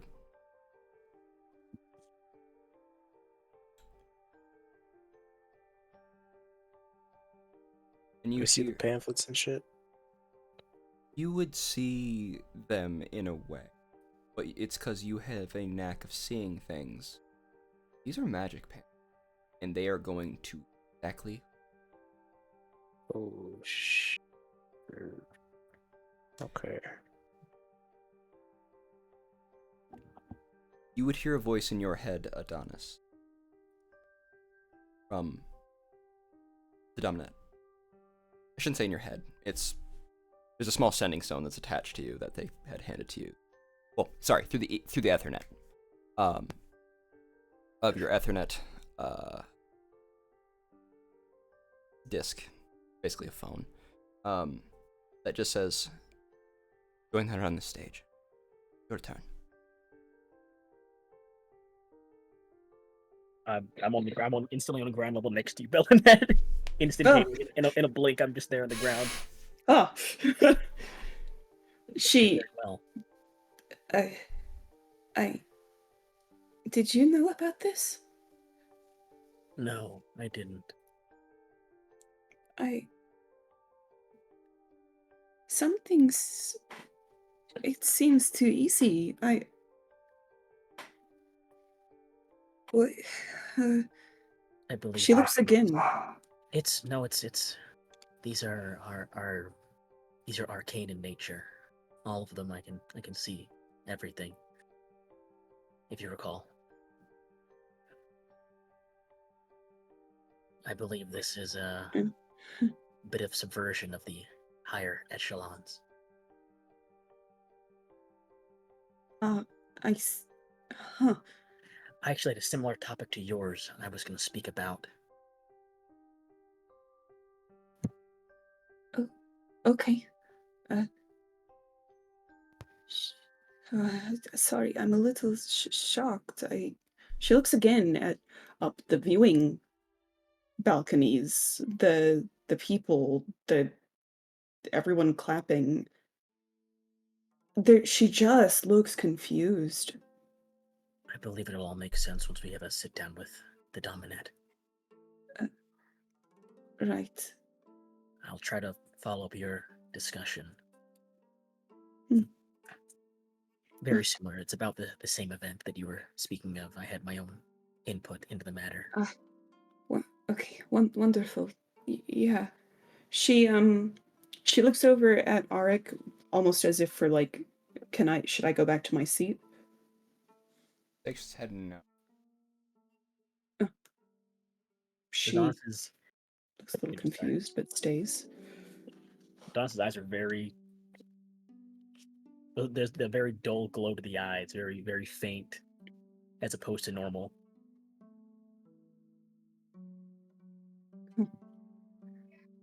Do I get to speak now? I'm not sure how these things work usually. Do I just speak? Presenting as the claps die down and everything gets more chill. Dominant speaks up. Presenting one of the keepers of humanity.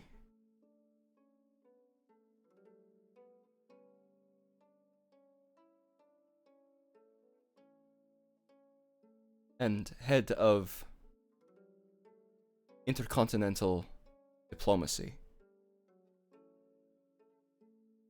Adonis Aram.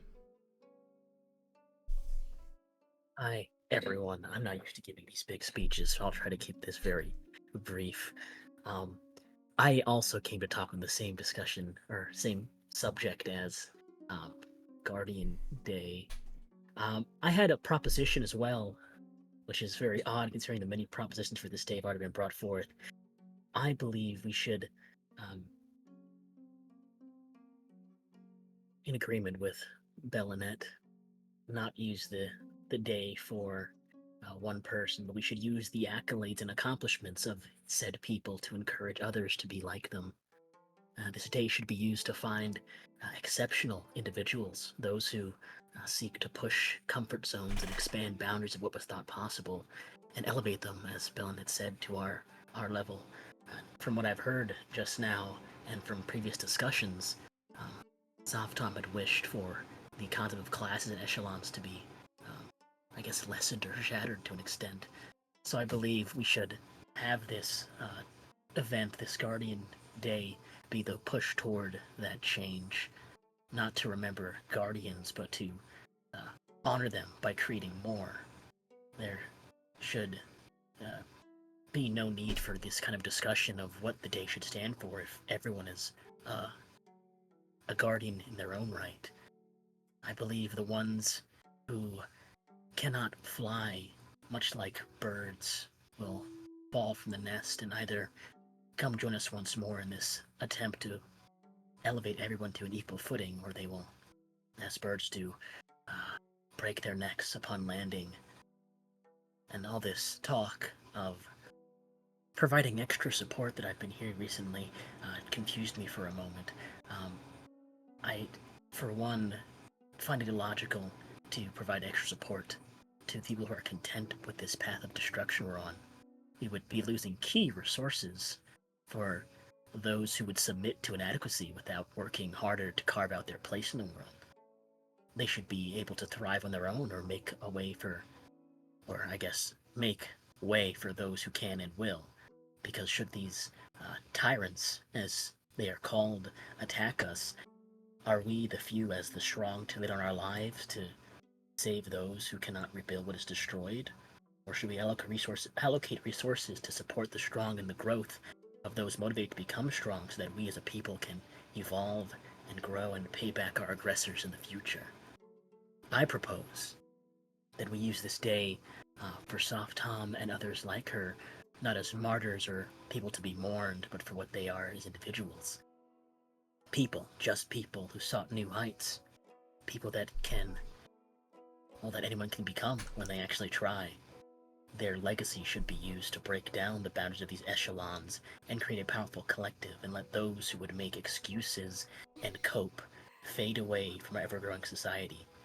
Let the families mourn, but let the people feel the fires of determination surge through their being, the spirit of mortals past coursing through them in defiance of weakness and powerlessness.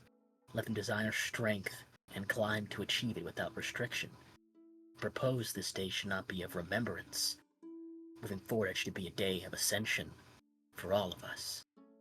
We should let wilted branches fall so the tree can prosper. That is all. Thank you. I just stand there smiling.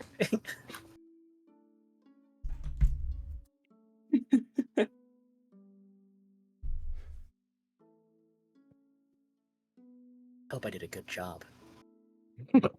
There's a lot of nervous claps. Yeah, just like. Seems there is a lack of agreement in what I've said. I'm confused. I think it's more about how you phrased it. I phrased it quite adequately, I believe. It was very to the point, very direct. There's very few allusions or metaphors in there. I'm looking around at the people. What does everyone generally look like after that? There's a lot of like.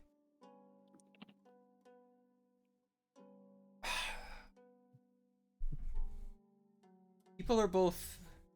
Some people are like, yeah. And other people are like surprised that it came, like, they're like, you can see like some of the agreement on the face, but they're also kind of surprised that it came from somebody of such a high station. Hmm. Do the upper echelons have anything they wish to say on the matter?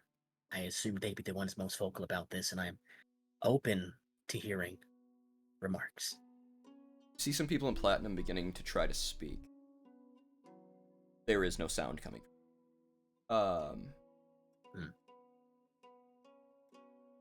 Diamond does begin.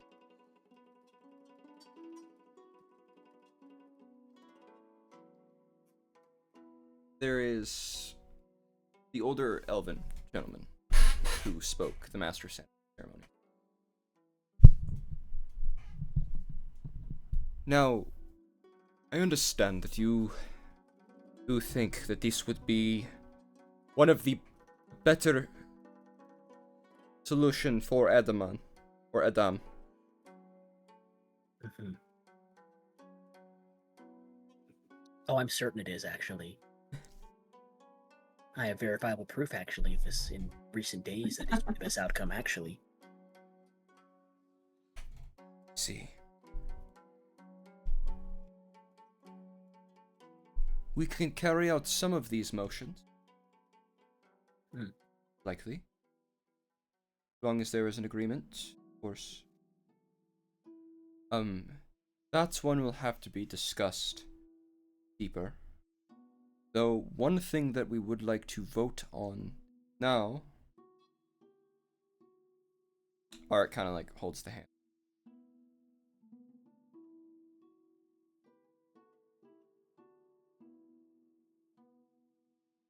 Eren, Adonis, Aru. Yes. I do like the idea of making guardians in those who would like to do.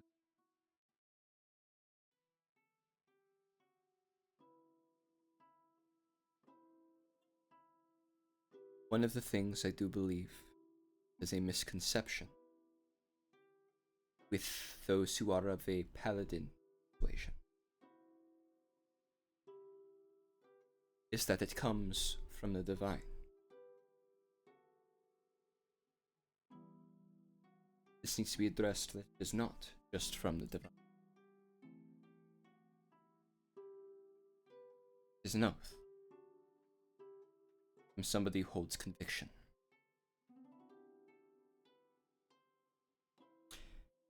And through conviction, strength can be found. Oh, you have a very lovely care about.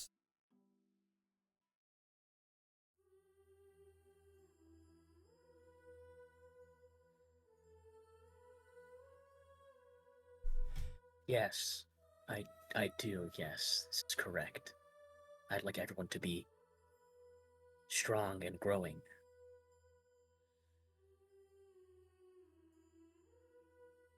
I believe that a group of guardians could be made.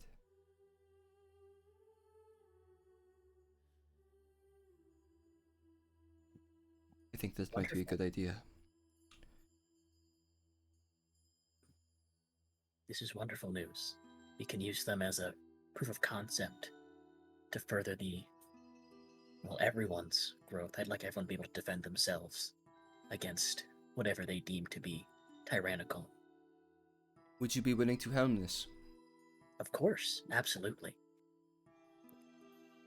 Oh no. Belinette, do you mind being an influence? Well, Etta Belinette.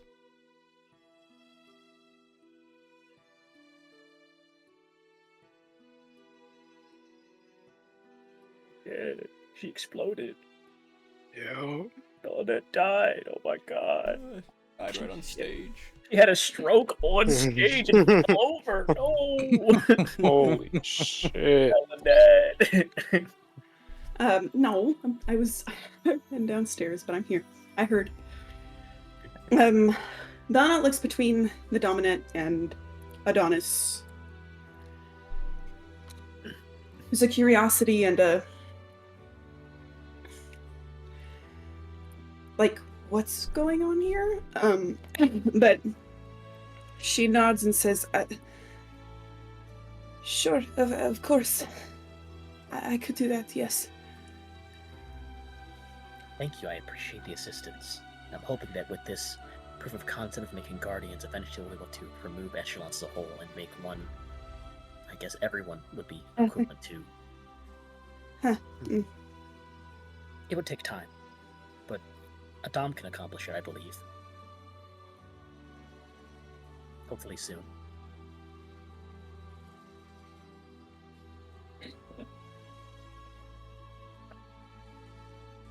Well, I'll certainly, I'll do what I can to help. I'm not sure what, I'll need more details, but yes, I'll help. Eyes are twinkling like actual stars right now, just glowing. A lot of people are talking. This is one of those few points where a lot of people are genuinely just talking and discussing like what this could mean. Some people are talking frantically. Other ones are like that, like you can kind of see like that's a good idea. That might be something to bring up to him. Also, I don't think like you see a lot of people are like I don't think I've ever seen them in public before. I've seen pictures, but I've never actually seen what they look like in public.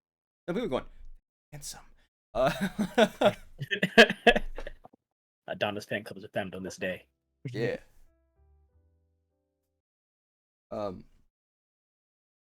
There is a lot of different discussions. Others are talking about how asinine this whole thing is.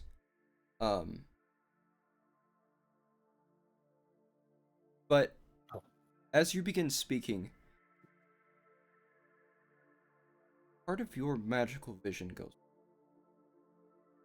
Oh no. Oh boy. Belinda, are you there? Yeah, yes, I'm right here. Something is Hmm? wrong. I'm gonna Belinette, hand you a piece of parchment. Mm-hmm. Take this. notice the runes on Adonis's neck begin to glow. I'll take this piece of paper, please, and if something happens, please utilize it. I take the parchment. My I'll eyes have you get- immediately flit to Arik in alarm. Do not unfold it until. Okay. Adonis, the runes on your neck are glowing. Ah, so now's the time. Not good. You go to cast anything? I already got my other spells up. Fuck it. I mean, yeah, I'll try. I'm gonna I pull a similar piece of paper that Bellinet has, and I flip it open, and the Glyph of Warding spell on it instantly burns the paper away, and I cast Protect from Evil and Good with Fiends on myself. As you go to cast this, you hear in your head, strength broken. Magic start to. Oh. That's what you meant. Oh no. Clever. Oh. Not forever.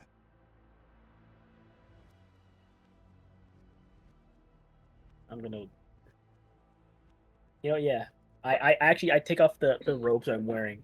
I forgot some of my fit I'm wearing, y'all. I forgot some of the fit. I had a fit I was wearing. I put it in chat. I need a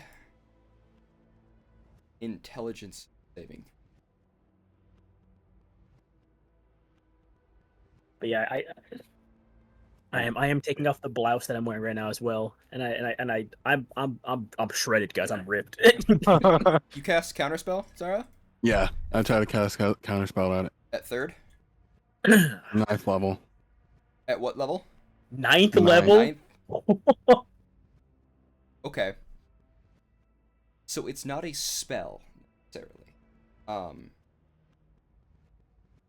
It is a binding contract. Sort of. It is a rune mark in Infernal that when activated and used, it negates all magic on a person. Oh shit. I'm strong as shit, y'all, but I'm just a guy now at this point. Yeah, I do crack my knuckles. But you do see it. As the time goes on, you can feel it in Bellinet. You can see this. It slowly is fizzling away. Like it has a time. Bellinet, use the paper, please. Okay. I scramble to unfold the paper. I'm gonna trust him and cast whatever's on it. It's a Glyph of Warding for Magic Circle that instantly casts on you, and it said it is focused on fiends as well. Thank you. So it encases both you and I. You don't. I mean, you can leave. Fiends cannot leave the circle though, but you can leave. Okay. Our fiends cannot enter or leave the circle, but you can leave it. Oh, I think it's 30 feet. I think it's 20. 20. Okay. You begin to feel the doors. You'd see them open.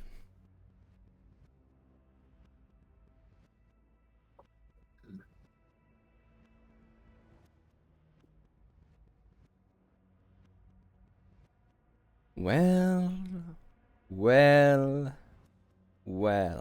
What you hear as all the magic in the room, all like the different spells that you feel, fizzle out. Guys, I had like, I'm gonna send you guys in chat what I had in this room. He just fucked up all my shit, y'all. Guys, I had, just so you guys are aware, when I got here earlier, I put it in chat. I had all of these spells on the room before you guys got here. There are a lot of high level spells in there, guys.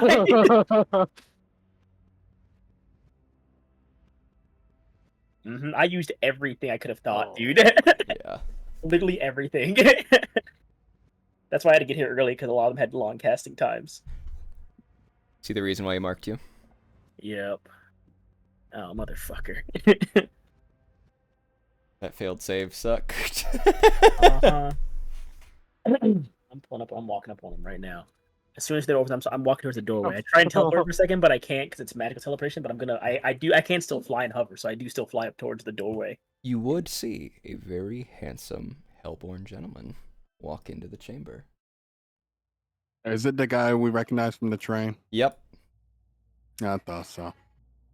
Walks up and has his right hand on his revolver.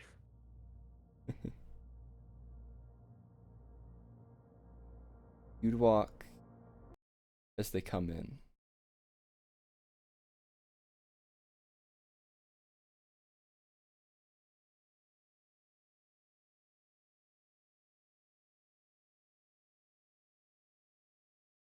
He got me Thinking. good, guys. I'll give it to him. He got me good.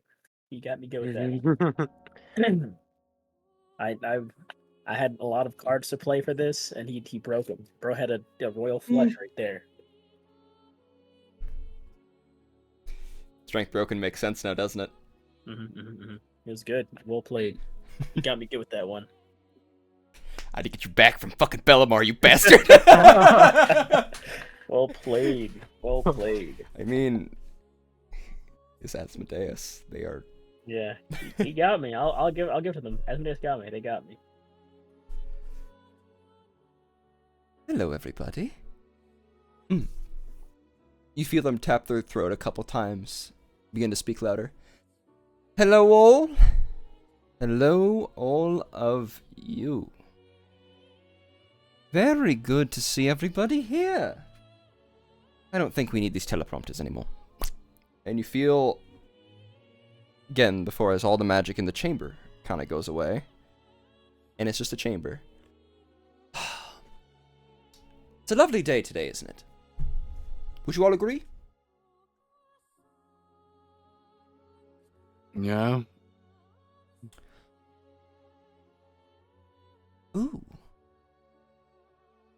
A magic circle. I like it. Point. I don't plan on stepping into there. Don't worry about that.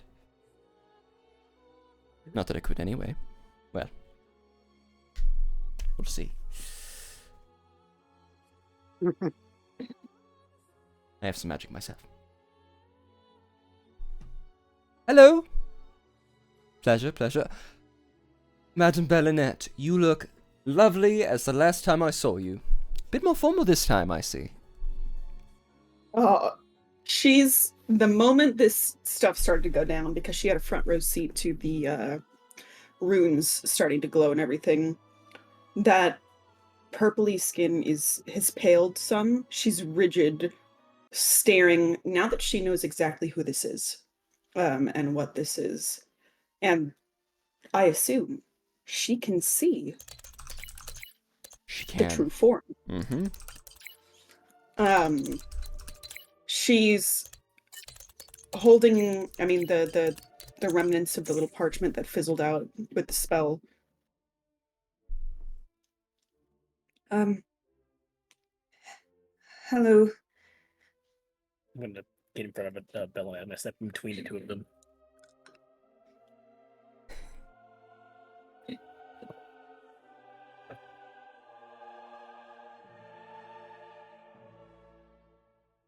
See if this is magic or not, guys. See if this is magic or not. I'm happy to see all of you, like I said before. Dom, this is one beautiful city. Dominette, Auric, I thank you so much for allowing me to be here. And Auric looks pissed. Pissed. And you begin to see Auric trying to channel something from within themselves. And Asmodeus, as they begin to see this magic beginning to be channels, you watch as Auric's eyes, I would say probably Hawk and Adonis, you'd probably see this. You watched as Auric's eyes, the irises, I think that's the white part, right?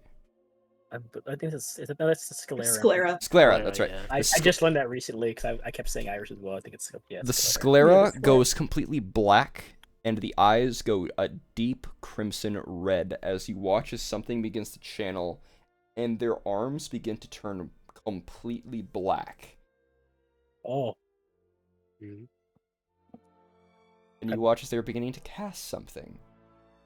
And you watch as a bunch of chains fly from Asmodeus' hand and go, "Sit down, pup." And you watch as their mouth, everything, and they are bound to this chair.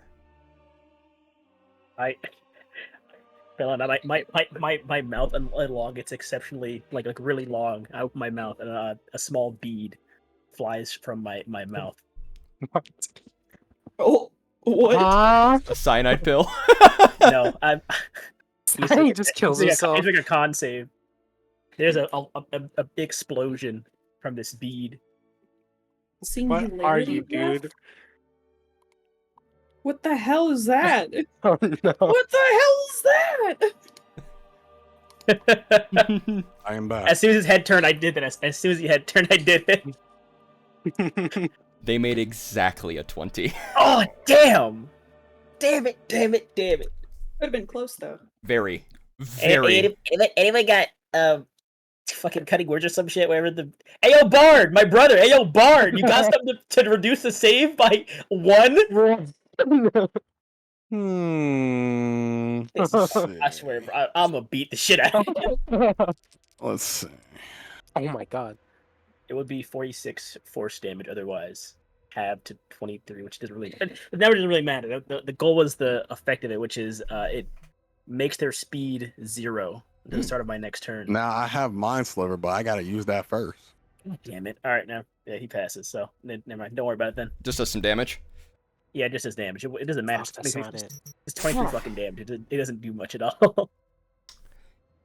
Don't need to be so hostile. I'm just here to talk to all of you. Why are all of you so edgy all the time? Relax a little. You live in a dom. Act like it. You're not children. Oh, I'm not from a dom, actually. I'm just visiting. I know where you're from. Oh, Hawk. Your folks say hello. His fucking glare, like, steals. How does he know? I work in information, dear. And I those hate this guy so thoughts much. are lovely. Ooh, I like them. There is hatred in the air. Ooh! It burns, I like it. Also, that magic, very good. Spicy. I felt it. It was lovely. Little pain, a little pleasure. Excellent. It's a freak. You are indeed strong. Wonderful. Spectacular to meet you. In person this time. It's very, very spectacular to meet all of you, actually. You've seen me before. You know what? This form, it's beautiful, don't get me wrong, but I prefer myself. And you watch as a, 20-foot tall devil with a black crown, broad red and black wings stands in a very nice suit adorned with black and gold and obsidian that lines themselves down. And these long claws and this large mace sitting in their hands. Mace as black as night. I know this might come as a surprise. As you watch as the observation galleys, before this, you guys will probably notice, have all gone dark. So anyone who is in here is a representative, and not the main people themselves. Like they vanished or they're in darkness. Like They are magic in dark magical something? darkness. Okay. Complete magical darkness. The only thing that can be seen is, right now, it is like all the light feels like it's been drained and focused somehow on Asmodeus. And you watch him manifest what almost looks like a microphone in his hand. I'm the only one who can see through that. Yes, you are. I got blinds and I can see through it. I was actually. As you look through the sight and everything, look through the darkness, you notice that everyone is on their knees bowing.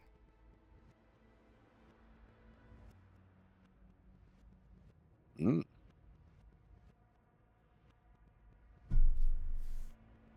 They tap the mic thing a little bit. This thing on? Hello, hello? Yeah, it's on. Perfect. Well, Adom, it is a pleasure. I am here to talk to all of you. since I am a resident of this area as well, and have been for quite a few years. I'm sorry to interrupt.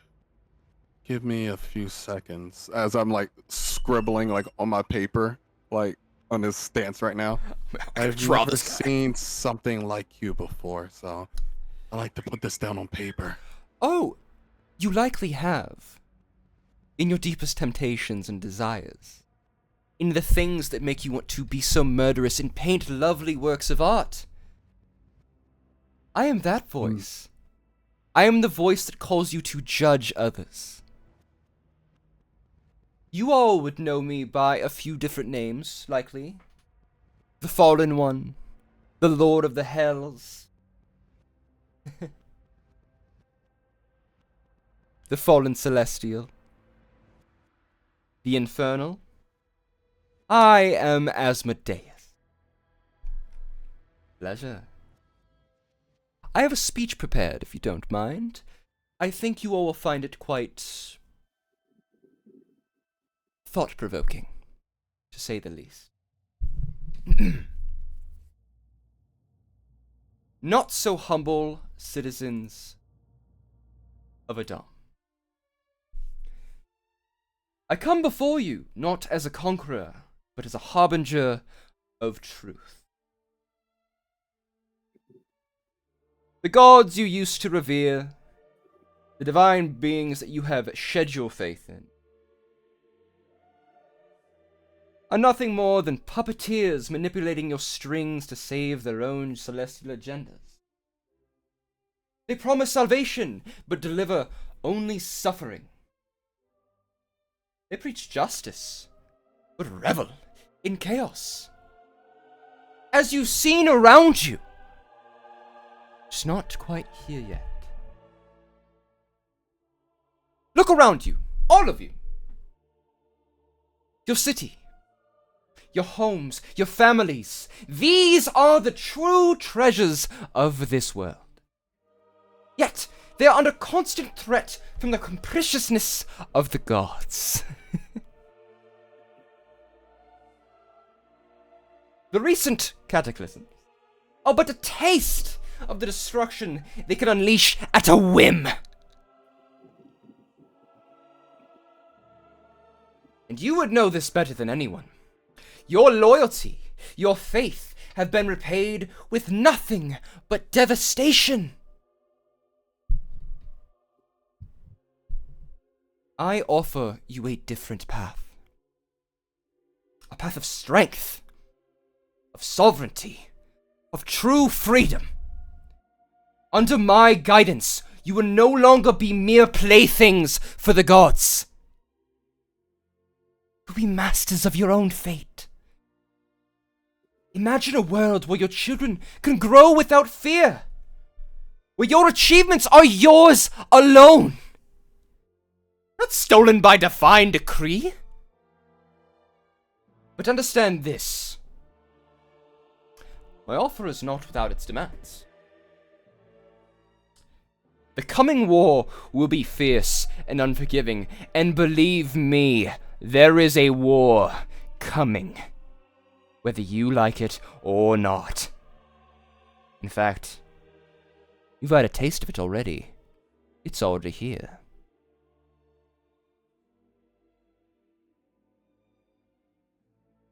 It will test the very core of your being. Loyalty to me will not be an easy road, but it will be a road paved with purpose and power. The echelons you so diligently uphold will not save you in this upcoming storm. Only unity, strength, and unwavering resolve will. I ask you now, citizens of Adam, to cast aside your doubts, to embrace the path of true power. Stand with me, and I will lead you to a future where you are the architects of your own destiny. Join me, and together, we will forge a new order. One where humanity stands supreme, unchained by the fickle whims of the gods. The choice is yours. Embrace the power I offer, and let us march forward, not as slaves to the divine, but as sovereigns of our own fate. The war is inevitable. The gods will come, and they will seek to crush you for daring to defy them. But with me, you will not face them as mere mortals. You will stand as titans, with the fires of the 9 hells fueling your resolve. Choose wisely, citizens of Adam, for in this choice lies the future of humanity. Stand with me, and let us show the gods that we are not their subjects, but their equals. Together, we will rise, and in our rise, we will bring forth an era where humanity reigns supreme.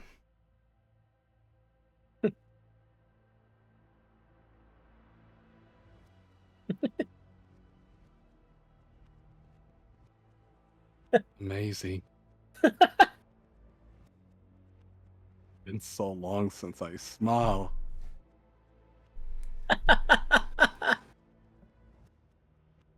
You're joking, right? I've already made this offer to the council. You're a tad late, I'm afraid. I'm sorry, Adonis. I heard your speech. It was lovely. Thank you. I figured it would use a little oomph. No, you definitely proved my point. I believe you were the last little kick I needed. I was counting on you being here, actually. Well, you were the friend I was hoping to meet. And you were the proof I had promised the group. Why do you want an army of us? Are Well, you losing by chance? Not yet. But I am but one against many. You don't need them. No. I need you. Precisely. Think of it as a partnership.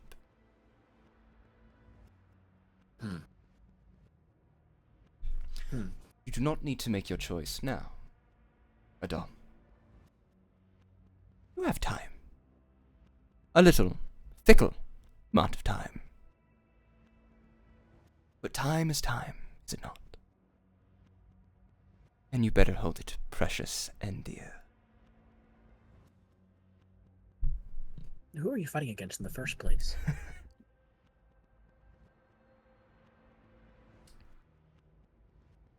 There is a few.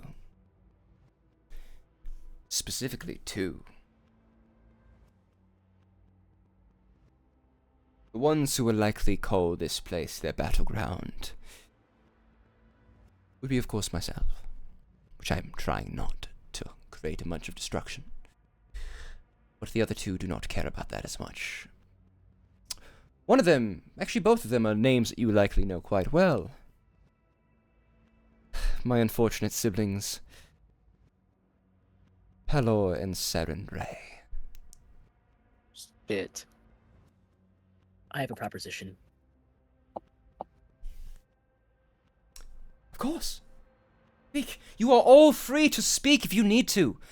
You see the chain come off of Arik. Do their armies concern you by any chance? They're foot soldiers. That is a big thing that I would want all of your help with.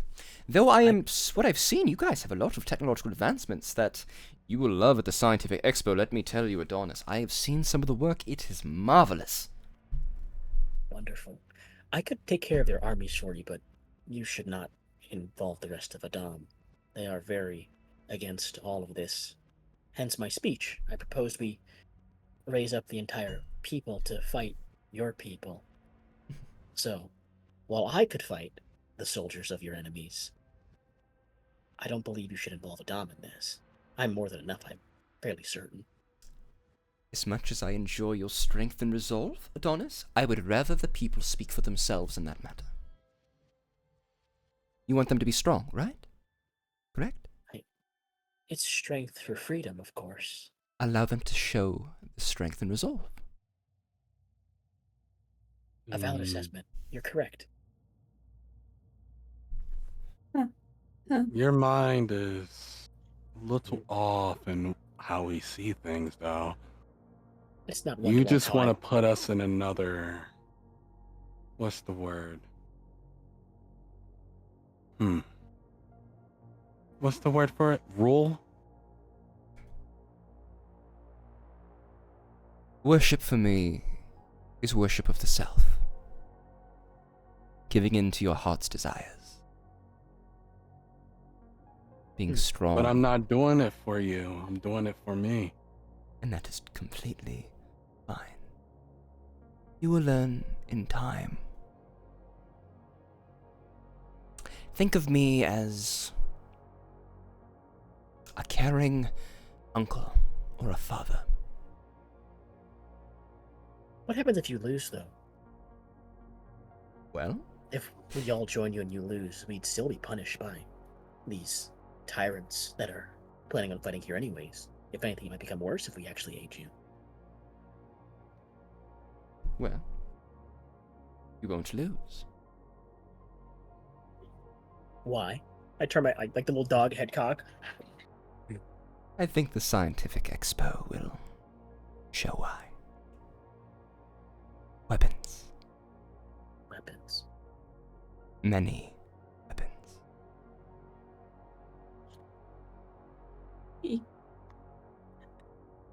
You are a god. Of sorts. They don't like calling me that, but You are a god. Balinet's wide eyes are flicking around the room, finding everyone else's gaze that she can, looking for the expressions in people's faces, and she has subconsciously, I think, is gripping with one hand her sister's brooch. And she says, You preach embracing your power and being masters of our own fate. You are a god. You would be the master. That's not, we would not be free. freedom is a choice. Arabella. It is always a choice. And what you define as freedom changes per person. Every contract I write with somebody, it was entirely their choice to make. They had the freedom to make that choice. Just as the choice is yours. But when the gods come to slaughter and abandon the families here, much like they did with your sister, wouldn't you want to be able to make that choice? Then have it stripped from you? You're asking people just to choose you instead of some other tyrant. Precisely. You are a smart one. I see why you're such a thorn in my sister's side. What? Oh, yes. Oh, yes. She looks completely puzzled.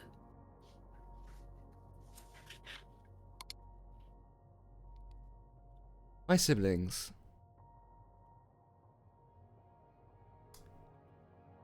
They do rationalize what they do. They're no better than any of you. I'm no better than any of you. I just understand the truths of the world a bit clearer, as it's not been clouded for nearly as long.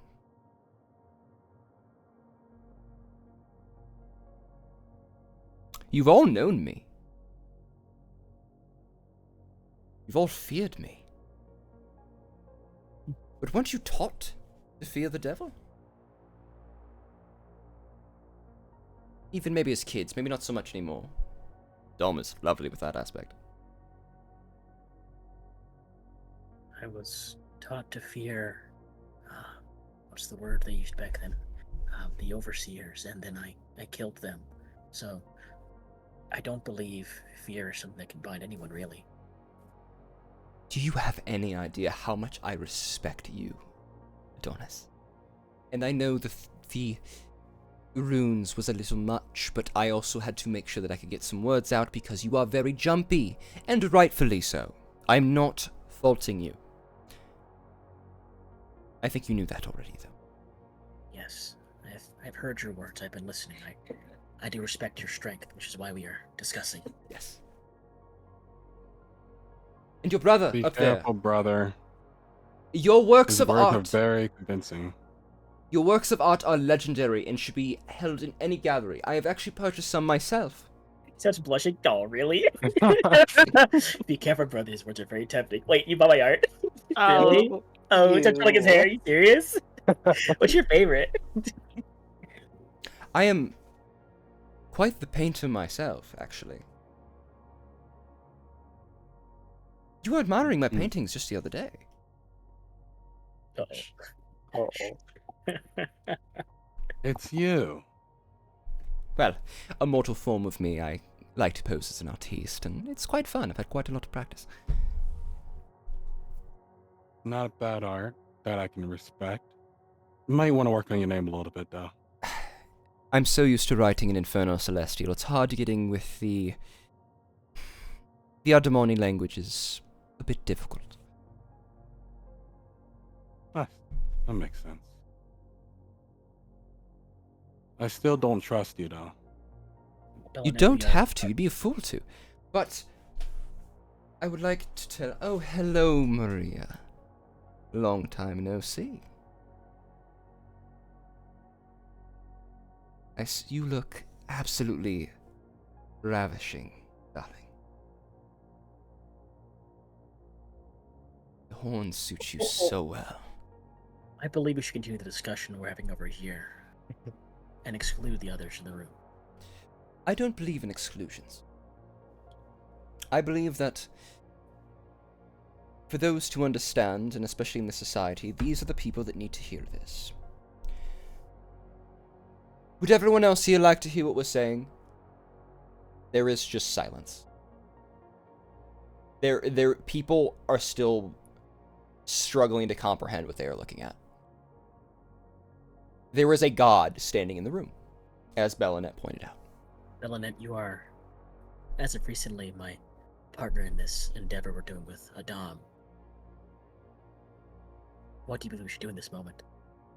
You're correct. His power is not our power, and it's not what I had proposed to the people. So what would you believe is the best decision to make? She looks panicked. She had instinctually taken a step backwards towards Maria when Asmodeus spoke to her. She's breathing very hard, quickly. I'm like bodyguard standing next to you as well. Like I've got like my front shoulder in front of you, so he can't walk past you without getting through me at first. And yeah, her eyes dart around. You're asking me? It's because it is you that I'm asking. I have seen promise in a lot of what you've said and your determination.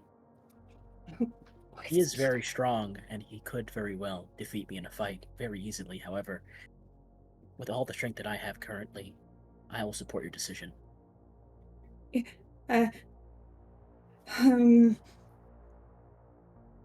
If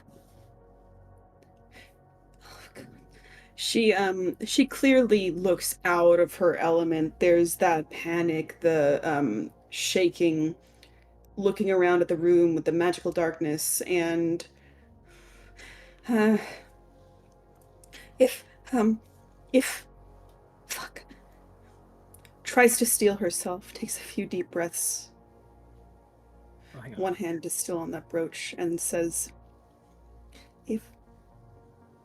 if what you say is true, that if we joined you, we would defeat the armies of your enemies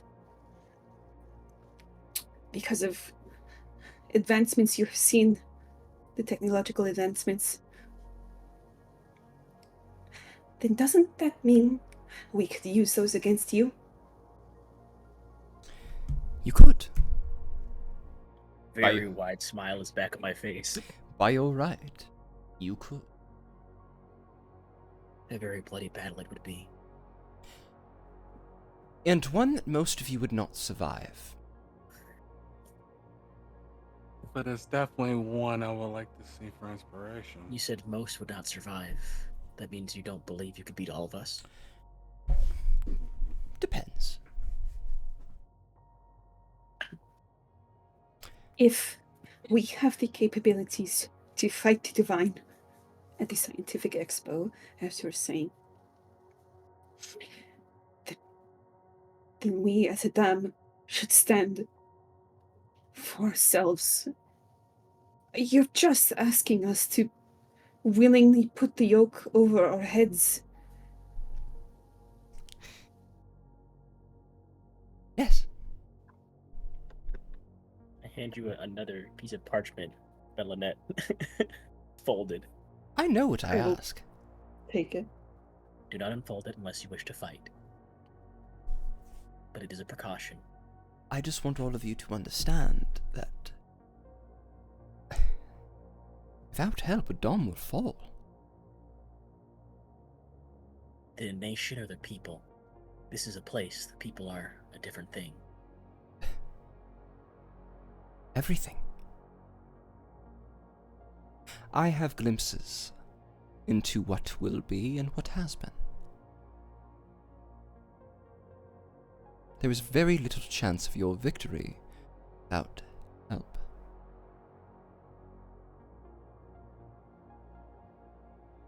I need a quick history or religion check from people here. All right. Mm, From everybody. I'll do history. I don't believe Adonis would look into religion that much. Ooh, Annie, help me with this one, or probably not. good shit. I don't Annie- think he could even hear me right now, could he? You can't feel him at all. Thought not. Good rolls, guys. Good fucking rolls. Oh yeah, these are doing great. And here comes Hawk with the 5. You're right! He called it! Here comes Hawk with 5! Fucking what now? So, Hawk, you're looking at a devil. A devil's a devil. Yep. They're big. They're assholes. They like to Don't make. like 'em. They like to make deals with people. Fucking dicks. All right. Mm-hmm. Doesn't matter if one calls himself a god, a devil's a devil. This one knows stuff about me. I don't like that. No, you don't really give a shit about what he represents. But with the history check, I'll say with the history check first. The stories of Asmodeus talk about them falling from grace.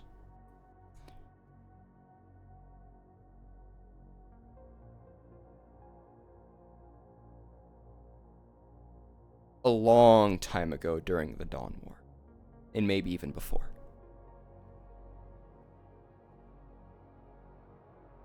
And they have been angry and trying to persuade people.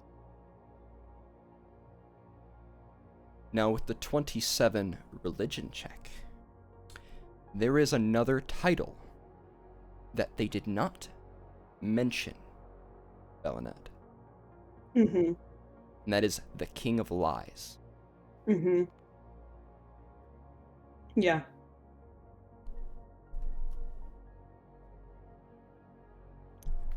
She starts shaking her head. She's going, no, no, no. No. I cannot speak for everyone here. I cannot do that. But I don't believe you. You're a liar. Insight. I'm doing insight. Not you bring it. I'm doing insight. Hell yeah. Can I do that too? I'm gonna try and Go for it. kind of sift through all the words he said and see what's true. Hell yeah, dude. Oh wait. Let me check Hell something. yeah, dude. So with a 21, you can't glean it. He seems like he's telling the truth. but with a 32. Yeah, let's go, Hog. Glad we have you here, buddy. It makes sense. Glad we have you here, Hog. Lying is the Useful wrong sometimes. word, He is fibbing. but He is twisting. he's Betting the truth. hiding things. And hiding a lot of things. And choosing his words very carefully.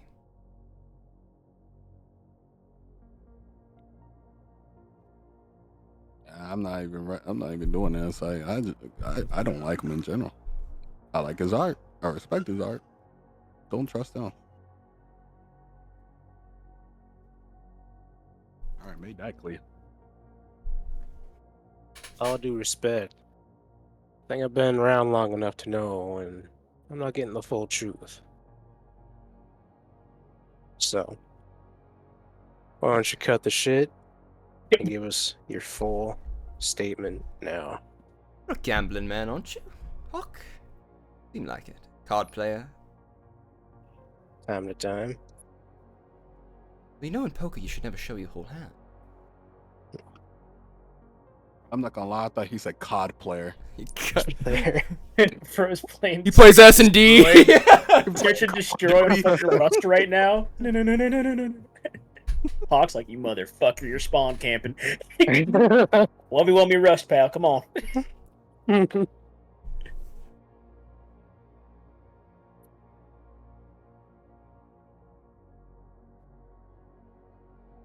I have an idea.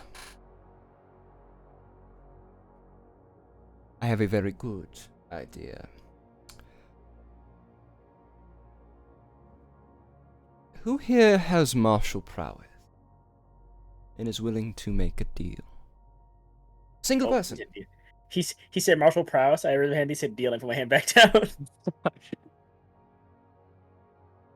believe. All right, Zara, you're good at melee, right? Yeah, I'm good at combat. At martial combat. I'm Blasinger. I mean, might be better than I am. I currently have no magic as well, so I can hit really hard, but it won't have anything other than me hitting really hard.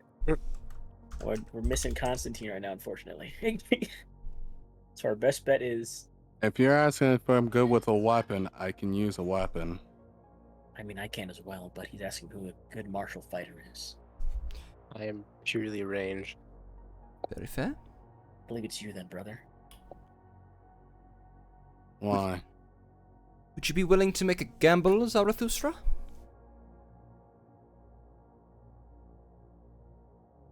It always depends on what that gamble is, and if it's even worth it. It's a gamble on if I'm lying.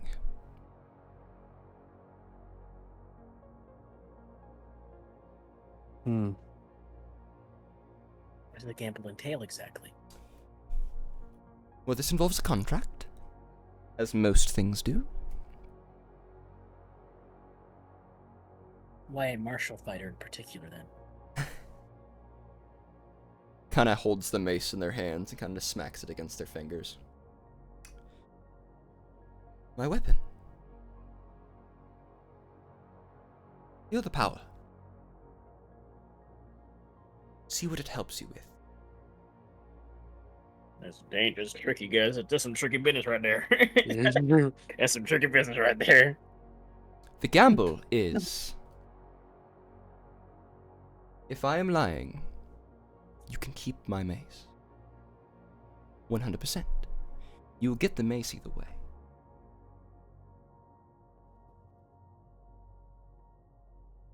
And nothing will happen. You can use it to be whatever you want. Do whatever you wish with it.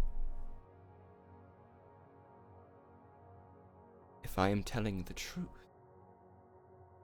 and you don't believe me, I claim you. Not your soul, just your body. And you can become something a bit more infernal. Nope. Comes with power on its own, but you would be mine. My champion, at least. One of them. There is another one who you'll be meeting quite soon. Call them my emissary. Sorry, one sec. I will abstain from this bargain, this gamble. It's something either way. In fact, you might like your new form and might choose to take it on either way. I will give you this mace, a weapon of the gods. One of my arms, to say the least. But I already have a feeling that I can't trust you in the first place, like I said. That's why it's a gamble. The only way to win a gamble is not to play in the first place. And that is indeed true. What happened to the risk-taking Adam? I Who believe said they're we were all- risk takers? And I believe most of them are kneeling right now as well and unable to speak. Don't want You're to speaking to the smart people in Adam. I don't want to scare the masses. To be frank, you strike me as someone my parents would agree to. And anyone my parents would agree to in that way is not someone I want to be associated with. Your parents wouldn't agree to me. They've already agreed to somebody else. They're spoken for. Is that so? You see your parents like, but not in a way of like, what are you talking about? More like, how the fuck? Oh, great.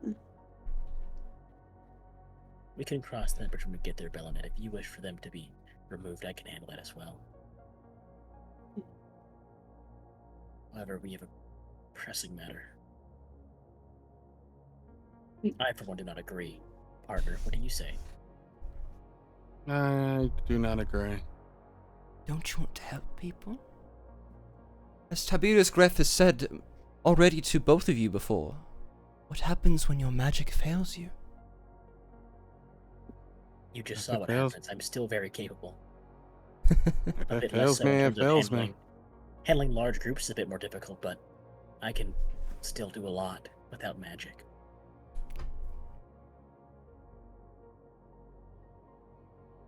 I can prove it if you'd like. You don't have to. I'd rather not have your form scorpulated. Yes, it would be very unfortunate for myself, but what comes after would be very unfortunate for you, I'm fairly certain. Oh, Adonis, how long will you sleep for? Until I'm needed.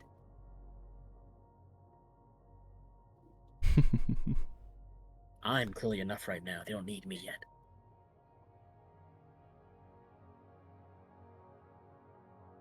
I'll give you all time. Maybe a little time with my emissary might sweeten the deal. They are on your side. I would like to point this out. Regardless of what you choose, they are on your side, but working for me. They're here to help Adam.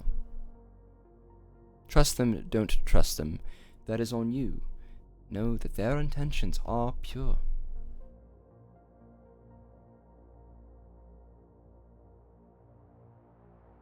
And some of you might take a fancy to them. I'm back, sorry. They should be here in a few days. It will be after the Guardian Day. Or Guardian Week now. Which I want you all to celebrate, and from what I've seen, you should be able to celebrate.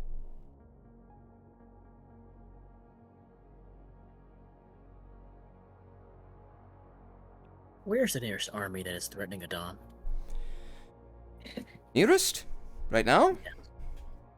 Underneath you? Yes. Then I will venture forth and eradicate them, it seems. That should solve the issue. I don't know if you can get there yet. Maybe you can try when the next cracks open up, but... Remember that armies of the highs and the lows are generally much bigger. Oh, this is very true.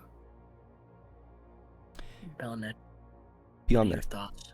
Are we done speaking here? beyond that, of course, there is also Dracoleek. With that going on. So, doesn't really threaten you, though. I cannot speak for other people, and I cannot make this decision right now. You said you'd give us time, so maybe that would be for the best. Yes. I also have matters to attend to, and I have an army to prepare. So, I hope that your city does not burn along with the rest. And I hope your army does not meet me on the field. Likewise. You are more merciful than I am.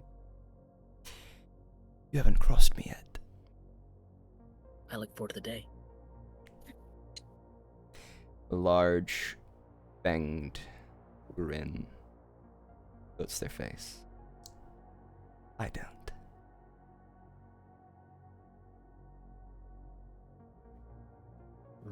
You'll still be creating some art, will you? Always. It's my pastime. Good.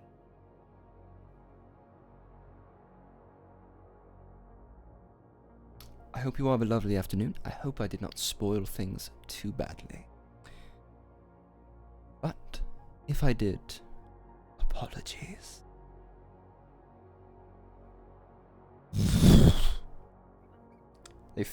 They go in a tornado of inferno. And there's a small char in the center before it dissipates.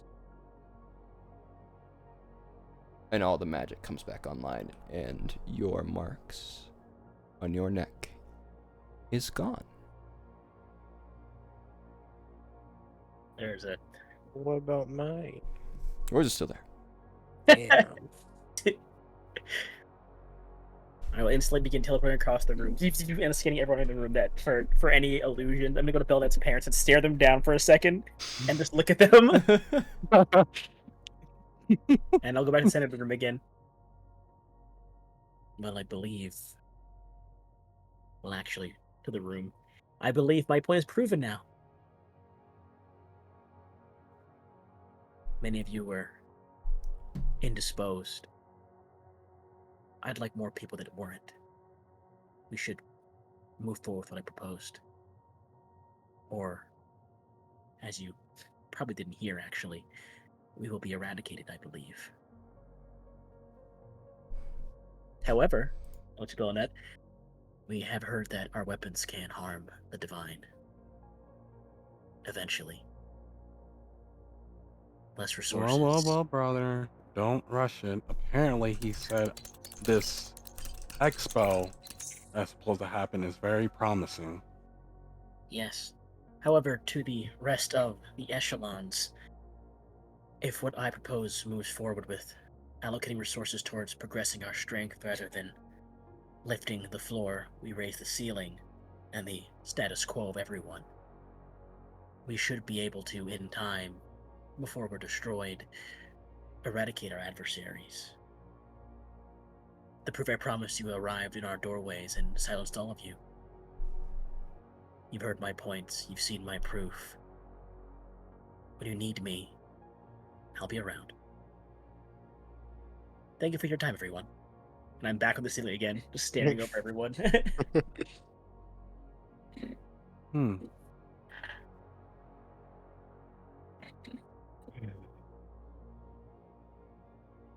And before this meeting is adjourned, Buy my paintings. and we were interrupted, well, more of point proven, like my brother said. I do agree with what my brother said. But I also know that it's going to be a lot more difficult than what he's saying. I still have a lot of money left over. I'll look at Jonah Oh, And I go, even if a lot of the money will most likely probably be moved due to, well, we're definitely going to have to work on our military probably. I still have a lot of money in my pockets. I don't have much for it. I can help you as much as I can.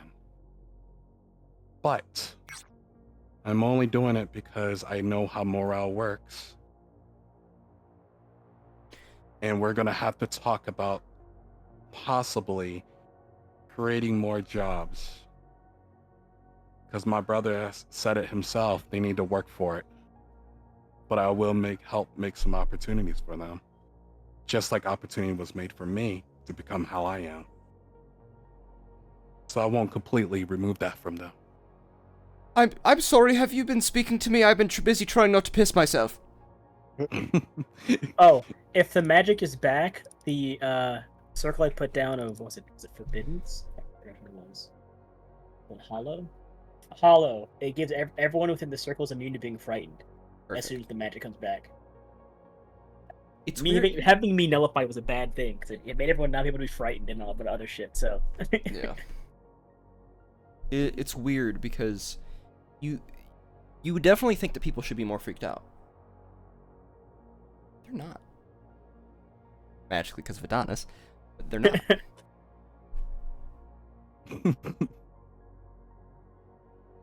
I probably feel some of that magic too, so I probably already know it was my brother in the first place. Art kind of pipes up and just goes,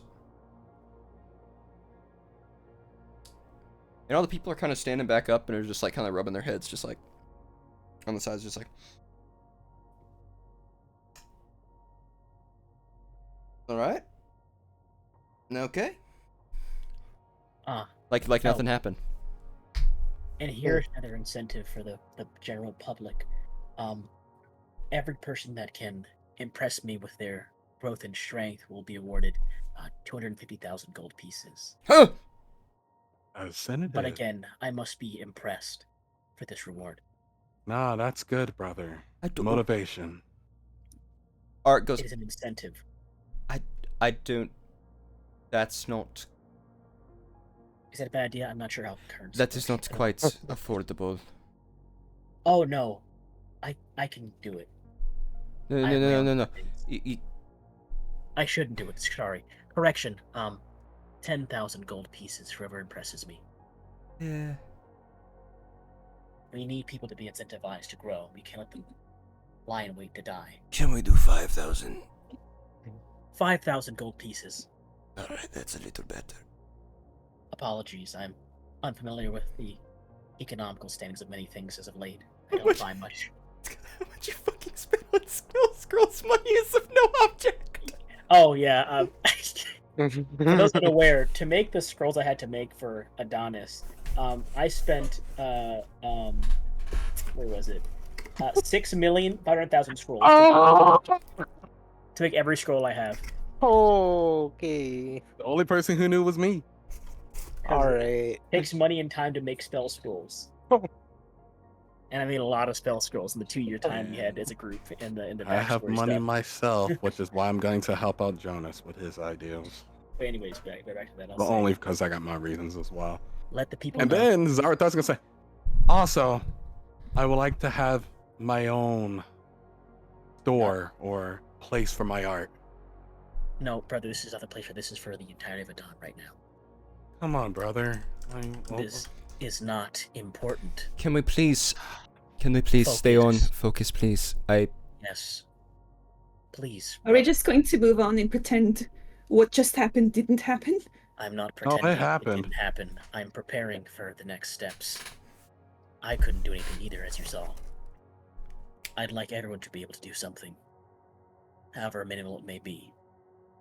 Even if it's just being able to witness the events that transpire, that is more than being silenced and kneeling, which very much disappointed me. There's a faint beginning of tear in one of my corners of my eyes for a moment. However,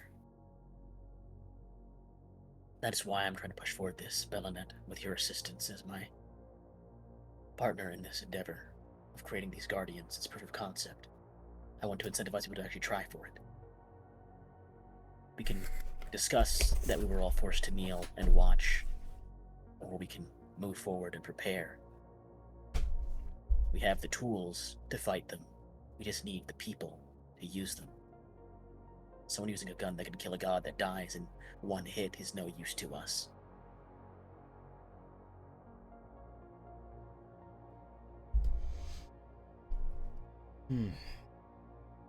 So 5,000 gold, or whoever, and I mean whoever, can impress me, from any group, any echelon.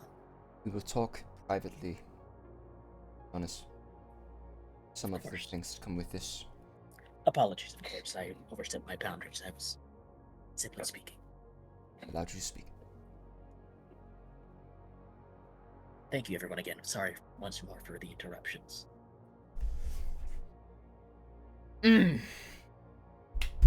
Ark's hand, you watch, kind of slams the table, and you watch it crack. Ooh.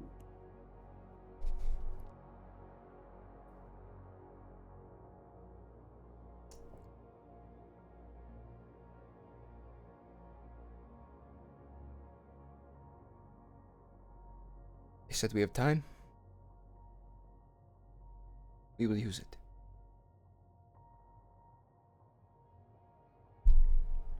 Things will proceed as they were meant to.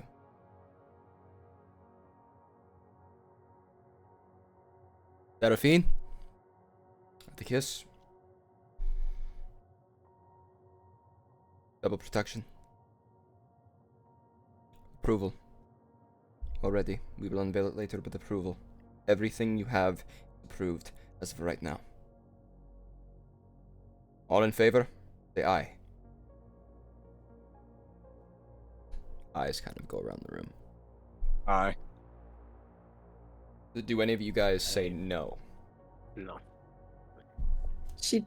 Bellinet doesn't say anything. She's looking shocked and like shaky. Sorry, I might have missed it. What was the agreement for? I'm sorry. I was listening, but I feel like I missed what we're agreeing on right now. All of the scientific experiments are being approved. Oh, yeah. Okay, I will agree as well.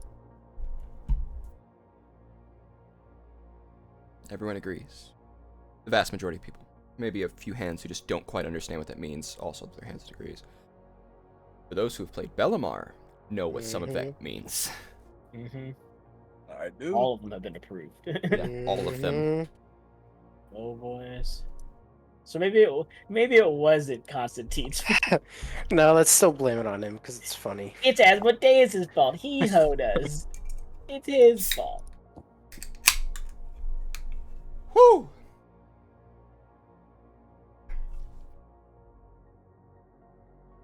Is there any further talks, questions? Anything else on the agenda? Wasn't Hawk supposed to present something? Yeah, but from what I understand, it's more or less taking care of itself, so. Let's go. It's still presented if you'd like. Yeah, don't know how to follow that up, but got some trade shit. Give 50% to my friend Jonas there. Whatever Miss Kira needs, I can help with that. What a day. Kira, who you actually see come into the door now. This boy. Speak of the devil. She just walked in? Yeah. Sorry I am late. So I'm scanning her true It's- sight. It's her. Well.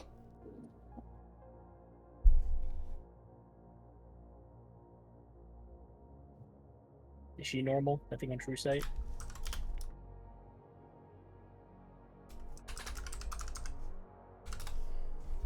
That's your Discord message. Okay. Thank you.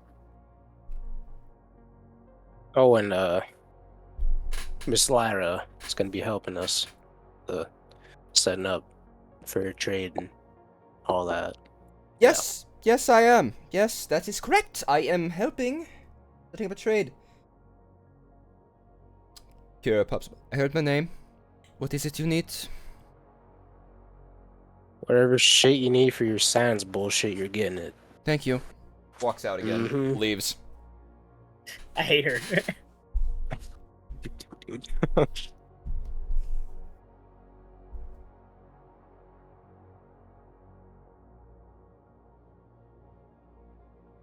Is there anything else you want to say, Hawk? Nope. So I'll light another cigar. That one is on you. That is not one we can vote for, as that is part of your contract. You can do with the goods as you see fit. Alright. Appreciate that. Your luxury clause. Well, la-di-da.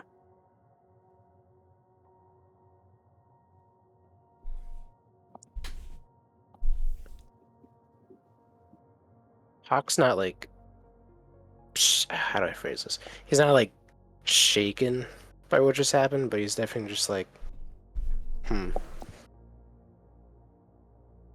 Most Doesn't people really know how to process most of it, to be Yeah, honest. that's kind of the consensus for everybody in the room. If we're gonna be frank. Yeah. There's no way to process it. No. Not in this small amount of time. Also not with the Adonis's magic. Yeah.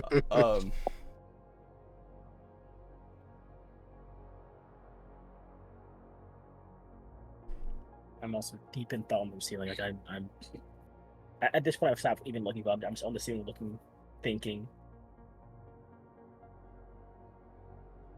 Not there's no smile. I'm just thinking right now on the ceiling right now while everyone's talking. Any other further business? Goodness.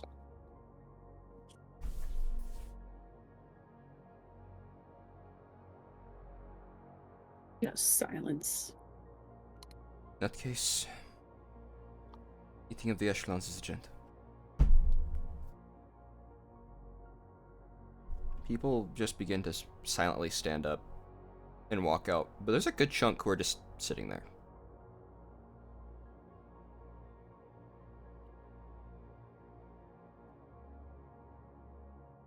I will float down. I won't teleport. I will float down and I will sit. I'll just sit next to Belnet.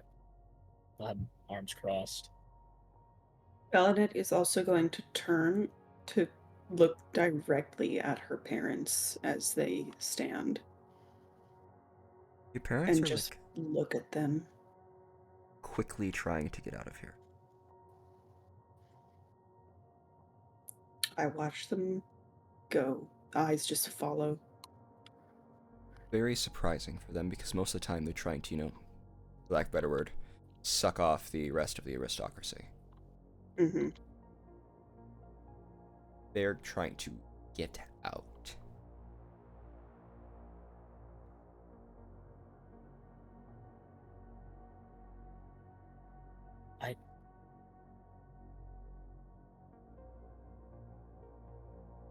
Your mom glance at you. And just like really quickly averts their gaze and keeps. Hmm.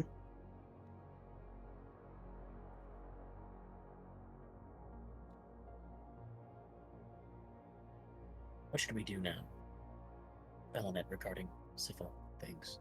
I need to be more involved, it seems, than I am usually. A lot has happened, and I've been trying to process much of it. I'm not sure. I'm not sure I'm ready to even discuss that right now. A lot just happened. Would you all care for lunch then? I could cook a meal, and we can. I don't know what people usually do after these things. I guess see my domicile. I don't think there's really a precedent for what to do after this kind of thing. This is the first meeting this has happened. Wasn't the Dragonborn supposed to speak?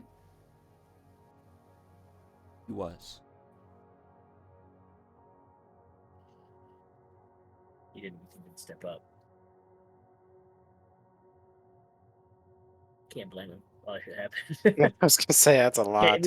You can't blame most people. He's for just a not talking about that dude. shit.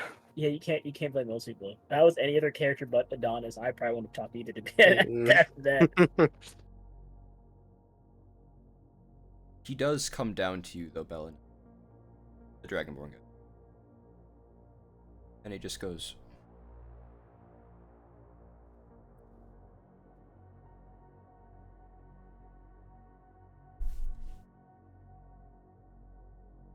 that all happened so quickly.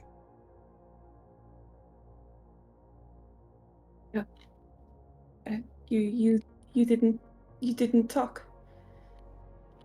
How could I? Terrible timing. Very. I'm so sorry. If you want, you could. I could help present your case to the Dominate. They've already contacted me. Okay. They asked me if I wanted to speak. I told them no. Not right now. We can handle it privately. Okay. I need to go warn my people. Yeah, that seems like a good idea. I'm sorry your first meeting had to be like this. You watch as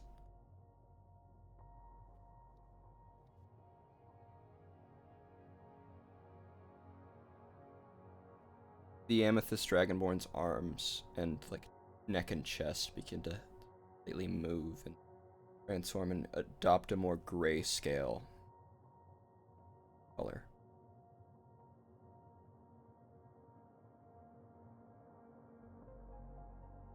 Stone scale, he did it.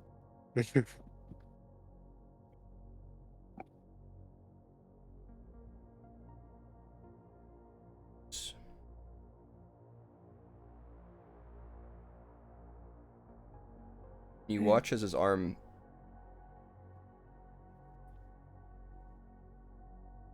begins to transform and this like orange golden light like a lava begins to pulse its way through, mixing with like the amethyst scales, and you watch as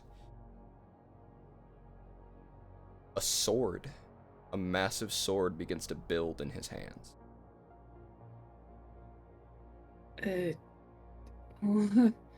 Why are you arming yourself? It's a relic. I'll show it off.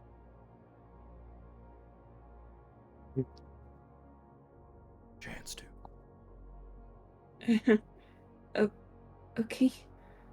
This blade has tasted divine blood once. They can bleed.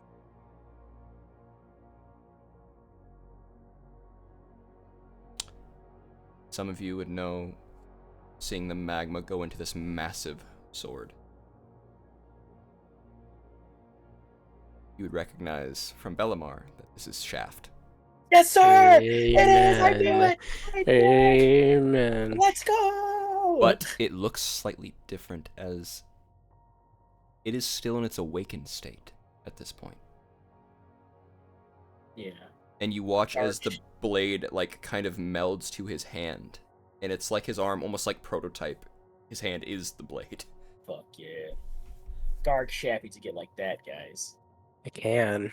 Just have to Yeah, do but- some shit. We gotta work on Awakening Dark Shaft. They can bleed,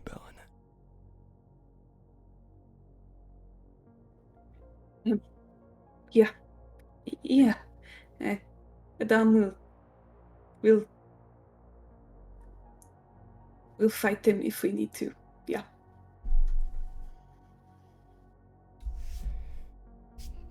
We will make them believe. If they come for us.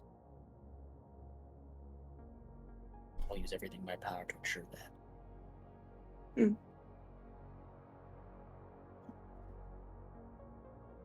Yeah. Go to your people. You see a man walk in to go talk to... They immediately start talking to Arik, and Arik kind of walks over to you with this man. This gentleman wanted to talk to all of you. I don't know who they are.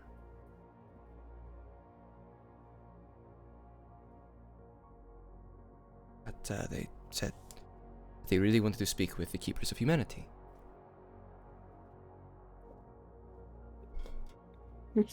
What's the time for it? Scanning them over.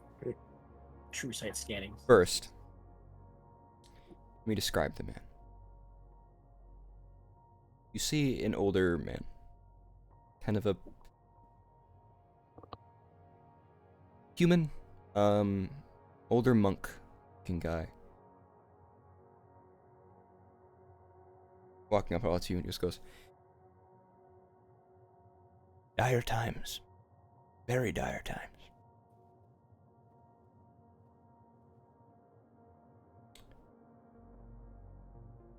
You watch as a canary flies on his shoulder. No, nah. I know who that is. Jesus. Oh. I don't know who this is. I hope.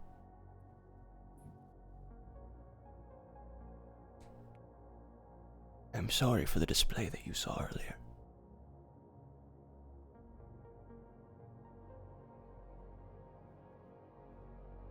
For those who understand who I am. What does true sight see? My Yeah, lord, help me see anything, Mr. What does DM? true sight see? I know exactly what you see. I think I see it too, because they're right here. Yeah, you see it too. Mm-hmm. You see a giant platinum dragon surrounded by a bunch of golden dragons. Oh, hell Oh no. my god! Oh, shit. Oh shit! Canary was Alright. a dead giveaway. Bahamut in human form travels with little canaries that are polymorphical dragons. Oh my god. My god! Alright. Alright. I want you all to understand something. From me, specifically me. I do not speak for my other brethren. I do not speak for those who wish ill.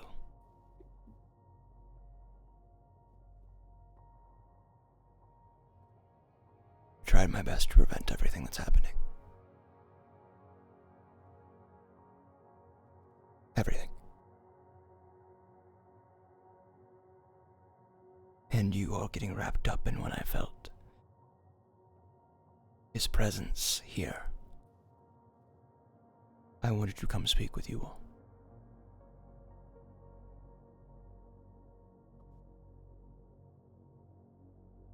I know for those of you who have the magical means to see me, might be alarmed, but I promise with every fiber of my being I come with pleasant intentions, good intentions, for what that might mean. You will likely see more of my siblings who are going to come to try to petition themselves. I do not care for your petitioning. I do not want to try to petition myself to you. I ask that you uphold the values of justice and mercy in this world and good things, as most of my siblings have lost their way.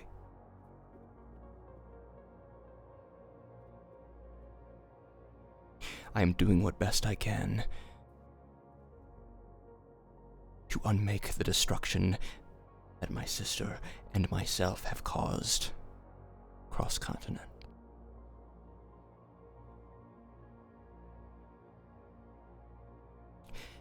And I fear for what happens with Adam.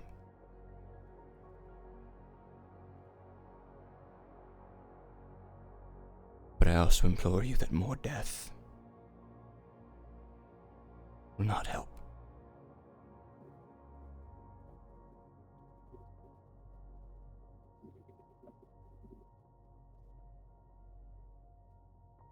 Please help those who need it, regardless of who they are.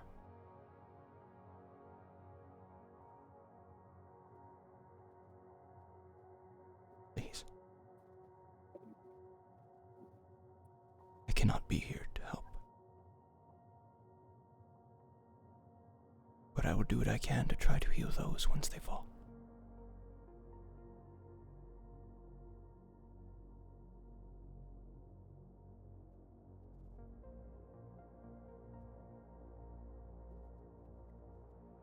Hope you have a pleasant day. It'd be a little brighter than what just happened. Thank you. Have a good day yourself. Feel a canary land on your shoulder, Belinet. Kind of just look at you and you just beep. I mean, yeah, I could see it for what it is, though. Yeah, you know exactly what it is, but it's just like your shoulder caves in. Yeah. I look at this canary and go, it's a dragon. Okay. They're very friendly. Reach to do a little pat of the head. You can sense the dragon kind of smiling. Because it's a fully intelligent creature, but it's like, hey, I'll take some head pats, man. Base as hell. You notice one of the canaries is missing an eye. Oh. We're still working on that one. So many dragons in one place. Never thought I'd see this many. They're not from here. I do like it, though. I will not take part in my brother's war. I will only defend what one of my sisters wants to destroy.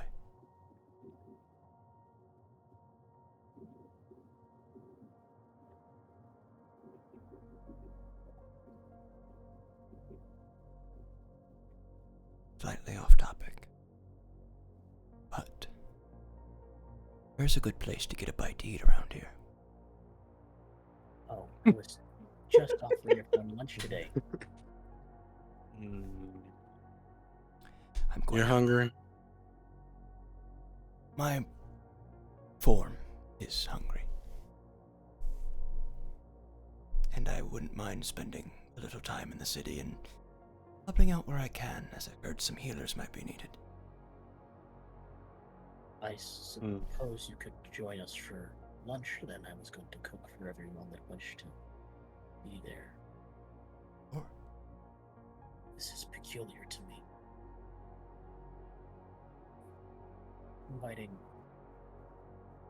an immortal being into my residence is something I had not foreseen occurring in my life. I've been in many people's homes. I enjoy a good supper.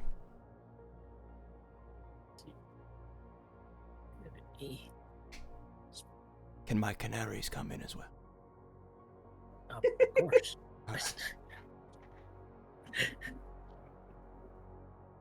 Yep, of course.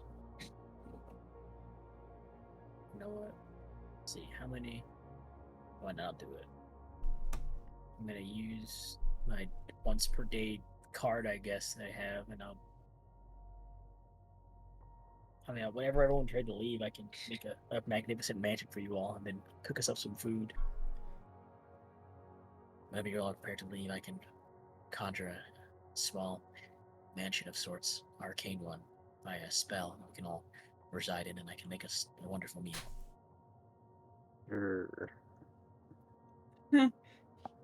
Oh, Belladonna, that piece of parchment you have that's folded there, I might require that back.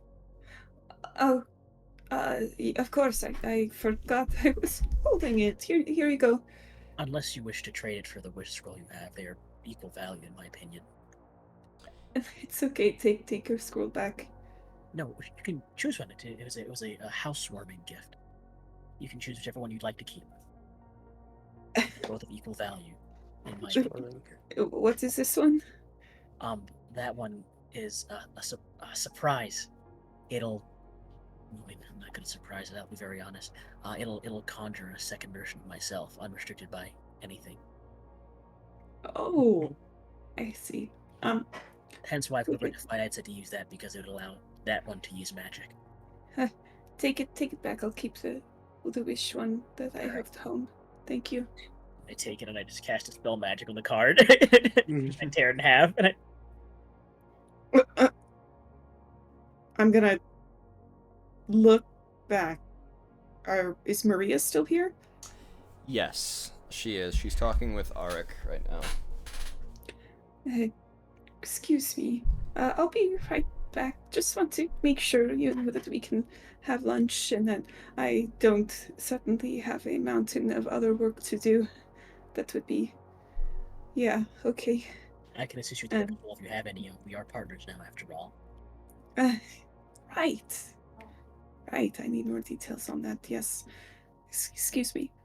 And she's gonna go over, approaching in a way that is polite, like not a interruptee, just like a, hey, I'm at the edge of your vision, I hope you look up and see me. She does. She looks up and she looks at you. And gives you a nod to come over. She will come over. Are you okay? No. Right. Yeah. I'm not.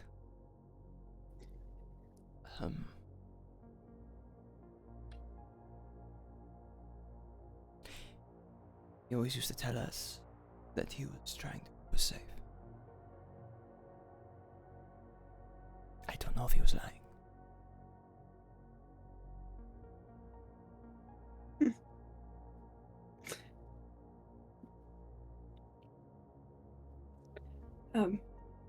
He spoke to you. That must have, not been very nice to hear. I don't know how to feel about it. I don't. There is many reasons on why I might not know how to feel about it. Many.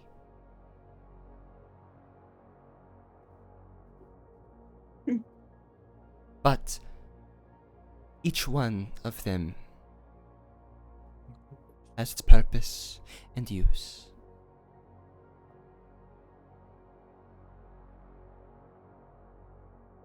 Belenet's brows furrow slightly.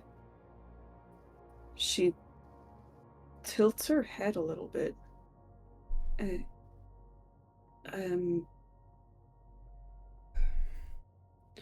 Yes, I mean, I'm sure it's a very complicated issue.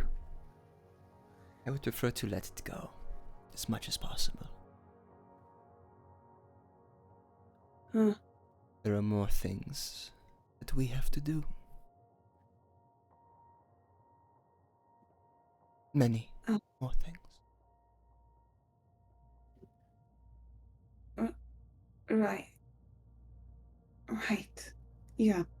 I believe Arik has a mission for the Keepers. If you would kindly direct them to their location. Sure. We Can I give you a hug? I was going to ask you the same thing. I give you a hug. She gives a hug.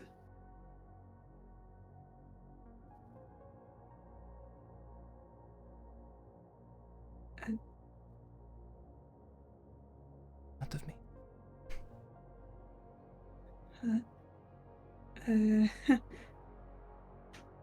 She kind of, if she goes to move from the hug, is it like I can pull back fine?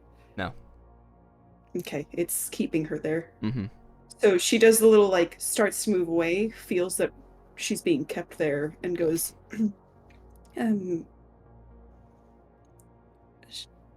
yeah, I mean, that's the goal eventually, right? There will always be peace in the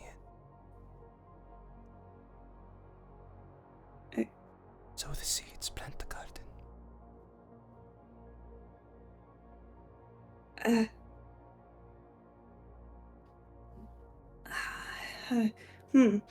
You're needed now more than ever, Alia.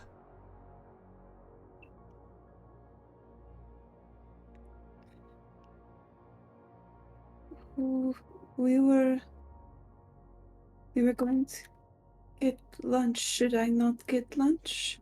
No, get the lunch. Enjoy your time. But our operations will start very soon. You will know when.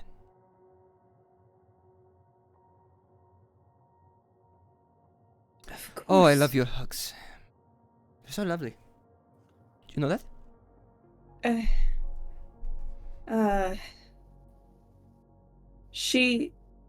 I assume that Maria is the one to pull back from the hug this time. Yeah.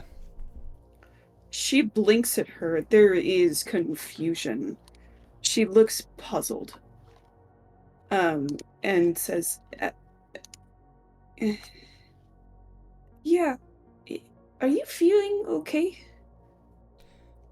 I'm a little rattled by what just happened, but otherwise I'm Yeah. alright. Yeah. Did you want to come to lunch with us? Sure. I probably should eat something. Yeah. Yeah. I'll go wait with them over there. I'm going to let the dominant know. I have to ask him a question. Yes, of course.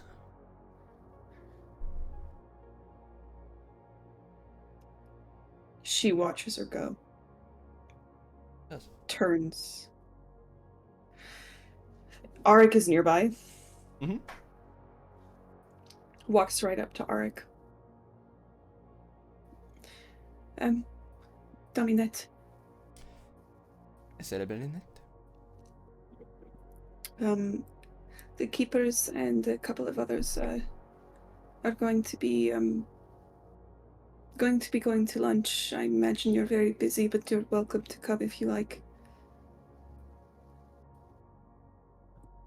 I love to. Can't. I understand. They kind of just point a finger around. After the evening? Sure, of course. Things are happening, I'll still come by. Okay. Maria told me that you have something for the keepers? Yes, I have a mission. Okay. Do you want us to come to see you after lunch? I would rather handle it now. Now? Okay, Right now. sure. Just to let you know, by the way, I don't know if you can tell, that person that you led to us? What about them? That's Bahamut. Feeling okay? No, that's Bahamut. I can see it. It's Bahamut. That's a dragon. The canaries are dragons. And Ninette, are you feeling okay? Yes, no, I promise you. I think Adonis can see it too. Adonis? So you see the old man, likely with Adonis, walks up. Hello? Yes? Don't see my name. Dominatoric. Pleasure, as always. What do you see when you look at this man? I see a very large platinum dragon. And a bunch of smaller gold dragons. Well, not smaller, they're normal size, but they are birds right now. The Dominate of Adam. You watch as you watch them cast a small thing and they give themselves true sight as well and just go. They look at the dude, look at all the canaries, look at you, Adonis, look at Bellinet, look back. You watch them swallow. Yeah. They're going to join us for lunch today, actually. I was with the cook. Trying to process this is a lot for me as well currently, but I'm making do. For now. That is why you talked about your siblings and your sister and the Okay.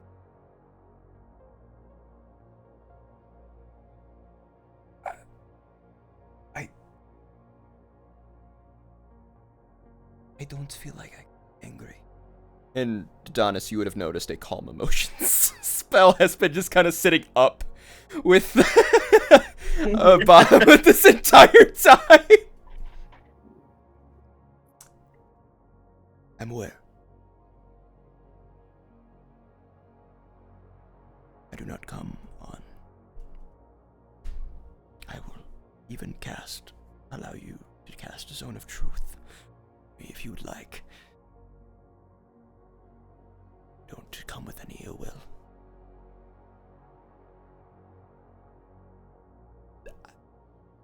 I do it. I wish I could still process alcohol.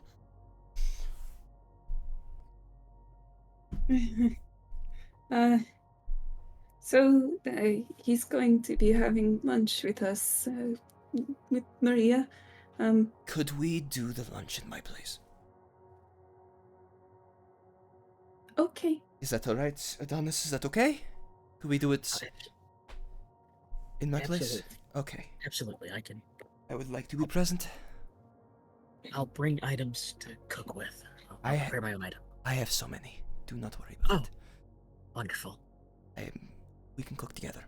Be a wonderful time. I have a mission for you, Mr. Button.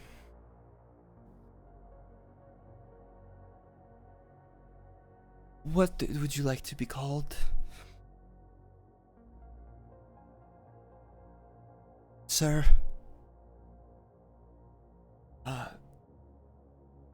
Been a long time since I've asked that question.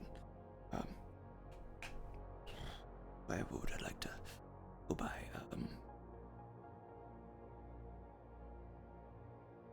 call me Frank. Frank?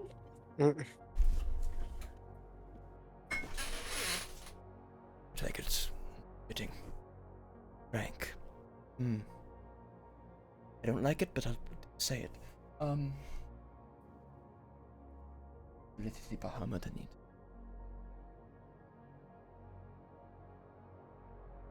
Frank? Frank.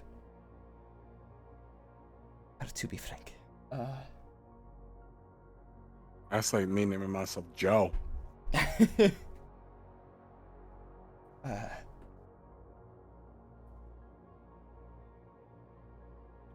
Understand your hostility. Even if you don't understand it. See into me. See my intentions. And you watch as Bahamut puts a hand on Arik's shoulder, and Arik's eyes kind of glaze over for a second.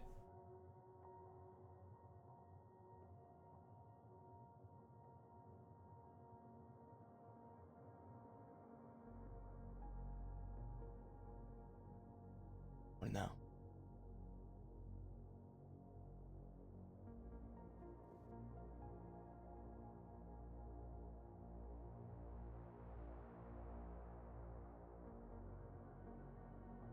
I would like to speak with my colleague. Would be so kind. Go make a coffee.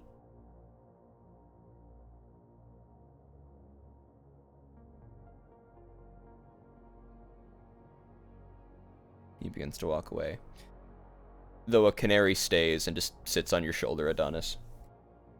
For a second. Looking at you. Pecks your ear. Ouch. It Hello. looks confused. Oh. I suppose I am a curiosity. It looks confused, but also like...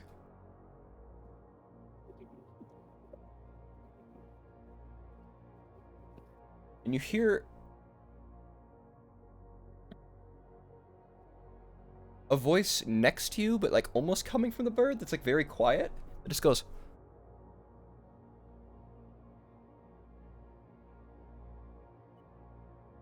It's brilliant.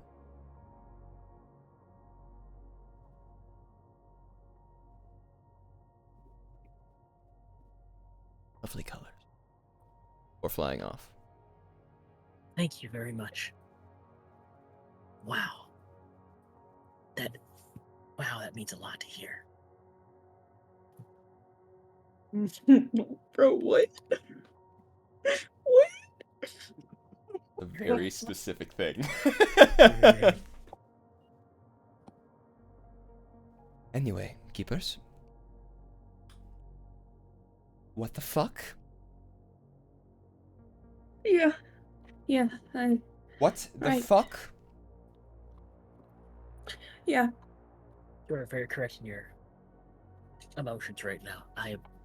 Again, were I not who I am, I think I'd be very shaken up currently. I was. How many could already be in the city?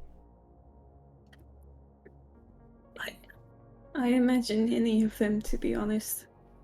You said that more would come to try to speak to us as well, so I assume there are already more either here or arriving soon. What did he want? Bahamut? Yes. He wanted, he said he told us that there would be more gods, more tyrants coming to try to petition us, and that he didn't want to petition. He just wants us to uphold justice and mercy. Sounds like that. Said he needs to undo the destruction that he has helped cause, and urged us to consider that more death won't help. He's so great in the saying with the amount of countless lives that have been lost in Dracolik over his own war that he is having with his sister. He has no right to say any of that. No, he did say he tried to stop that situation. But why start it in the beginning? Regardless of what you are defending, why start it in the beginning? You know how much untapped chaos you can cause. How dare you?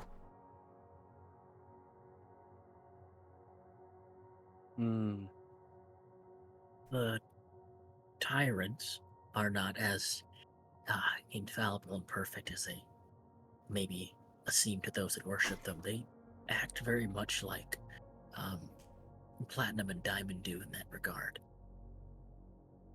At least from my observations. Mortal. They Sure, act like sure. that of mortals. Yes, for a mortal being, they have very mortal desires. And that's perhaps why they come to Adam, because we are at the pinnacle of what mortals are at the moment. They seek us to aid them Anyway, relating to this, I have a mission for you. Wonderful. And yes, this does include you, Bennett. Oh, okay. Will my delicate touch be needed again? Yes. Possibly. I'm not that type of delicate touch. This is reconnaissance.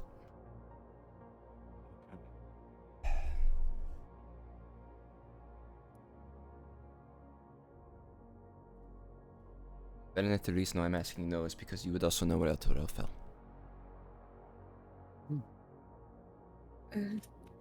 Okay. There were signs of infernal and divine magic posted from where El Toro fell. And that is where the two suns in the sky were observed. I would like all of you to go tomorrow and investigate and tell me what you can find. I'm sending Bennett you specifically there because I want you to go through some of the ruins and to find certain documents from El Terrell based on Asmodeus. Please. But, you want me to? Okay. Couldn't the rest of the keepers gather documents?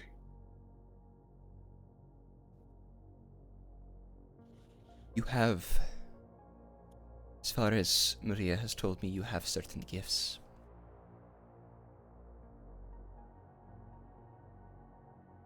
And you seem to know more about Asmodeus than we do. Well, just that I could see him. Well, even better, if there's any descriptions, at least you can go through those. Notice it before. Flowers in here really smell beautiful. Hmm.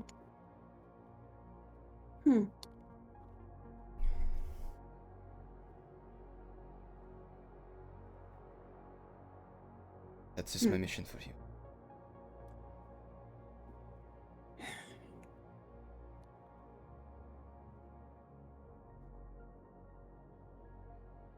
Think you can do that for me, Bennett? She looks nervous, kind of glances between everyone. I'm really not much of a fighter. Well, I never leave the city. Not really. You're sure you need me to go? Me specifically?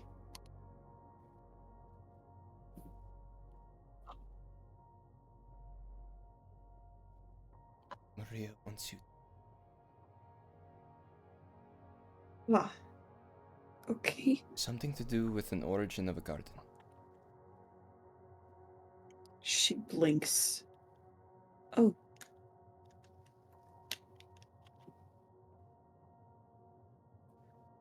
I understand. Sure. Yes, I'll go. Of course. I'll be surrounded by, all of you. Looks at the rest of the keepers. Oh, I won't be fighting if anything occurs. Unless, of course, you guys need me to. Brother, please just make sure she doesn't get attacked. Oh, in that case, I will be fighting if I need to. All of you will be going. All the keepers. Oh, yes. I appreciate it. Mm-hmm. You need me to find documents. You have a keen eye for certain things, and Hawk has a keen eye and will also be helping you with certain stuff with their skills. Awesome. Adonis, I would like you to keep a careful watch over the area, and alert them for presences. Zarathustra, you are a frontliner, you know what to do. And of course, your shield, as like always, will be Constantine. Of course. Very well. Anyway. Lunch. Let's take some time Lunch, to relax. I'm starved. Right. Lunch with a god. Lunch with fucking tyrant. Frontliner. Makes sense. And that will be ending tonight's